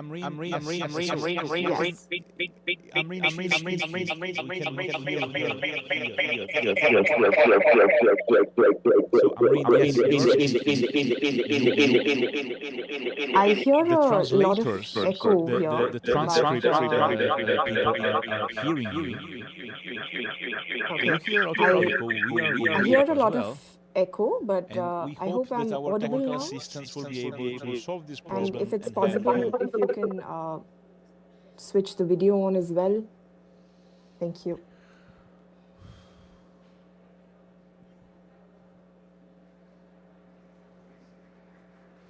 Yes.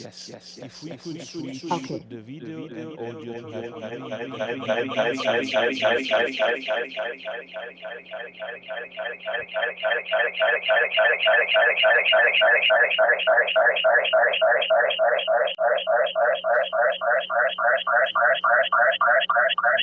Okay. Am I audible?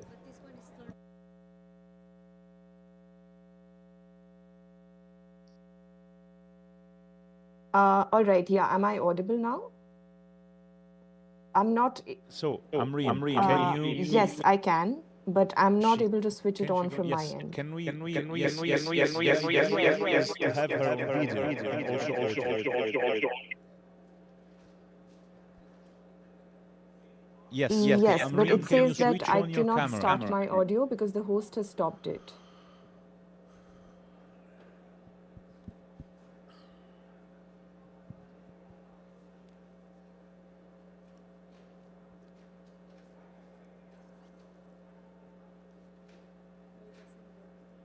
All right. So let's try to again proposal of while we try to solve Amreen technical issue. I think we have enough material now to start having discussions with our participants on some of the brought. I hope you have read online some questions that we would like to address with you. So first, in what ways can the concept of commons help address biases and inequities of AI systems? What are the regulatory and governance implications of community-based governance in the AI commons? And then, is it possible, if so how, to leverage AI commons to accelerate progress towards achieving the UN Sustainable Development Goals? And last but not least, what interests and actors have interest opposed to the success of an AI commons, and what strategic elements are needed to cope with such interests? All right. I'm seeing Amreen on screen. So now if you all have heard the questions, let's pose the questions and try to see if we can also hear Amreen. Amreen, can you try to speak? Yes, sure. Am I audible? We cannot hear. So let's come back to the question. So in terms of first, to what extent AI commons could be useful to achieve SDGs? To what extent the AI commons is feasible? And then what are the interests that can oppose this kind of conceptualization and even the implementation, which is of course essential for the concept to make the conceptualization something real, and we were speaking about in the very introduction of this workshop about the fact that governance is an essential element of commons management, as we have very dense literature, especially from Nobel Prize winner Elinor Ostrom about this. So let's have a round of feedback, comments from the audience. Does anyone in the audience want to chip in and provide comments, feedback on this question? Don't be shy. Yes. Please introduce yourself, state your name, and you can have everything on screen. Thank you. First of all, I would like to introduce myself. I'm Dr. Chin and from the Ping AI, Police Nova, Artificial Intelligence. Yes, I think that the discussion of comment has been going on for quite a long time.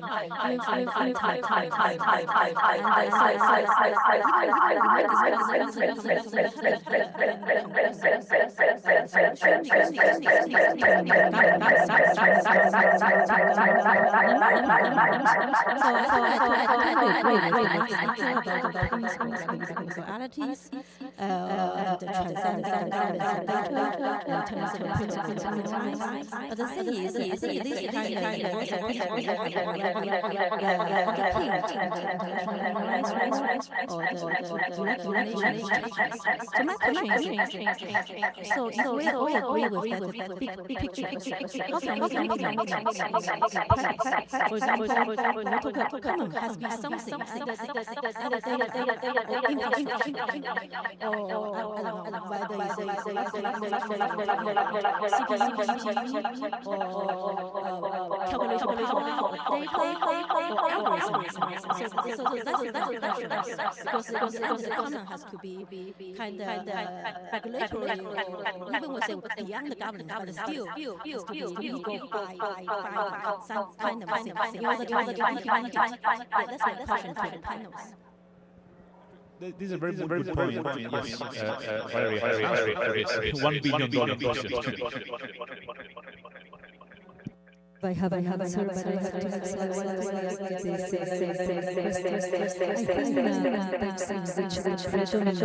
logic goes against the commons. Perhaps an explore with the AI approach of commons. AI is similar to what has been happening around access and digital inclusion. So it has to come from the peripheries, and then when we are developing autonomous infrastructure for connecting to the internet, and by that also contributing to build the commons around the internet. So I suppose that a similar approach can be adopted and embraced around artificial intelligence. I really like what Renata said in relation to the communities having the opportunity to look at the various solutions, because it could be that artificial intelligence is not necessarily the solution, but if the solution actually artificial intelligence, it has to come from the perspective of the communities in order to build those principles in whatever solution is in response to specific reality. So I think there is my message is there is a lot to learn from community networks movement and other movements that are working around the commons, and how we can extrapolate those lessons to a commons approach to artificial intelligence. All right. That is actually a very good point. Also, that we were raising in the previous session on the global digital compact. The fact that we frequently have some very interesting principles around many stakeholders' expectations of words.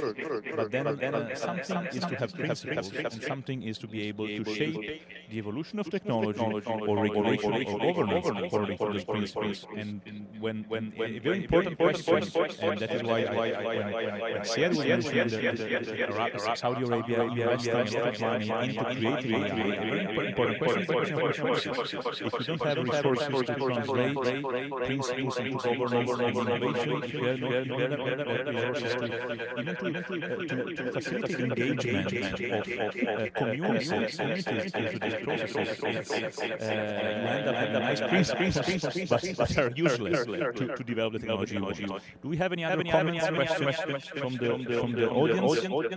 Otherwise, we can try to. I see that Irene is still very kindly waiting for us live. Can we try to see if Irene is audible? Can we try to speak again? Yes, I can hear you, but there seems to be a lot of echo. We cannot I'm not hear you. sure if you can hear me at this point. All right. We cannot hear you.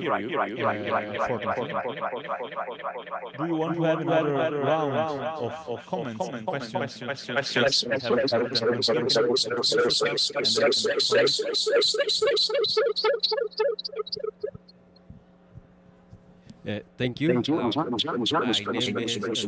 also interested in hearing more about the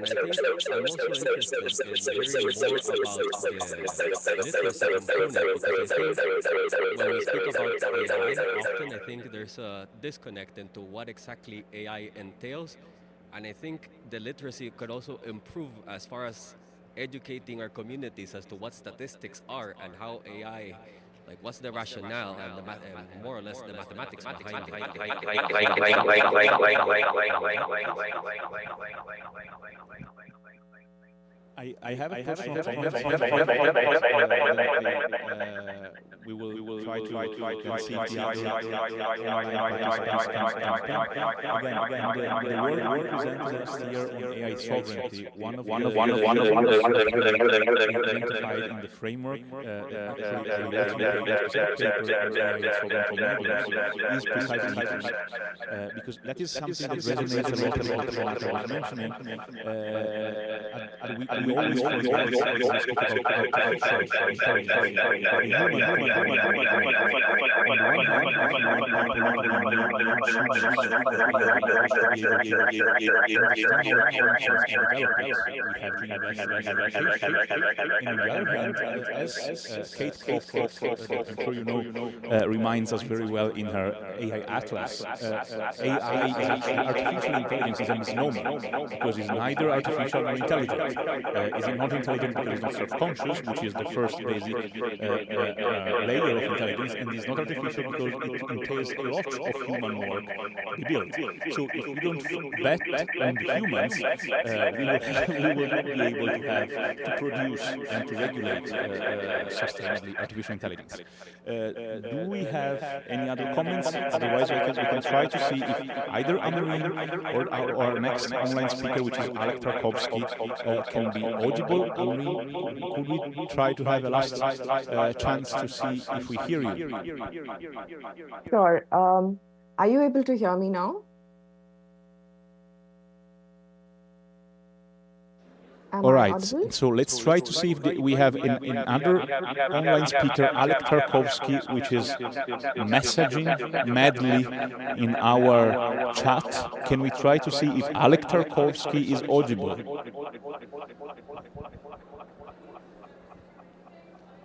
And then come back to Amreen, hoping she will be audible.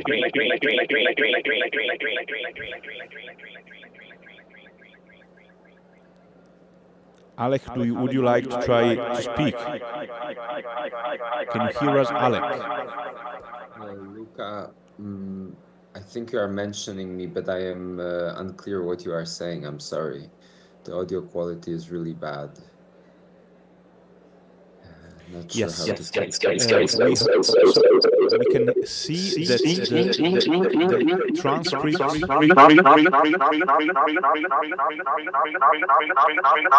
is a very bad echo.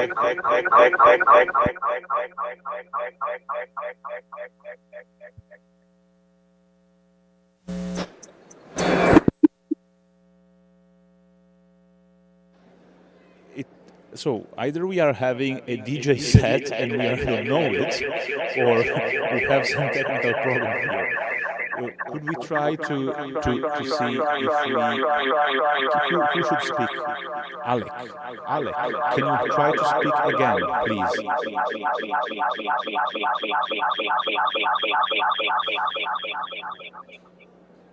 Alek, can you hear us?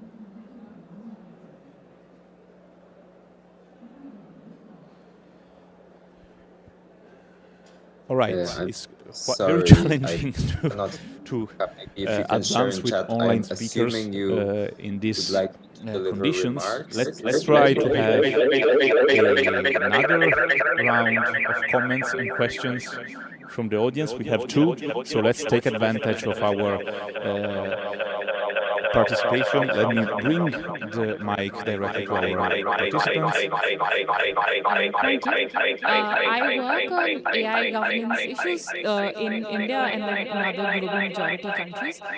So I think what happens a lot of the times is anytime you have an idea of bringing together like an inclusive dialogue on technology, on AI, any of these things, just because of the way that these things are developed and the way that power narratives play out, even if you did manage to build some sort of an AI commons conversation, a lot of that conversation would end up being global north focused. I'm not sure anybody's found a solution to that, and just given the way AI is structured, where some countries come up with the norms for it, and then a lot of other countries are sort of stuck somewhere in the value chain where you're doing things like data labeling. And it's not really like you're contributing data, you're not actually benefiting from it. So I'm not sure how an AI commons would really deal with that. Like, how would you not end up just sort of reinforcing the inequalities that are already there. Thank you very much for this. And actually, just a little bit of directed advertisement. We are having a session on Wednesday on AI from the global majority, where we will launch this book with some ideas on how to implement what you are asking. And now let me give the floor to my friends.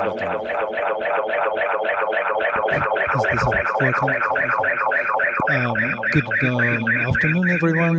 My name is Bertrand Lachapelle, and I speak here with the hat of being the Chief Vision Officer of the DataSphere initiative. When we talk about data and when we look at the question of access or openness of data, there's always a sort of binary approach where a lot of reasons justify that data is not accessible. I mean, it can be security, it can be privacy, it can be business obligations of various sorts, confidentiality, and so on. And on the other hand, the alternative seems to be only to have fully open data. And I think that we are missing the opportunity of exploring more thoroughly what is in between, what we often label or advocate as responsibly unlocking the value of data for all, which means that when we talk about commons, there's a spectrum. It can be completely available commons for absolutely everybody, or it can be dedicated commons among a set of actors. And I think in the environment, particularly around AI, there is an enormous field to explore around the notion of self-organizing data communities. The notion that when a group of actors have reasons to explore how they can share access to data in a coordinated manner among them for their own benefit, or potentially also for the benefit of third party, they need charters. They need to ask themselves a certain number of questions regarding what is the purpose of this sharing of access? What is the nature of the data that they are going to share access to? Who are the stakeholders? Who is in the group? Who is outside of the group? What is the kind of impact? Without getting into the details, we're working on a sort of guide to precisely help the actors who want to organize self-governing data communities to have a list of the questions that they should ask in advance. I want to clarify also that when we talk about data, there's a lot of focus on personal data, which raise a lot of problems, but there's an enormous capacity to leverage non-personal data and derive value from this. And when we talk about value, it's not only the economic value, the monetization, etc. It's also the social value. And the final point is that when a community is self-organizing, it is great to see them organize it for themselves, but there is a need to have a certain level of caution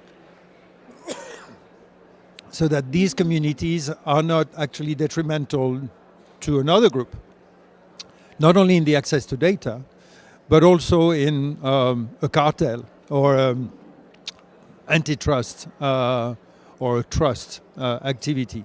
So I just wanted to emphasize that the notion of self-organizing data communities is a field that, a little bit like Elinor Ostrom explored the way between complete privatization and full public management of the commons. She organized the governance of the commons. For data, it's the same. And we should move also from the expression data sharing to sharing data access, which is a very different situation. You don't necessarily transfer the data. So the debate is not only about data flows, it's also about, for instance, if you use federated learning, you don't move the data, but you move the model of AI to a particular data repository, and the data never leaves this repository. And so we need to explore new ways, including technological ways, to manage the access and the shared access to data. So expanding the notion of commons here. Thank you very much, Bertrand, for these remarks. So we have now 3 online speakers that are very patiently waiting for us. So we have, in order, Amreen, then we have Alec, and then we have Gurumunti. Can we have one of those? Can we have some online speakers speaking? Is it possible? Can we have any of the online speakers speaking? So let's try. Amreen, I can see you. Let's try to see if you can finally speak. We cannot hear you. That is. No. All right, yes, that is a very good solution. So the only solution apparently we have, as the transcript people can hear you, you can deliver your speech and I will read it for you. So you can speak. The transcript people will transcribe what you are saying and I will be your voice here, because that is apparently the only thing we can do.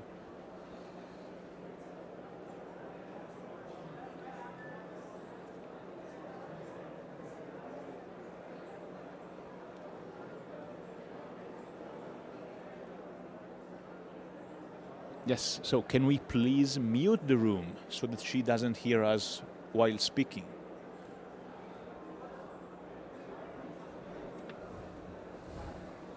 All right, now everyone should be hearing me saying what Amreen is saying. Thank you so much. In case you are not able to read, I can read. Can I begin? Yes. She can hear a lot of talk.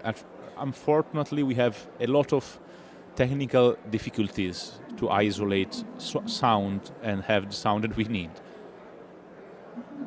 All right, so I'll begin with my speech. Perfect. Thank you so much for inviting me here today.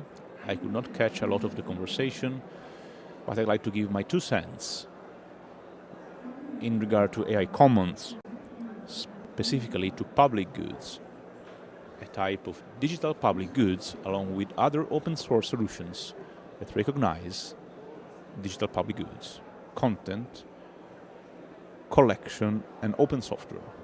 So in the context of AI digital public goods, perhaps we can start by the link between AI democratization and sustainable goals.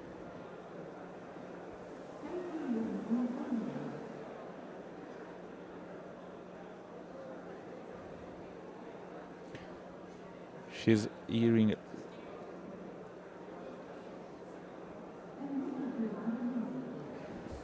If you can hear me, unplug anything that you have and any ear plug and just speak so that you cannot hear us, I mean the noise, and I will hear you. Yes, speak.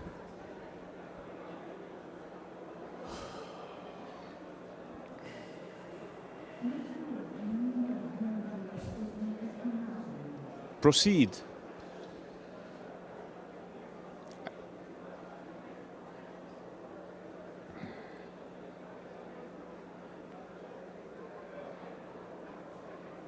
Yes, continue. Perhaps I will continue. Like I was saying, I think it is very critical to explore the vital link between AI democratization and sustainable goals. Around 70% of the SDGs depend on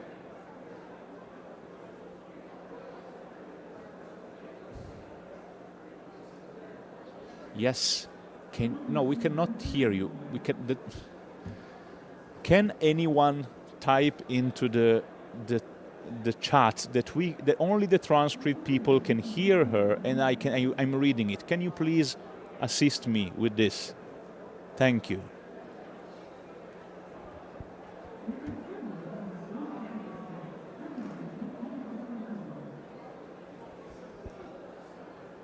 All right, let's Amreen, unfortunately, we really cannot hear you. Can we try to check if any other of the other panelists is audible? Otherwise, I think we can eliminate the online participation for today, as it's really challenging to. Okay, AI is a crucial part of the digital landscape in terms of fulfilling this map of SDGs. Essentially, has the potential to drive significant progress if accessible, that are community-driven and inclusive. This means adapt a local and adaptable tool that generally benefit the community. And to achieve this concept of digital public good, it is very essential because by supporting open and accessible technologies, digital public good can allow AI to be used responsibly and effectively across diverse contexts. So I briefly explain how digital public goods work for those relatively new to the concept.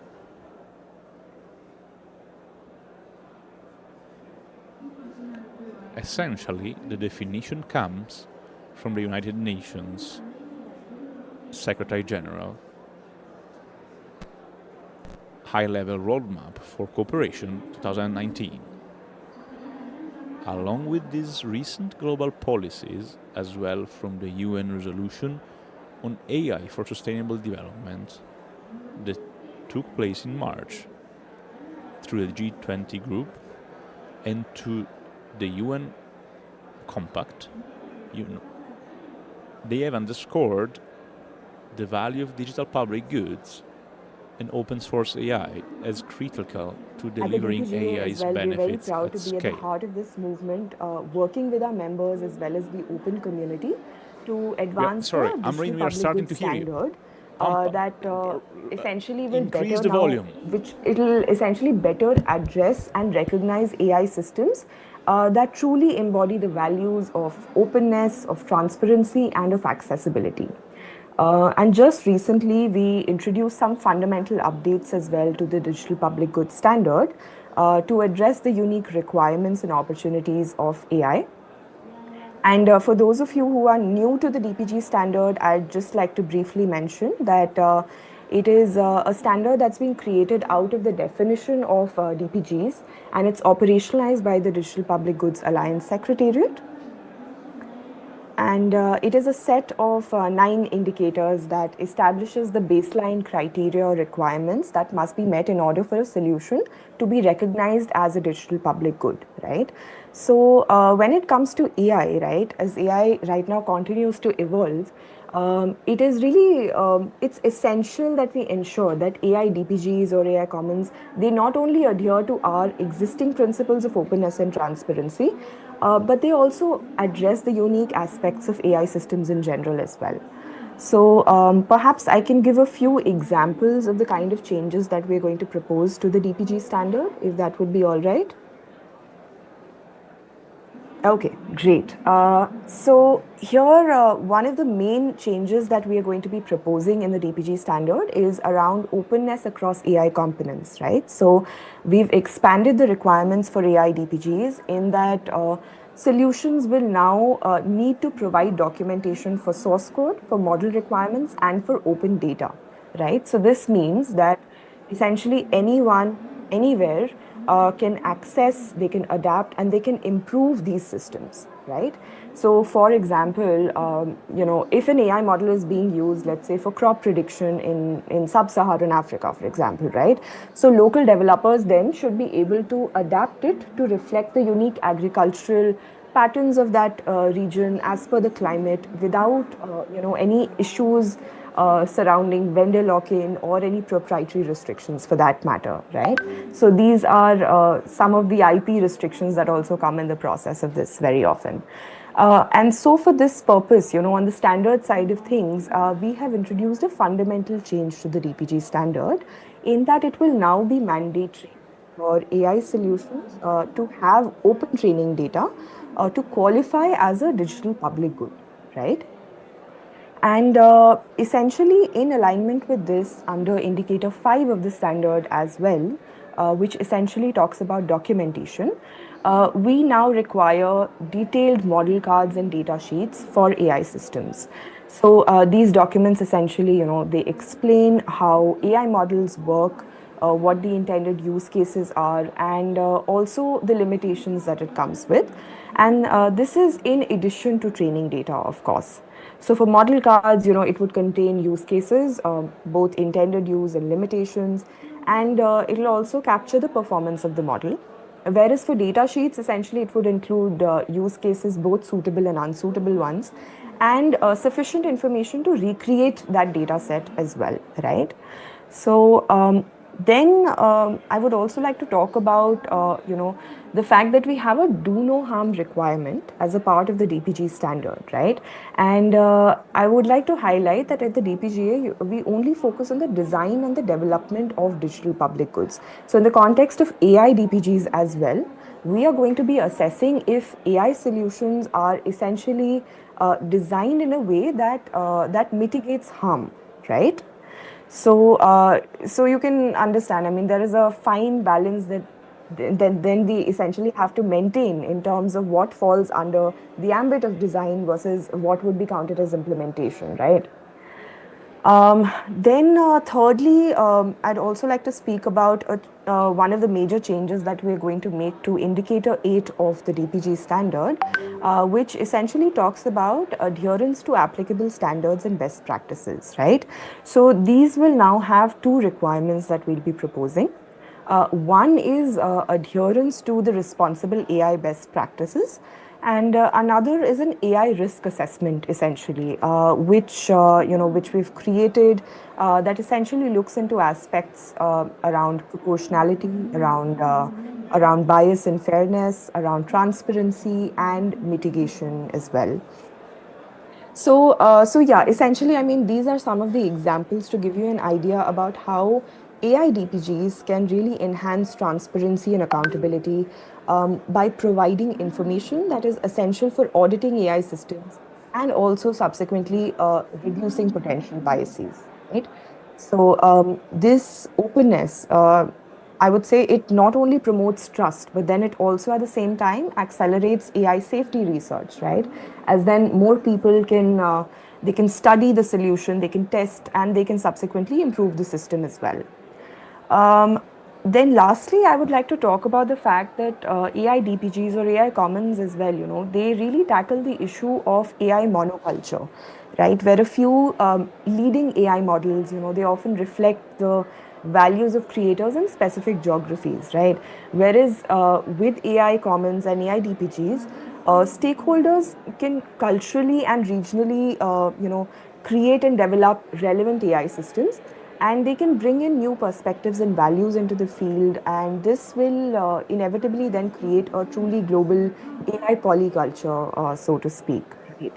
So yeah, that would be my 2 cents on the topic for now. Thank you.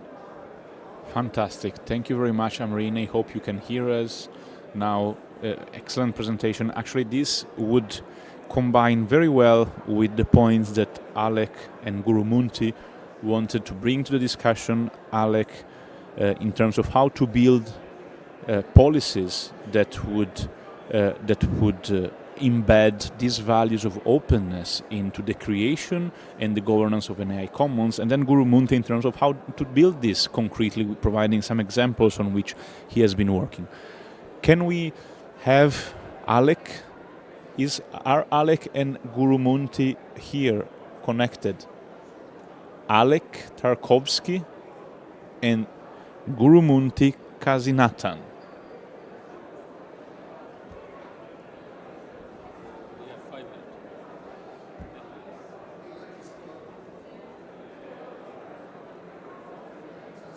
We have Gurumunti. Can we have Gurumunti speaking and providing the case study on which he has been working at the local level with the local Indian government on implementation of AI Commons?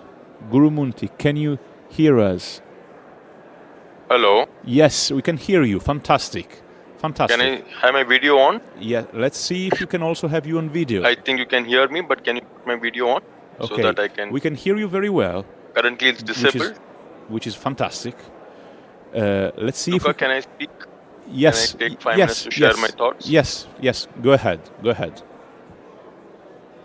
Yes, Luca, can I go ahead? Can the video be available for me? Yes. Could we also have Right the now, I'm video? unable to show my video. It's muted. Yes. We are working on it. You can start speaking. You can start speaking meanwhile. Can I speak? Yes. Okay. So, are people able to hear me in the? Yeah. Thank you. Yeah. So, thanks everybody, and I think it's been unfortunate that there have been several glitches. I'll just take 5 minutes because I think we are severely behind schedule. So I'm going to speak on, is it possible to build the AI Commons? And I want to purposely not take a technological perspective and explore what are the components that we need to build, how will we build them, when will we build them. But I want to take a kind of a political perspective to it and start by asking the question. When you look at the way the tech society or the tech economy is being built today, and when we see that AI is building on the current challenges and problems that tech has created for the world today, then the question that I think we need to ask, is it possible that the current paradigm of tech and the current paradigm of AI continue? When we know that the current paradigm is absolutely necessary, absolutely the cause for a lot of economic challenges, we have enormous inequities in income and wealth distribution, the worst since we started documenting them. And that's clearly because of tech barons controlling the AI infrastructure, the tech infrastructure across the world. And therefore, is that the world that we want?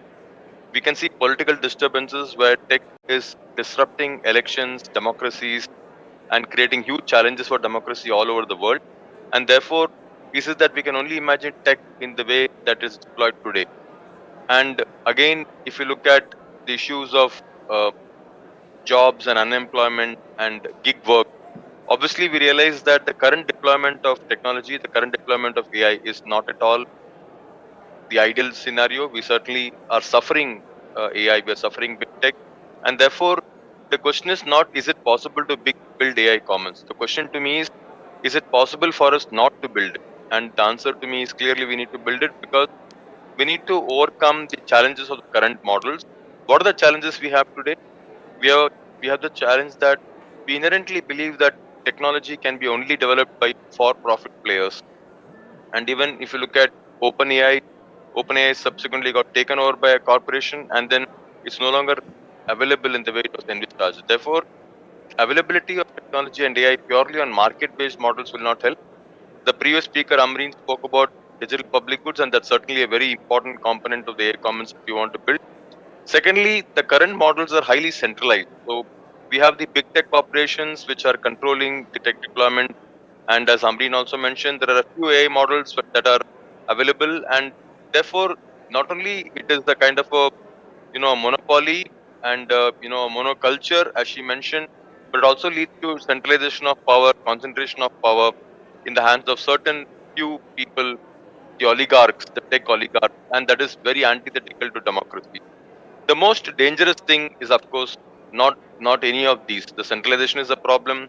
The stratification due to market is a problem. But the biggest challenge is proprietization, by which the code is hidden from us. We don't know in what way the code functions. We are told that algorithms can't be understood, AI can't be understood, AI cannot be explained. But we cannot allow something to run society, run the economy when we don't understand what it does.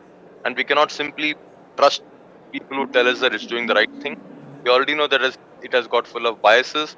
We know that it is iniquitous. We know that it harms people, and therefore, the current AI models that we have, which promote concentration of political power, economic power, which promote inequalities in society, inequalities in income and wealth distribution, which push unemployment and which push social strife, and therefore the current models have to certainly be replaced.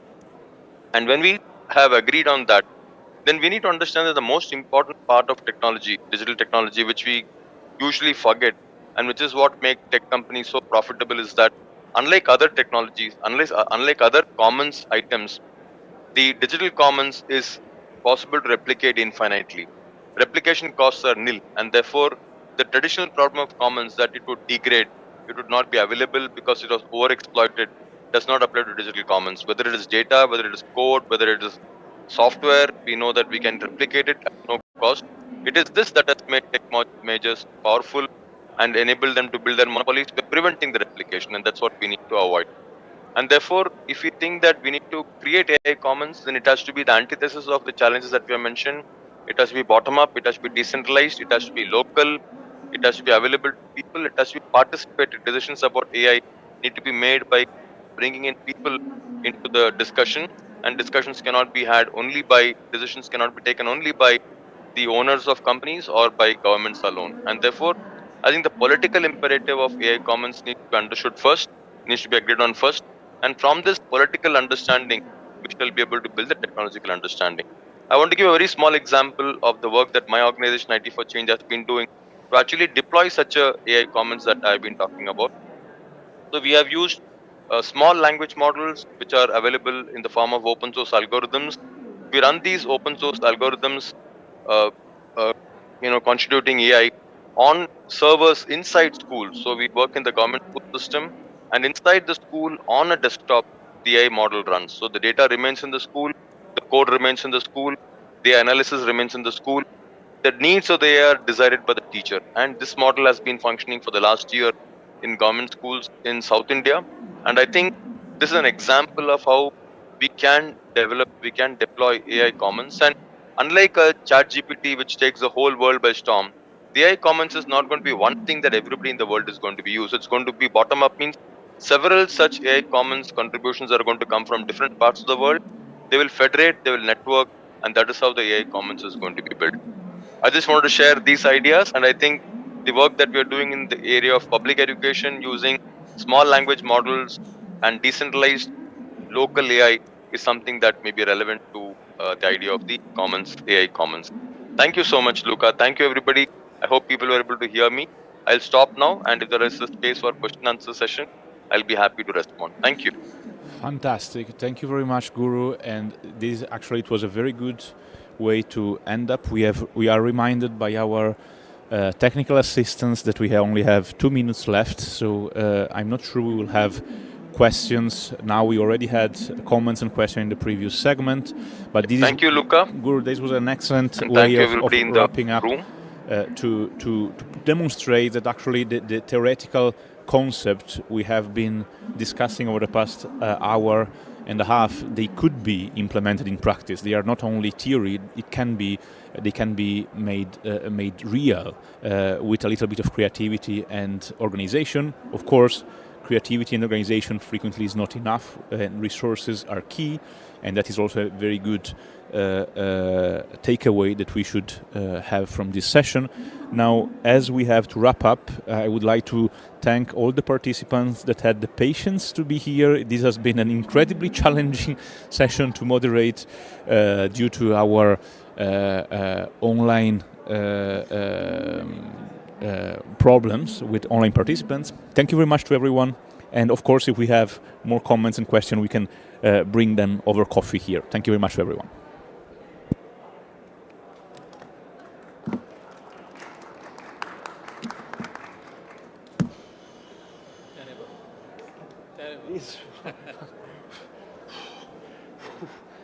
Tudo bom, Henrique? Como é que tá? É o dia todo, que a gente tem um monte de confusão com a participação remota. Teve problema antes? Realmente, hoje de manhã também, cara. Realmente muito mal feito. Hi, Richard Trellick from the World Intellectual Property Organization. Michael, there we go. Pleasure to meet you. With Paulo Lanteri. Yes, he always, absolutely mine as well, because we actually even started at the same time on White. We kind of reshifted around. He's a super nice guy, and we're still, of course, in touch with Paulo.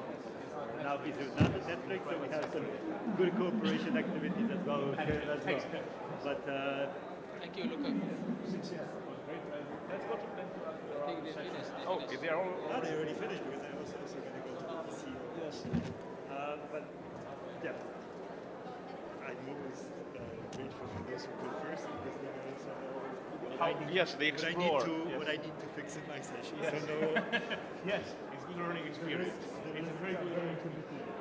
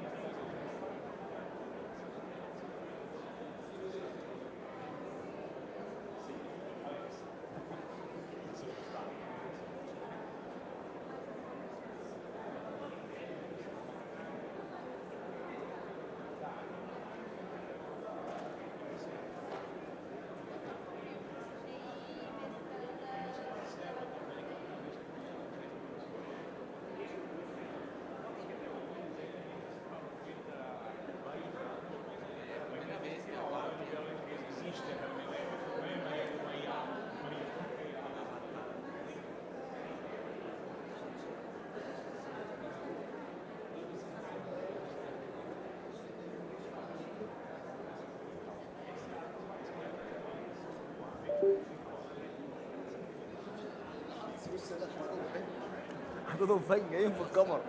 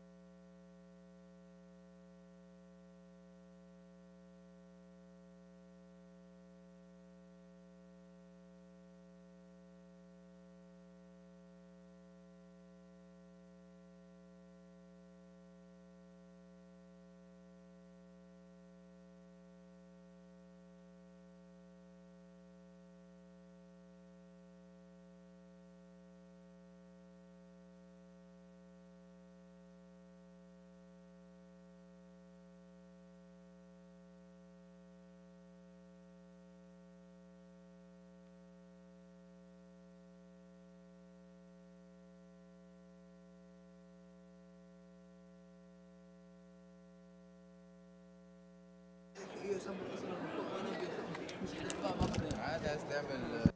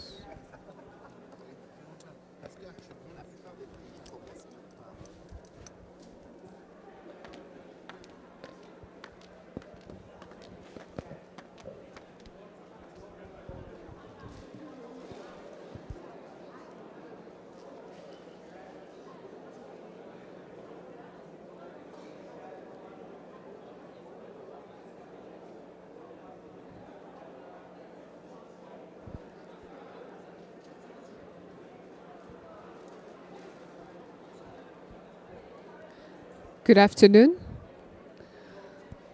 Good afternoon. We're going back to our headsets. I see some looks and eyes that are looking at me with what is she talking about and what is she doing? Great. Just to make sure that we all have the headsets before we could start. And good afternoon to every single one. I'm pretty sure, and I hope, I pray that you have had some coffee or something to pick you up, some little sugar for the afternoon. So kindly allow me to welcome you to a Smart Africa session. I would say that this is our second session talking about data protection. We're hosting a knowledge sharing this afternoon, hoping that we're going to have an engaging session with questions. I think we're also with the same cohort, that could call it that way, that we had in the morning. So in case we have questions and answers that we still want to pass across, our session today is going to tackle the data protection, privacy, and technologies and CCTLDs for governments and regulators. We are going to have three presentations, or three experts presenting. We're going to have our first one, Aretha Mare, our unit manager for data governance, cybersecurity, and smart women and girls in Smart Africa, who is going to present on data protection and privacy for a period of about 30 minutes. Then we're going to tackle the role of importance of IP, numbers in strengthening CCTLDs, data governance in Africa. And our last presentation, we're going to have it from Emmanuel Vitus, on experiences sharing from the region economic communities and discussion and regional collaboration around the topic. Thank you so much. We're going to start with Aretha Mare, before we keep going. Thank you so much. You're welcome.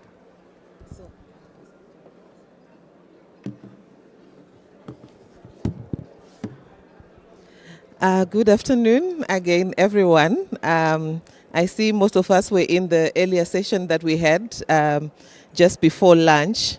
And today I'm going to switch a bit from what Krista had presented. I'm putting on different shoes. My DG was supposed to be with us today, together with my director, Thelma, but they've not been able to come. But Thelma will be joining us tomorrow. So I'm going to share a speech on behalf of DG Lasina Kone, building on what I shared earlier on during the last session. So I want to start by acknowledging the representation in the room. We have representatives from governments and regulatory authorities, representatives from the Network of African Data Protection Authorities.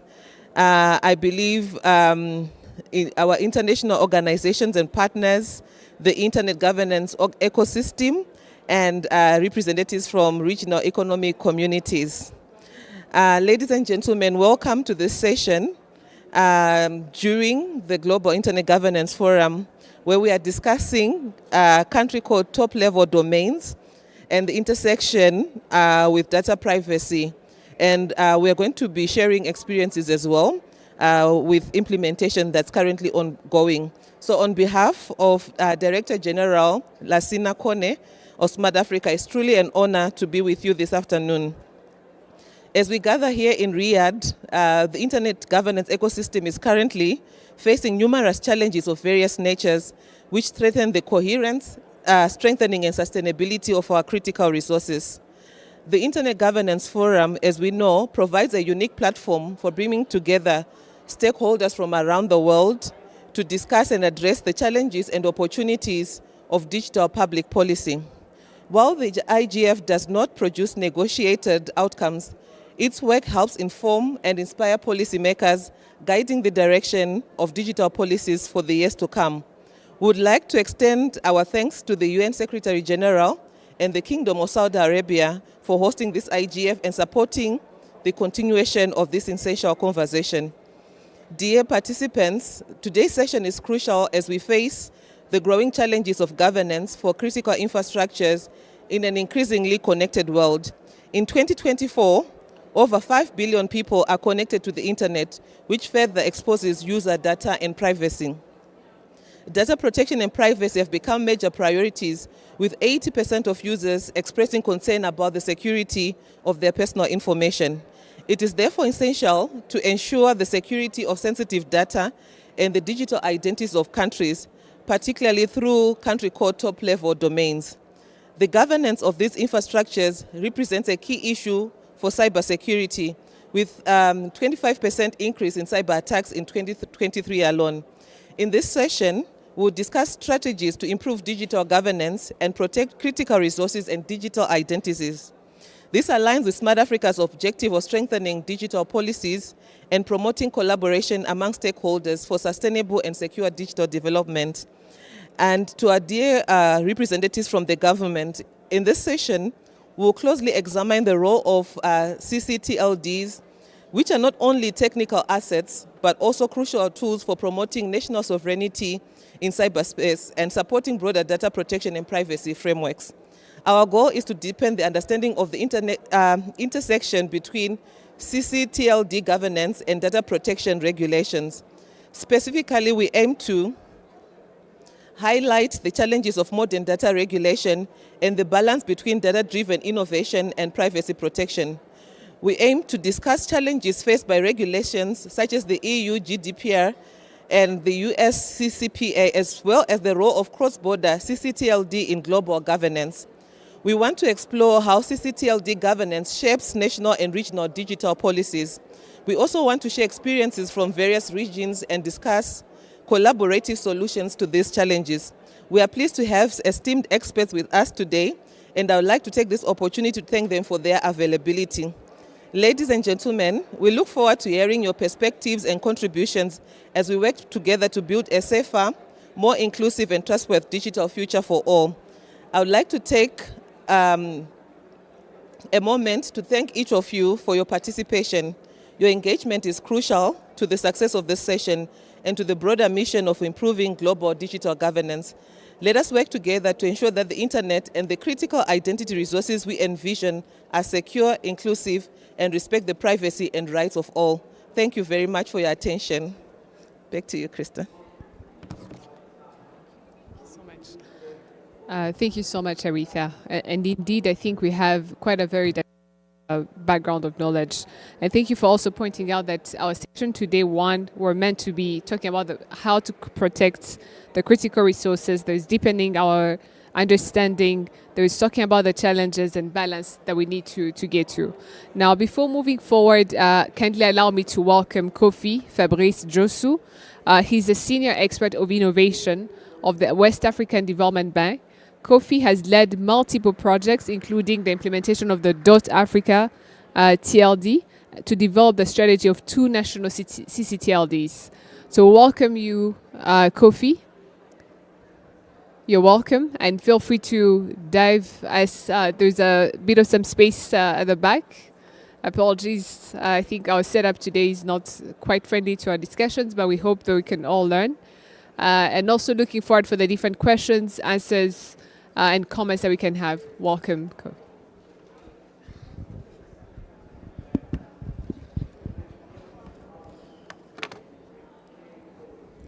Thank you very much for the opportunity to speak. Initially, I wanted... Can you hear me? Yeah, well. So initially, I wanted to deliver my message in French, but unfortunately, I found that the French audience is... l'audience francophone est très limitée, donc je vais le faire en anglais, si ça ne vous dérange pas. Si, bien sûr, j'ai l'autorisation de la communauté francophone. Vous m'autorisez ou pas? Ils sont ravis de faire en anglais, c'est bon? Ou en français? Anglais, c'est bien. So, thank you very much, ladies and gentlemen. Thanks, Krista, for the opportunity to speak. Related to the challenges CCTLDs are facing within the internet ecosystem, I think you all can confirm with me that nowadays Africa is the heart of the world digital trends. critical infrastructures such as critical resources, in particular our country code top-level domain CCTLDs, namely .cn for Senegal, .za for South Africa, .ci for Cote d'Ivoire, .ng for Nigeria, may have played a key role in the digital sovereignty of African countries. However, behind those domain names, there's a critical technical component often remaining in the shadow: IP addresses, IP numbers. So there are the digital addresses that ensure the connectivity and security, even the resilience of a digital ecosystem. So together, what I want you to enjoy this afternoon is to explore with me how proper management of IP numbers can strengthen CCTLD governance in Africa. So let us examine what is at stake, challenges and opportunities of this technical and strategic convergence. And if you allow me, let me recognize in the audience Mr. Paulo, Dr. Paulo from Malawi, who have been running the MW for many, many years. I'm sure he will share with us his experience in CCTLD management. So, well, for the interest of time, I will try to narrow the ambit of my message into 4 key issues, which I do believe can be of importance of this audience. The first one, the issues of CCTLD governance in Africa, importance of IP numbers for CCTLD governance. The third one, specific challenges related to the African component, and indeed at the end, few recommendations in conclusion. So, why CCTLD's governance in Africa is not just about technical management. It's also about sovereignty, resilience, and security of a DNS, the domain name system. Let's imagine a country whose CCTLD data are hosted abroad. In the event of geopolitical tension, I'm sure those data become vulnerable. So without solid governance, malicious actor can actually hijack your critical information, critical domain, creating indeed serious economic and social impact. So in Africa, it's crucial that we secure CCTLDs, ensure their resilience against cyber threat, and turn them into tools for socio-economic development. IP numbers, they are definitely essential for achieving these objectives, offering traceability and control. Now, the importance of IP numbers for CCTLD governance. Why IP numbers are so crucial for CCTLD management? First of all, IP numbers ensure the performance of a DNS server that keep a national website accessible.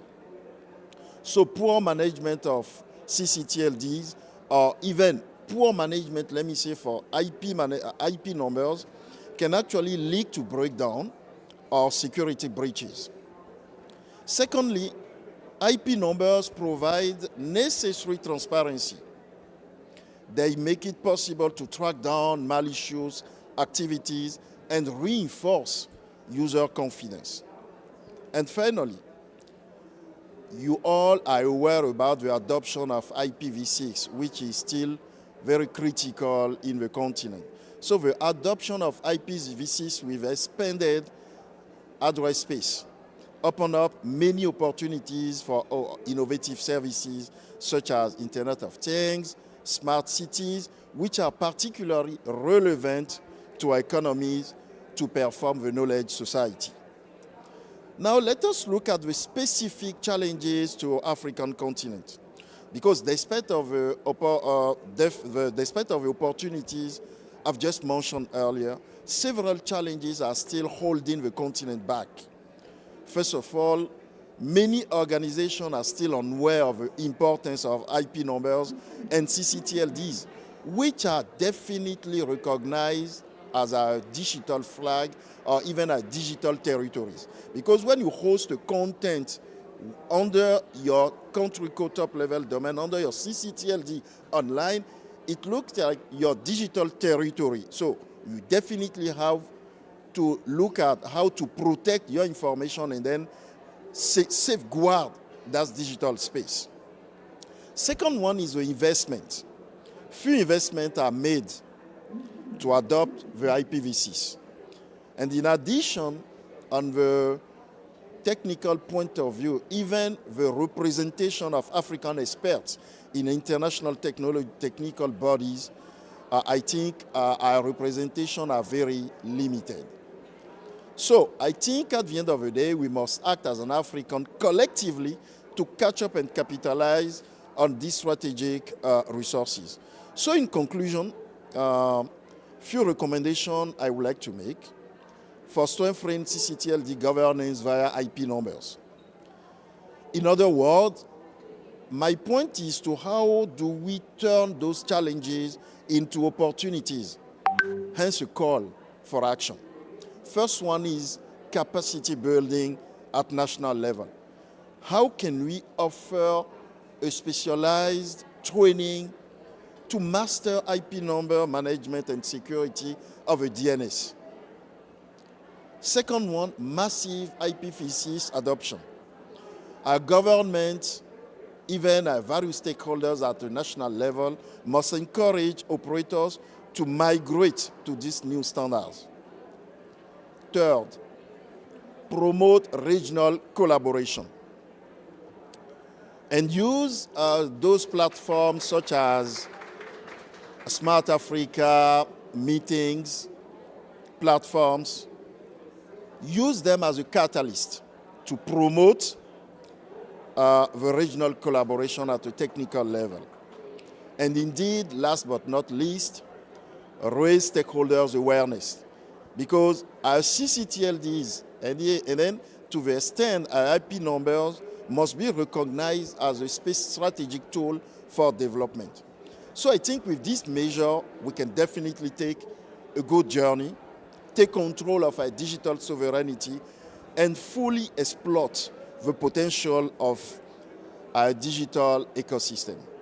So I think that's what I can share with you. I'm ready for questions, but before, if you allow me, Dr. Paulos, do you want to share what you have been doing with MW in Malawi for the benefit of, for the interest of the audience? I thank you very much. Sorry for it was not expected.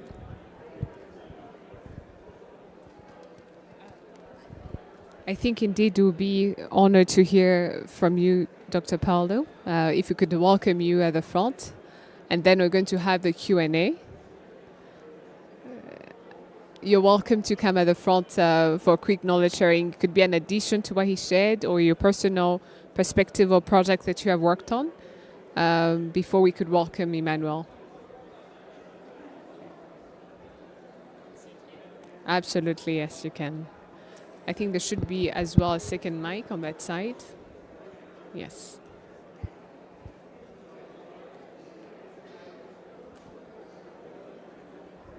All right. I just to also mention, I think would also want to have this as an interactive session. If you do have comments, questions, challenges that we would want to share with the room, you're welcome. But please go ahead, Dr. Paulo. Thank you. Thank you, Kofi, for the introduction. Yes, I'm Dr. Paulo Sirenda. I come from Malawi. Malawi's country code top-level domain is .mw. And we have been running it for quite some time, since 2002. I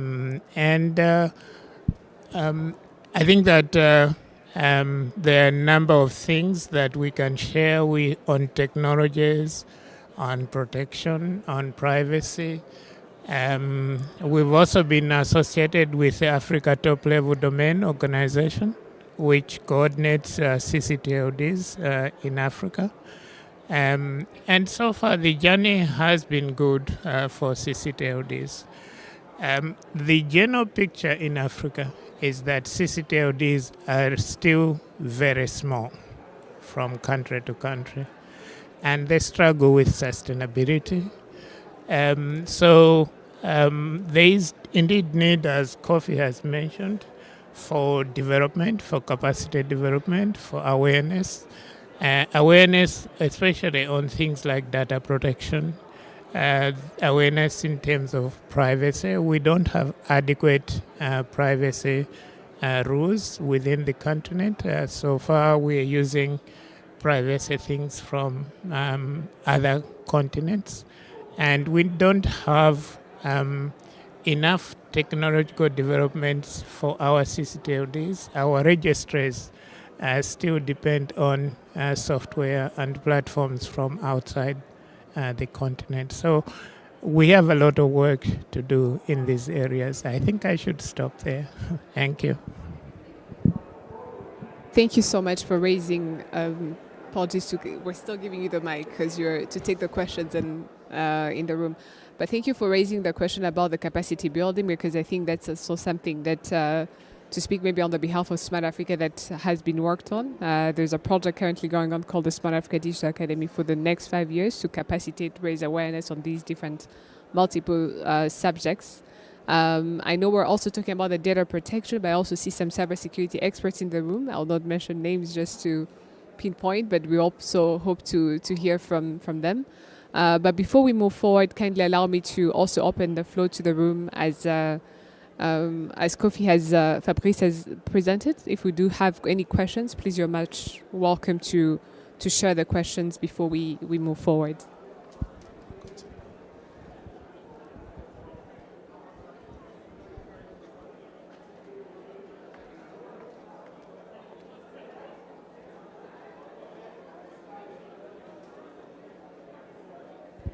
Hello, can you hear me? Okay, I'm Yao Sosu from Benin. I'm the current national coordinator of the Youth IGF in Benin. I'm speaking in that capacity. I just want to make a comment regarding the CCTLD adoption on the African continent, and putting into perspective the several thoughts Africa.com or any. Yeah, the comment I want to make regarding the CCLD adoption in Africa is mainly about, yes, there's a lack of awareness about importance of the need to have this digital space occupied by small, medium enterprises in the continent. But I think there's also a component that we are missing, the strategy needed to be put in place so that adoption becomes easy, falls on the other hand on the legislator somehow, like how we put in place strategies so that, for example, if a small, like a small enterprise or medium-sized company is created, is there an automatic mechanism that assign directly specific domain name to that company either in the country or in the region? And also another comment would be the regulator of those CCTLDs. I think most of them, if they are not non-profit organization running those CCTLDs, we will have problem in terms of making those CCTLDs affordable for commoners, for example. Like if there are companies running, they will look for profit, but it is, for example, universities or non-profit organization, they might get support from the government, but then securing the infrastructure to make sure that the domains are resilient and trustworthy and also sustainable, but not focusing on the monetary aspect of it, but making it more affordable and accessible. But when it is only run by business, private companies, then affordability and sometimes interoperability becomes issue. So thank you very much.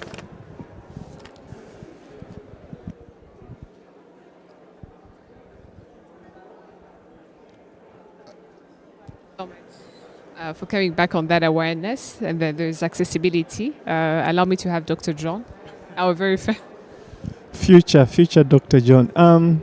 My question is perhaps Dr. Paulos Nyiranda would answer it.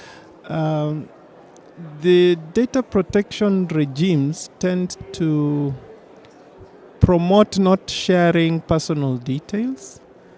While I know for the internet world, specifically for top level domains and the IP kind of regime, we always have a contact person such that the technical team can quickly reach them in case the systems are misbehaving. So I'm wondering, how do you in practice balance those two things? Thank you.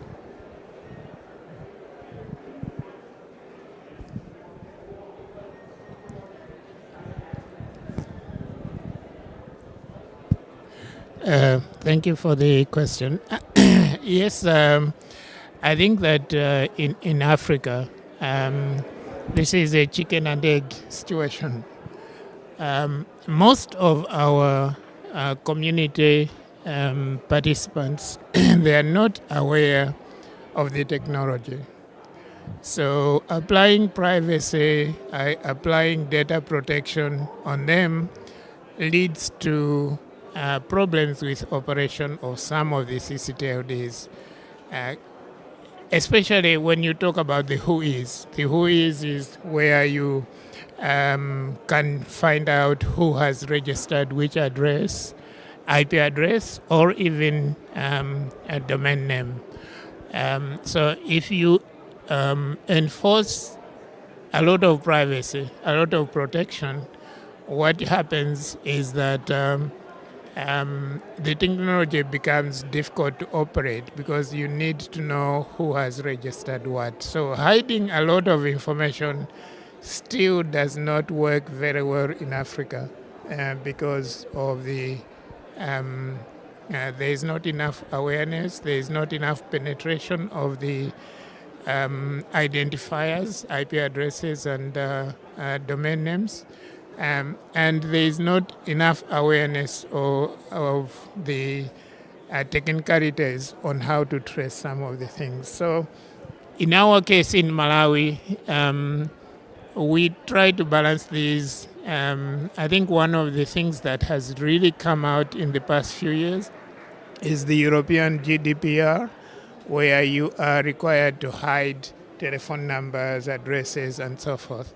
In Malawi, we didn't do this because it was becoming difficult to balance between the awareness of the community and the privacy of the data. So there is a very critical balance that needs to be managed when you're doing governance for these things. Thank you. Yes. Thank you so much. Kofi, does that answer to what you had raised? In fact, just a quick comment to add on. Is it okay? Yeah. So just a quick comment to what just have been said.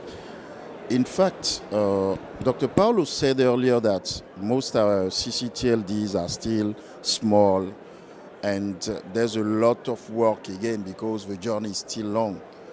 That's exactly why back in 2011, before the inception of the first new GTLD program, because allow me to tell you that since that new GTLD program, the namespace have been densely than ever. Then nowadays, you can actually point out exactly the content and link your content with a domain name. That's exactly why in terms of African integration, because the world look at Africa as one. That's why head of state endorsed the implementation of .Africa top-level domain, working through a digital integration allowing African content to be sold at the world stage. And then indeed, how our national CCTLDs can find a way within the adoption of .Africa, because nowadays you see many organizations having the domain name ending by .Africa, pointing out their content to Africa. Then what was the plan initially was to build up a regional strategy where because we're thinking about socio-economic development where the benefit of a Data Africa operation should be channeled to a foundation. And that foundation will now support the CCTLD's operation through AFTLD, like Dr. Paulo said. But the foundation is still ongoing. The creation of a foundation is still ongoing. There's a lot of work to be done. But what we need to understand when I said raise awareness is to think about how do we localize our content. Let us not just, when we want to register under a domain name, to think about the .com, which have been one of the key domain names with the rise of a boom of internet. Because many people nowadays always link .com to internet. But then we need, that's where the awareness comes in, to educate our community, specifically on the data protection issue. Because when you look at somebody registering a domain name, most of the data are in the IANA database. IANA is not an African database. Let us now, as a data protection agency or operator, think about how do we look at an African who is. Is it possible? Many unknown questions. Many unknown questions, because you want to register, you go to a registrar, he sells you a domain name. All your information are in the WHOIS database. Then, as a national data protection operator or agency, how do you challenge the WHOIS? You cannot. So there are so many questions at stake, and we need together to find a platform where we can bring all our CCTLDs together, Data Africa operation together, and then look at how we can address the data protection mechanism through the CCTLD management. Thank you so much. And thank you for bringing in the perspective of looking at this at a regional level. I think to also bring this conversation into perspective, we're going to have our next presentation, and then before we could all contribute to the conversation discussion today, we're going to be joined by Agbe Norsi Elolo Emmanuel. He's actually the Internet Governance and Digital Policy Specialist and Coordinator of the West African IGF ECOWAS. So it would be great to now hear at a REC or at a regional economic community how this is managed and also their perspective on this. You're welcome, Emmanuel. And we hope that we're also going to still have Kofi in the room when we have the last final questions. You're welcome, Emmanuel. Thank you.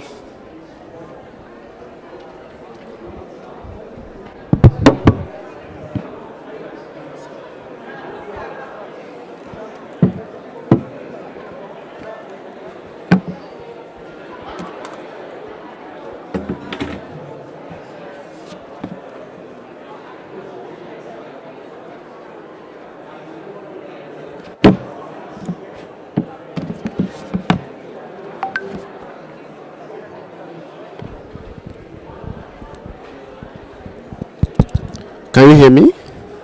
Ok. Olá, tudo bem? Vamos continuar em português? Because I can see common faces of people who speak Portuguese in the room. So I was thinking inclusion, maybe I should speak Portuguese. Non, c'était une blague. So we'll look at, I will not go into the technical aspects of things, because I think Yauvi has actually spoken a lot about the CCTLD, even mentioned the AFTLD. I will speak more from the IGF perspective. At the regional level, I mean, how are we using this instrument at the continental level, and also give a regional case study at the ECOWAS level, how the IGF has been helping shaping some of these policy, some of this experience sharing, bringing together the stakeholders in thinking forward at the regional level. So,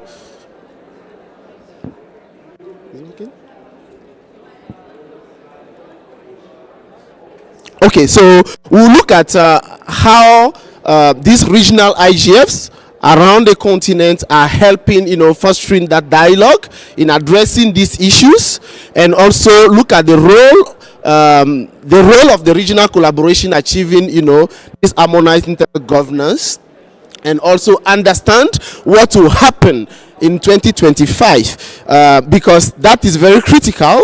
We are sitting here today discussing all this, but maybe this is our last, or maybe Norway may be the last meeting that we actually gather as a multi-stakeholders to have this kind of conversation. So we'll look at it, and if it happens, what can we do as a region, or what can we do as a continent? So first of all, I always like going back to the basics, because the audiences are not the same. Some of us are in the industry, we are doing our career in the industry. It's very easy to understand when they talk about internet governance. But I think if I take my Francophone friends who are attending the IGF for the first time, some of them representing their governments, when they say governance, they think it's a government affair. So it's important to always go back to the basics, so that people understand that when we talk about governance, is to have that space where all the stakeholders can come together, either from the academia, the private sector, or the government, to have a conversation, both at the national level and the regional level, to network and also discuss the common future. So this is how it was looking like in Africa, few years ago. So as you can look at it, before the African Council of Ministers adopt the charter for the African IGF, we were at that stage when we talk about internet governance. It was ministers gathering together, it was government gathering together, having a conversation. And from that, today we actually get to this, where we have the academia, the private sector, the international organization, the regional communities, and also the civil society. So that has started, in Africa since 2011. We are able to consistently hold those conversations at a continental level. And I see Henriette coming to the room. I think she was part of the people who were sitting in that room in those days, discussing how do we actually move from this to this. So after moving to this, what happened? So we were able to put in place what we call the regional IGFs. So we have West Africa IGF. I can see Mary in the room. Yes, she's at the back there. They were there from day one, setting up that regional, platform. We have the East Africa Internet Governance Forum. I can see few people as well in the room. Then we move to the Central Africa. I think I can see their coordinator also sitting in the room. The North Africa is in the room as well. And in recent years, through the PRIDA project, I think we're able to set up a number of national schools of internet governance. Aside the African School of Internet Governance that has existed for years, we are able now to put in place a lot of national schools where we are able to build capacity. I think in the conversation we're having right now with Fabrice, he mentioned that, saying that we have to build capacity. Where do we build capacity? Because at the end of the day, they'll tell you we are having a workshop for data protection agencies. Where does the academic sit? Where does the private sector sit? Where does the CSO sit? So it has become very important, training people through those schools where we discuss these critical issues. Because some of them are talking about strategy. How are we able to promote our CCTLDs? I think those have been topics in those schools where everybody from their perspective and their stakeholder group bring together their knowledge, their ideas together. So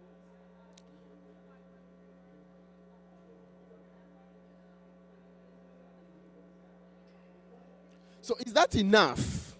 Is that enough? Having the meetings was not enough, because in some of the meetings we are even able to do case studies, especially from the African School of Internet Governance, where, for example, you have specific topics. I think this year was data governance. Previous years, when I was at the school, I think 2016, it was internet shutdowns. I think every year we come up with challenges like that when we try to put together what we call a policy document to advise the head of state to actually adopt those strategies, because those strategies usually come from a multi-stakeholder perspective. And talking about it,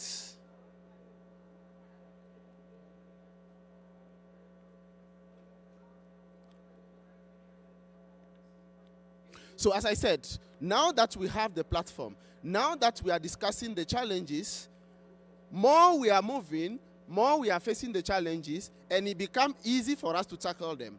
If I take the African IGF, for example, a few years ago, the parliamentarians were not in the room. But we will notice that after we spoke, especially civil society, after we went to play, quote in quotes, the people taking the decision are the policy makers. The people taking the decision are the MPs. So we are able, for example, at the West African level this year to train 35 parliamentarians in a focused track where they are able to meet the private sector, where they are able to meet ICANN, when they are able to meet Afrinic to discuss issues pertaining the technical management of our CCTLDs, in the digital cooperation, issues pertaining the data protection, etc. So those MPs are well equipped when they go back to their countries, when they go back to their chambers. Easy for us, for them to be our champions when those bills come out. And when they come and from their colleague, that peer learning, it helped them as well start some of those processes in their various countries. So from the ECOWAS perspective, I will move quickly to go to the mind map. So this is what has been happening, for a few years at the ECOWAS level. And today it became more interesting because we got an experience, especially at the ECOWAS level. Why? Because it's one of the two IGF that sit with the regional economic organization, which is the ECOWAS. They have the secretariat of it, and we are able to actually, manage bringing all those stakeholders together, because ECOWAS always managed to bring the 15, states, member states, to the IGF. He invited all the 15 governments, sponsor them to come to have that kind of conversation.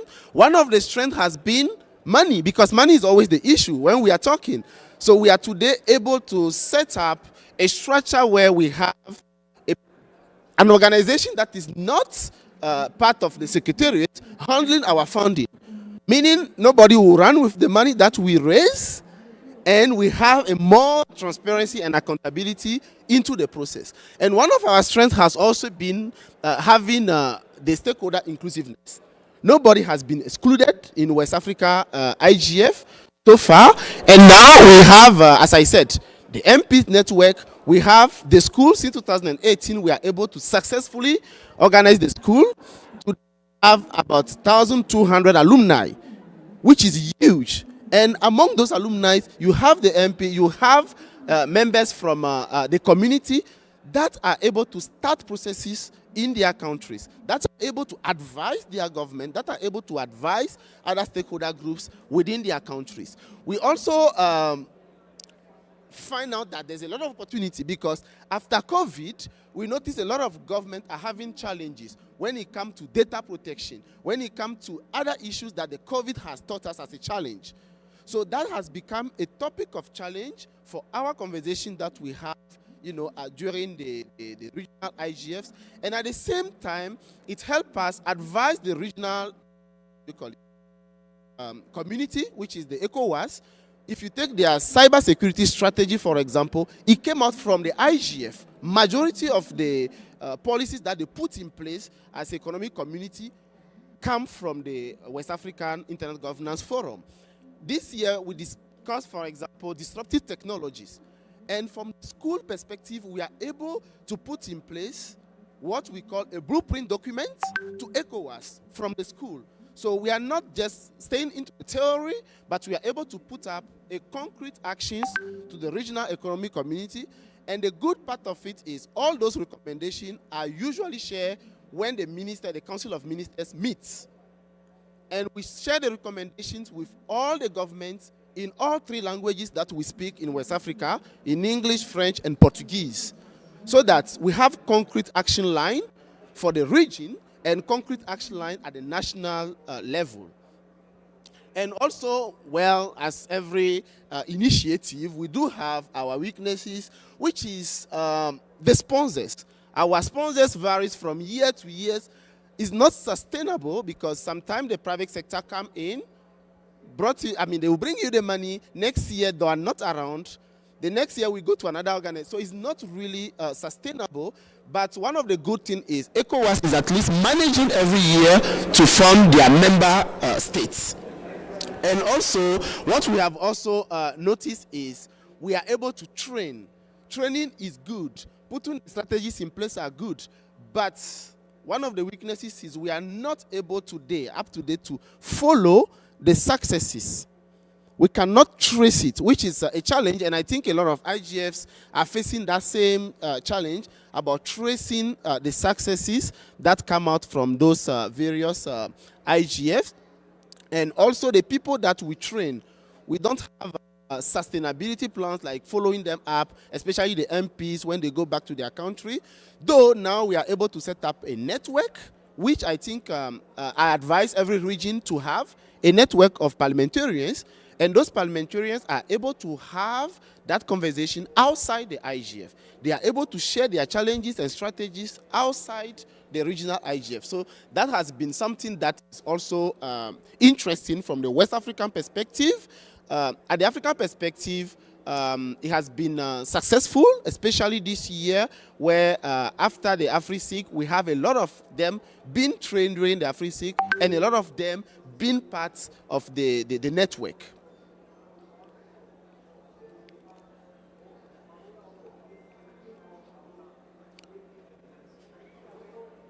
Apologies.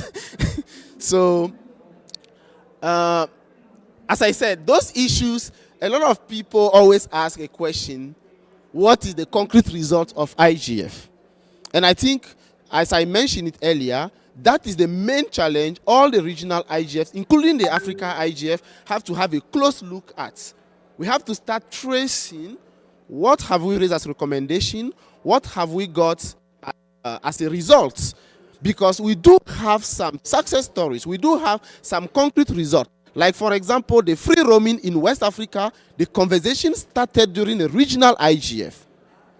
It went up to Smart Africa, came back to implementation, and now in the region, a lot of countries can enjoy a regional free roaming. So those are some few examples that we have to be able to trace so that the stakeholders, especially the policymakers, understand that those meetings are very important for us if we want to move forward. So this will be the map I want you to keep in mind, because we are having the process for a couple of years, as I said. 2011 for the Africa IGF, West Africa IGF, we have been 17 editions. So it's very important for us to understand that next year, September, a lot of things may change. So if we want to actually still be relevant and still be as a community, and not going back to what I shared earlier, like a single model where governments or agencies come together and discuss, and we want to have this multi-stakeholder approach in place, is very important for us to actually give an input to these processes. At the West Africa level, we have given input to the GDC, for example. We have given our input to the WISIS Plus. So it's very important for us for other regions, either East Africa, Central Africa, North Africa, to continue, putting our input into these processes, so that in September, during the UN General Assembly, they should tell us that, well, we have renewed the mandate of the IGF, so that at the regional level, we can still continue those conversations, at the continental level, we can still continue this kind of conversation. So it's very important that all these processes going on right now, we should be able to mobilize our government, we should be able to mobilize our regional economic communities, mobilize our IGF to do those input to those processes.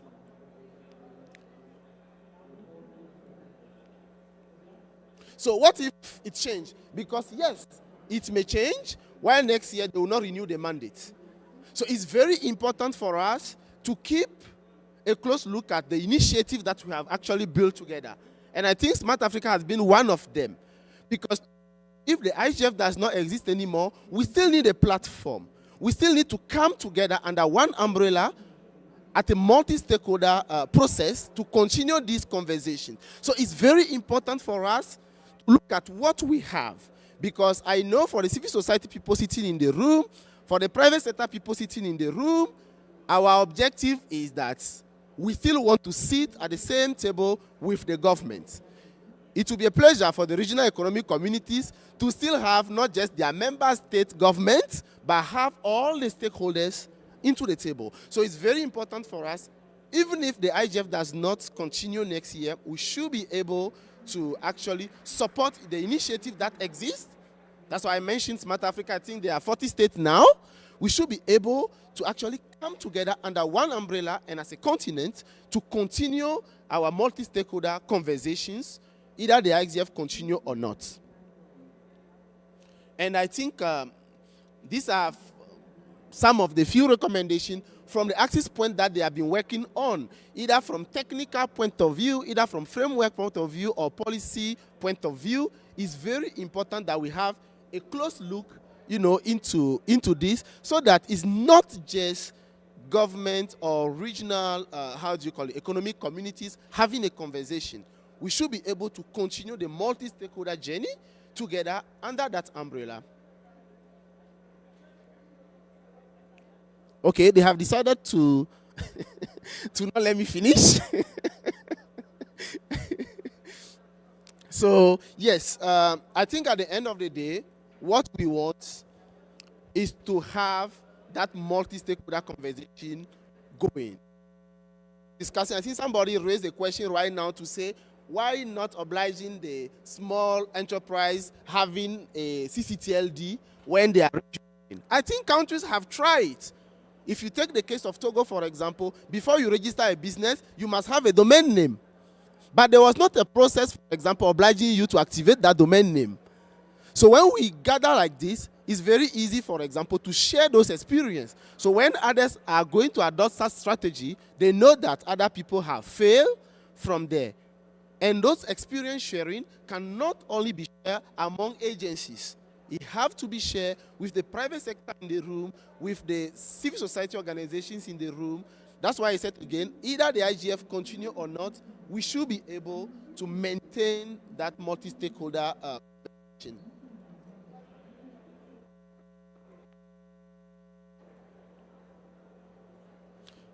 So I think I will stop there. And in my conclusion, I think the same thing that we wanted since 1998 is the same thing that we still want today. I think those days our government were not so much aware, the private sector as well, but today we are much more aware. The same thing we wanted during the WSIS process, which African continent has been very active in various meetings that led to that until the Tunis agenda. I think the same thing that we are still discussing today, and it will be very important to maintain that, whether the IGF continue or discontinue. I don't know whether you have questions, but it will be good to have questions from you, either from the African perspective or from the regional economic perspective. I should be able to help you with some of the answers. I think there's another mic. We can pass it through.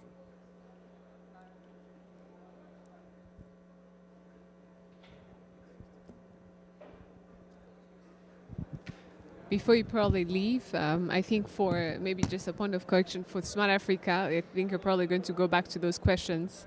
I think you have called for action, and I think we have multiple people in the room. We have colleagues from the GFCE, which I think this could be a moving forward or challenge to each one of us, not just Smart Africa. As you have said, I think thank you for raising this multi-stakeholder alliance. And I don't think Smart Africa would probably achieve this without all of us understanding the need, why we're here, and how we could work together. And I think there's also a need, there's someone who has mentioned about the developmental partners that we also have to collaborate with. So I think I don't know if we can go back to that slide just to call for action or just a challenge on do we think we can achieve this, because not one organization can take this on our heads to achieve that. Allow me to welcome Dr. Martin from GFCE for a question. You're welcome. First of all, you can hear me? I hope so. First of all, thank you so much for this particular session, and gratitude to Smart Africa and others who have just presented before me. I have one question for the speaker, whom we've been talking to, and also a few other areas that I just wanted us to touch on the earlier presentation that was given by Kofi. There is no doubt that institutions that you mentioned, such as parliamentarians, committees that exists in parliament, require knowledge so that they can be able to intervene at the policy level, legislative level, as we well know it. But I think one issue that we need to be cognizant of is sometimes the lack of institutional memory, where the individuals that participate in these very crucial intervention levels, whether at regional or at national level, do leave the office. Parliamentarians' lifespan, and I know there are many of them here maybe, will agree with me that we are in parliament for 4 years, 5 years, sometimes 2 terms, 1 term. But the key really is to instill institutional memory within the parliamentary structure. So that is point number 1. Maybe West Africa, you can tell us how you're doing that. But the key area that I wanted also to intervene is the understanding that when we talk about CCTLD, with data governance, there is a very clear intersection. It is the access, control, and management of data. Having understood that, it is also important that we now are more transparent in terms of what does it mean to emphasize on CCTLD. And I think Kofi did a good job to give us the advantages of that. But we also know that there are some specific jurisdictions that do restrict the way data is controlled. And some of these could be punitive to any commercial enterprise of those particular entities. There is also the issue around how do we make sure that when things go wrong, though the protection of the data is guaranteed, how does someone else misuse that data so that it is not now advantageous to the citizens? And then lastly, there is the issue around the practicalities and the best practice. I think my recommendation here would be that we have to be transparent with the policies that involve the issue of CCTLDs, especially when it comes to issues like defining storage, access, infrastructure.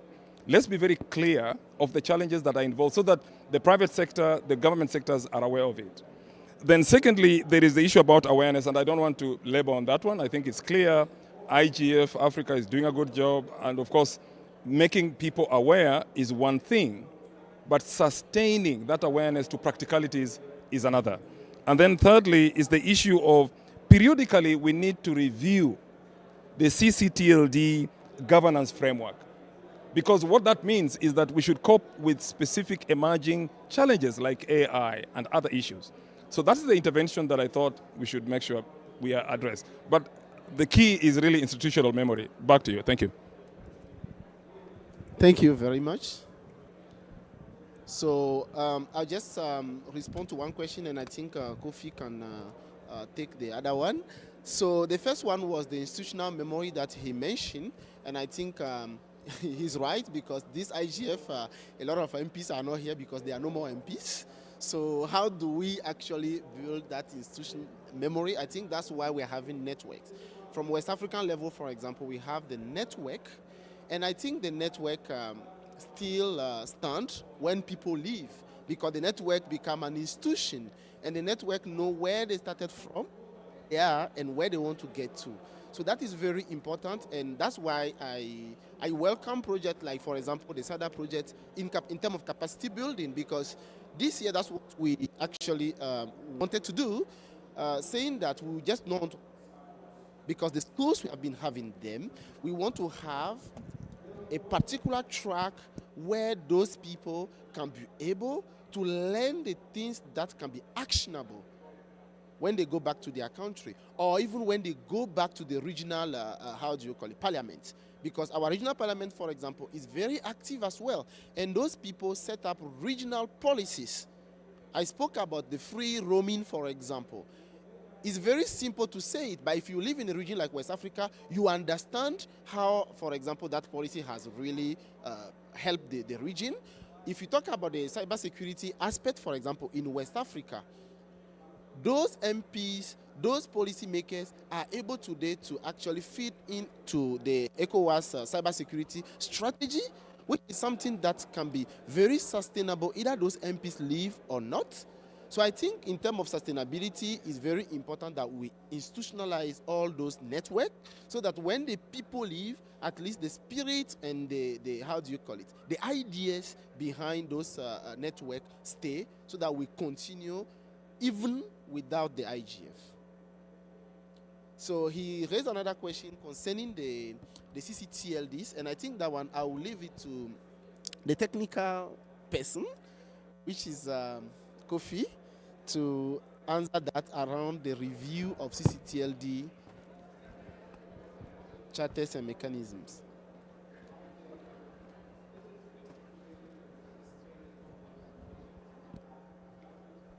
Thank you very much. First of all, I think there's a lot of confusion in Africa related to CCTLD management. Many of the CCTLD registries think that running a CCTLD is only selling a domain name. But it's more than that. It's a management, bringing together intellectual property, management of a registry, some reserve names. So many issues, many components need to be considered to run the CCTLD. But again, the various stakeholders need to understand their key role. That way, the multi-stakeholders approach, as promoted by the Internet Governance Framework, need to be more strengthened.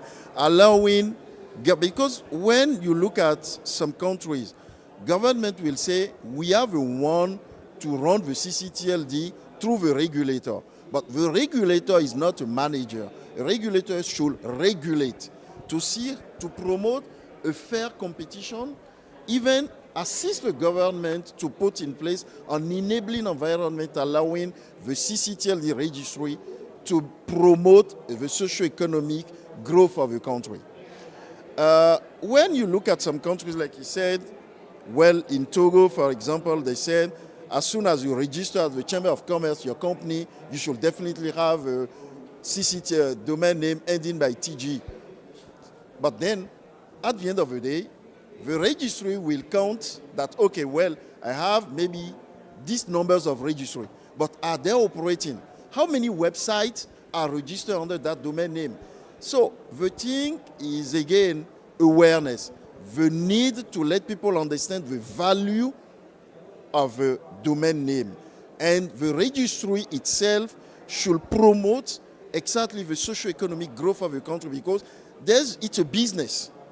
An example, when we were implementing .Africa, we went to various African countries, and then we found that when you took a country like Senegal, there's a rally called Paris-Dakar. But the website under Paris-Dakar is not even registered under .sn. So that name have been registered at WIPO as a reserve name by another French company, while the name itself is a Senegalese name. So, like I said, there's a lot of components within a CCTLD management. Reserve names, intellectual property, data protection, and at the end of the day, how do we make money? Because Dr. Paulos mentioned it earlier. The infrastructure itself doesn't cost so much. But then how do you promote the CCTLD? How do you manage the CCTLD so that a citizen in a country should know that, okay, as long as he wants to register under a domain name, he will definitely choose your domain name. And at the end of the day, there's a pricing matter. Most important thing for a CCTLD manager is to understand the need of a value proposition. Why do you need to register under this domain name rather than the other one? It's not because this one is cheaper than the other. What the value of your domain name? So I think I provide the minimum answer of. Thank you.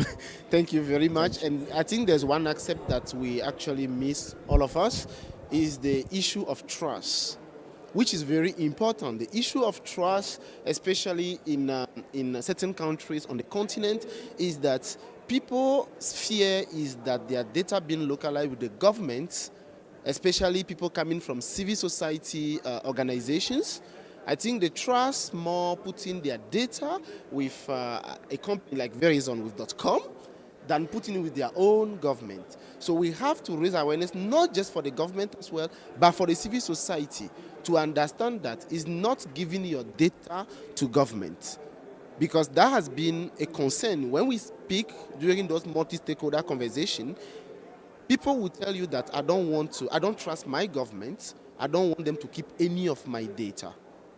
So it's very important that we raise awareness so people understand the basics, how it works, the mechanism, who have access to it, which law govern it, and those kind of things. So people have at least the basics of it so that it brings a certain trust to the community before they can put, their data, to that. I always tell people, if government wants your data the day you were born, your date of, your birth certificate, everything is government that give it to you, technically.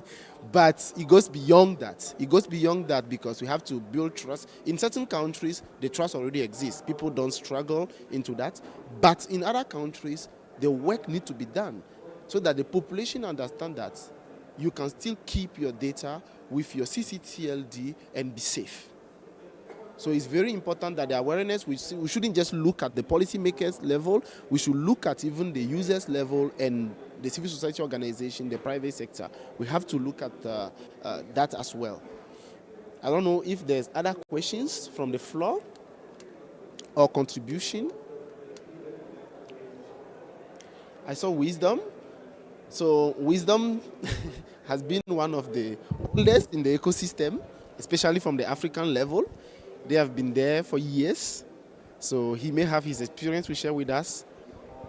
Yeah, thank you very much. Thank you very much. My name is Wisdom, and then I'm from Ghana. I'm currently the non-commercial users constituency chair for ICANN. I'm just going to talk about the GTLDs. It's not as if we don't know what the problems are. We know the problems, but then addressing those problems is what we need to tackle. The first problem that I think we should be looking at and then helping address, which Dr. Martin mentioned, is awareness and accessibility. That is number one. We need to look at that. And also high domain registration and renewal cost makes adoption less attractive to many people in our part of the world. And trust and then security concerns, you mentioned it. And then lack of infrastructure. Our part of the world, too, we need to begin to share infrastructure. If you come to the Western Africa, we can have one common infrastructure that serves the whole of West Africa. Same with East Africa. That way, we'll minimize that cost and then we'll be able to move forward. And then the other important one that we also need to look out for is social media. We all know that most of these organizations that we have are all now doing business on using social media, Facebook and all of that, to the extent that Facebook even pays some of them. So some of these people, when they are benefit from there, they will not see the importance of what? Getting a TLD and all of that. So those are some of the issues that we need to be looking out for. And then the other aspect is the content. When you come to our part of the world, we have over almost, I would say, over 2,000 local languages, which is making it also difficult. We also need to look at that and see how we can address it. And then competition, as well as our cultural relevance. All of these things also play critical role that we need to look at this and then begin to see how we can help the continent, especially the cost aspect.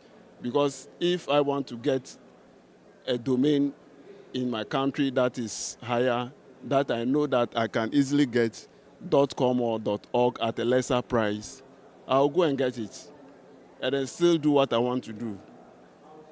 So these are the few concerns I want to.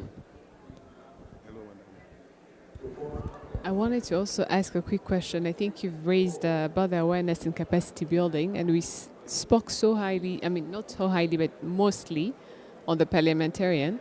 And I'm wondering if that awareness just at that level would surface to make this conversation go forward. And thankful for Dr. Martin, who also has raised these people go out of office. Thank you for the network, but I think when we mention capacity building, do we only have to limit it to that level?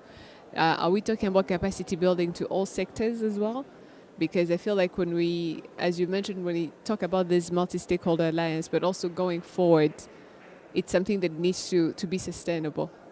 And I doubt that just at the level of the decision-making, at that, it would not dilute to all the sectors the way it needs to go forward. But okay, I think what we need the most is champions.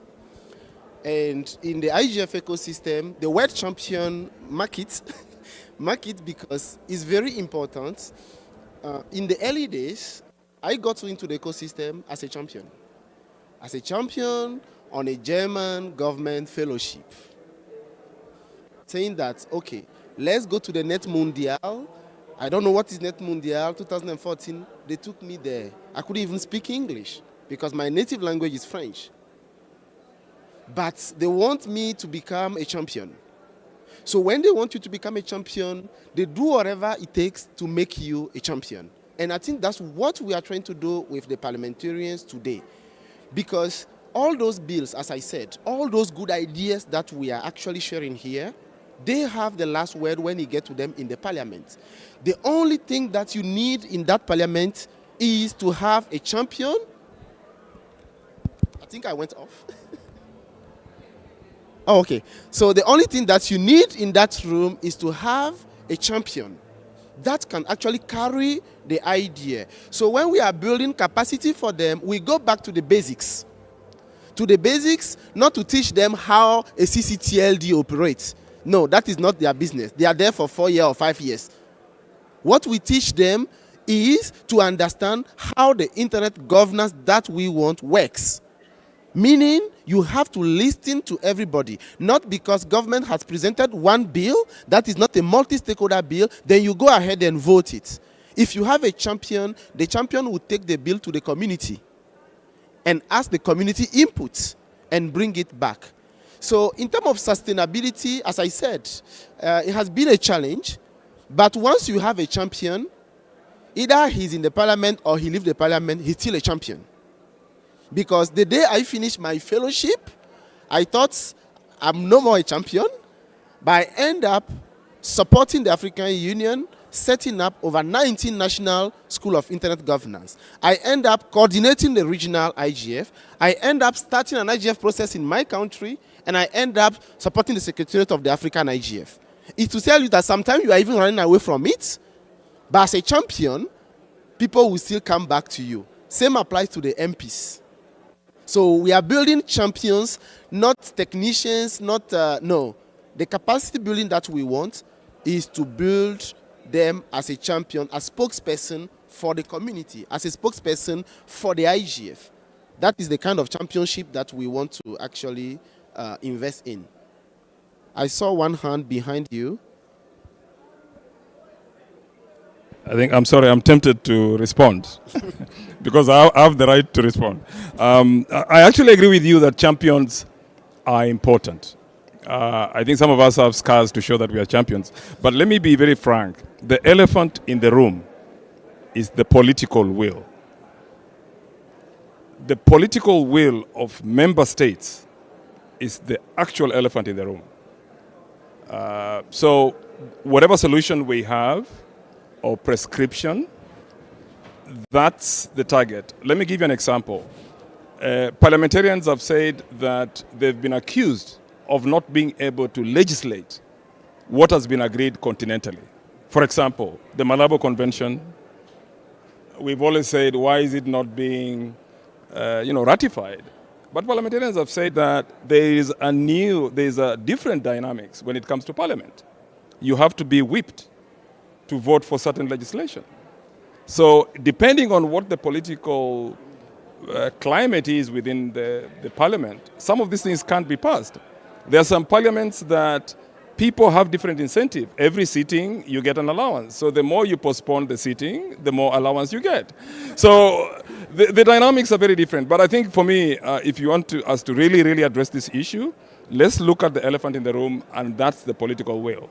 There are different prescriptions for political will, but everything does matter. Champions are good, but if you're cut out from your own jurisdiction, there's very little that you can do. You know it, I know it. So the point is that let's look at the big elephant in the room. Thank you. Thank you very much. That was a very, very good recommendation. And I think the political will everywhere in Africa, it has been a big challenge. And I encourage, especially the national IGFs, to make sure the government is on that table. Because that is a mistake we do as well. We say all the stakeholders are around because the regulator is sitting in the room. But the regulator doesn't take the decision for the government sometimes. So it's very important that we look at it from our national perspective, and at the regional perspective, we let the economic communities handle the member states and the regional parliaments. And I think we have about 10 more minutes just to see if we don't have we haven't strangled anyone with a word. And if we haven't, I think we can wrap it up here, unless Kofi, Aretha, or Emmanuel, you have something to add to this.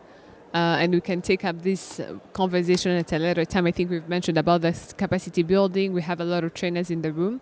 And I think this is also, thank you for the call for action. And I think, as you've mentioned, there is awareness that is needed, not just at the high level, but also we need to look at the networks and how to champion this further. So thank you to everyone. We're going to wrap it up here, and we look forward to seeing everyone, and hopefully we can also exchange more over a cup of coffee, dinner, or anything else. Thank you so much for taking the time. It's highly appreciated. Where's the dinner, please? I think we'll have to see where to have a good glass of wine. Yeah. Thank you.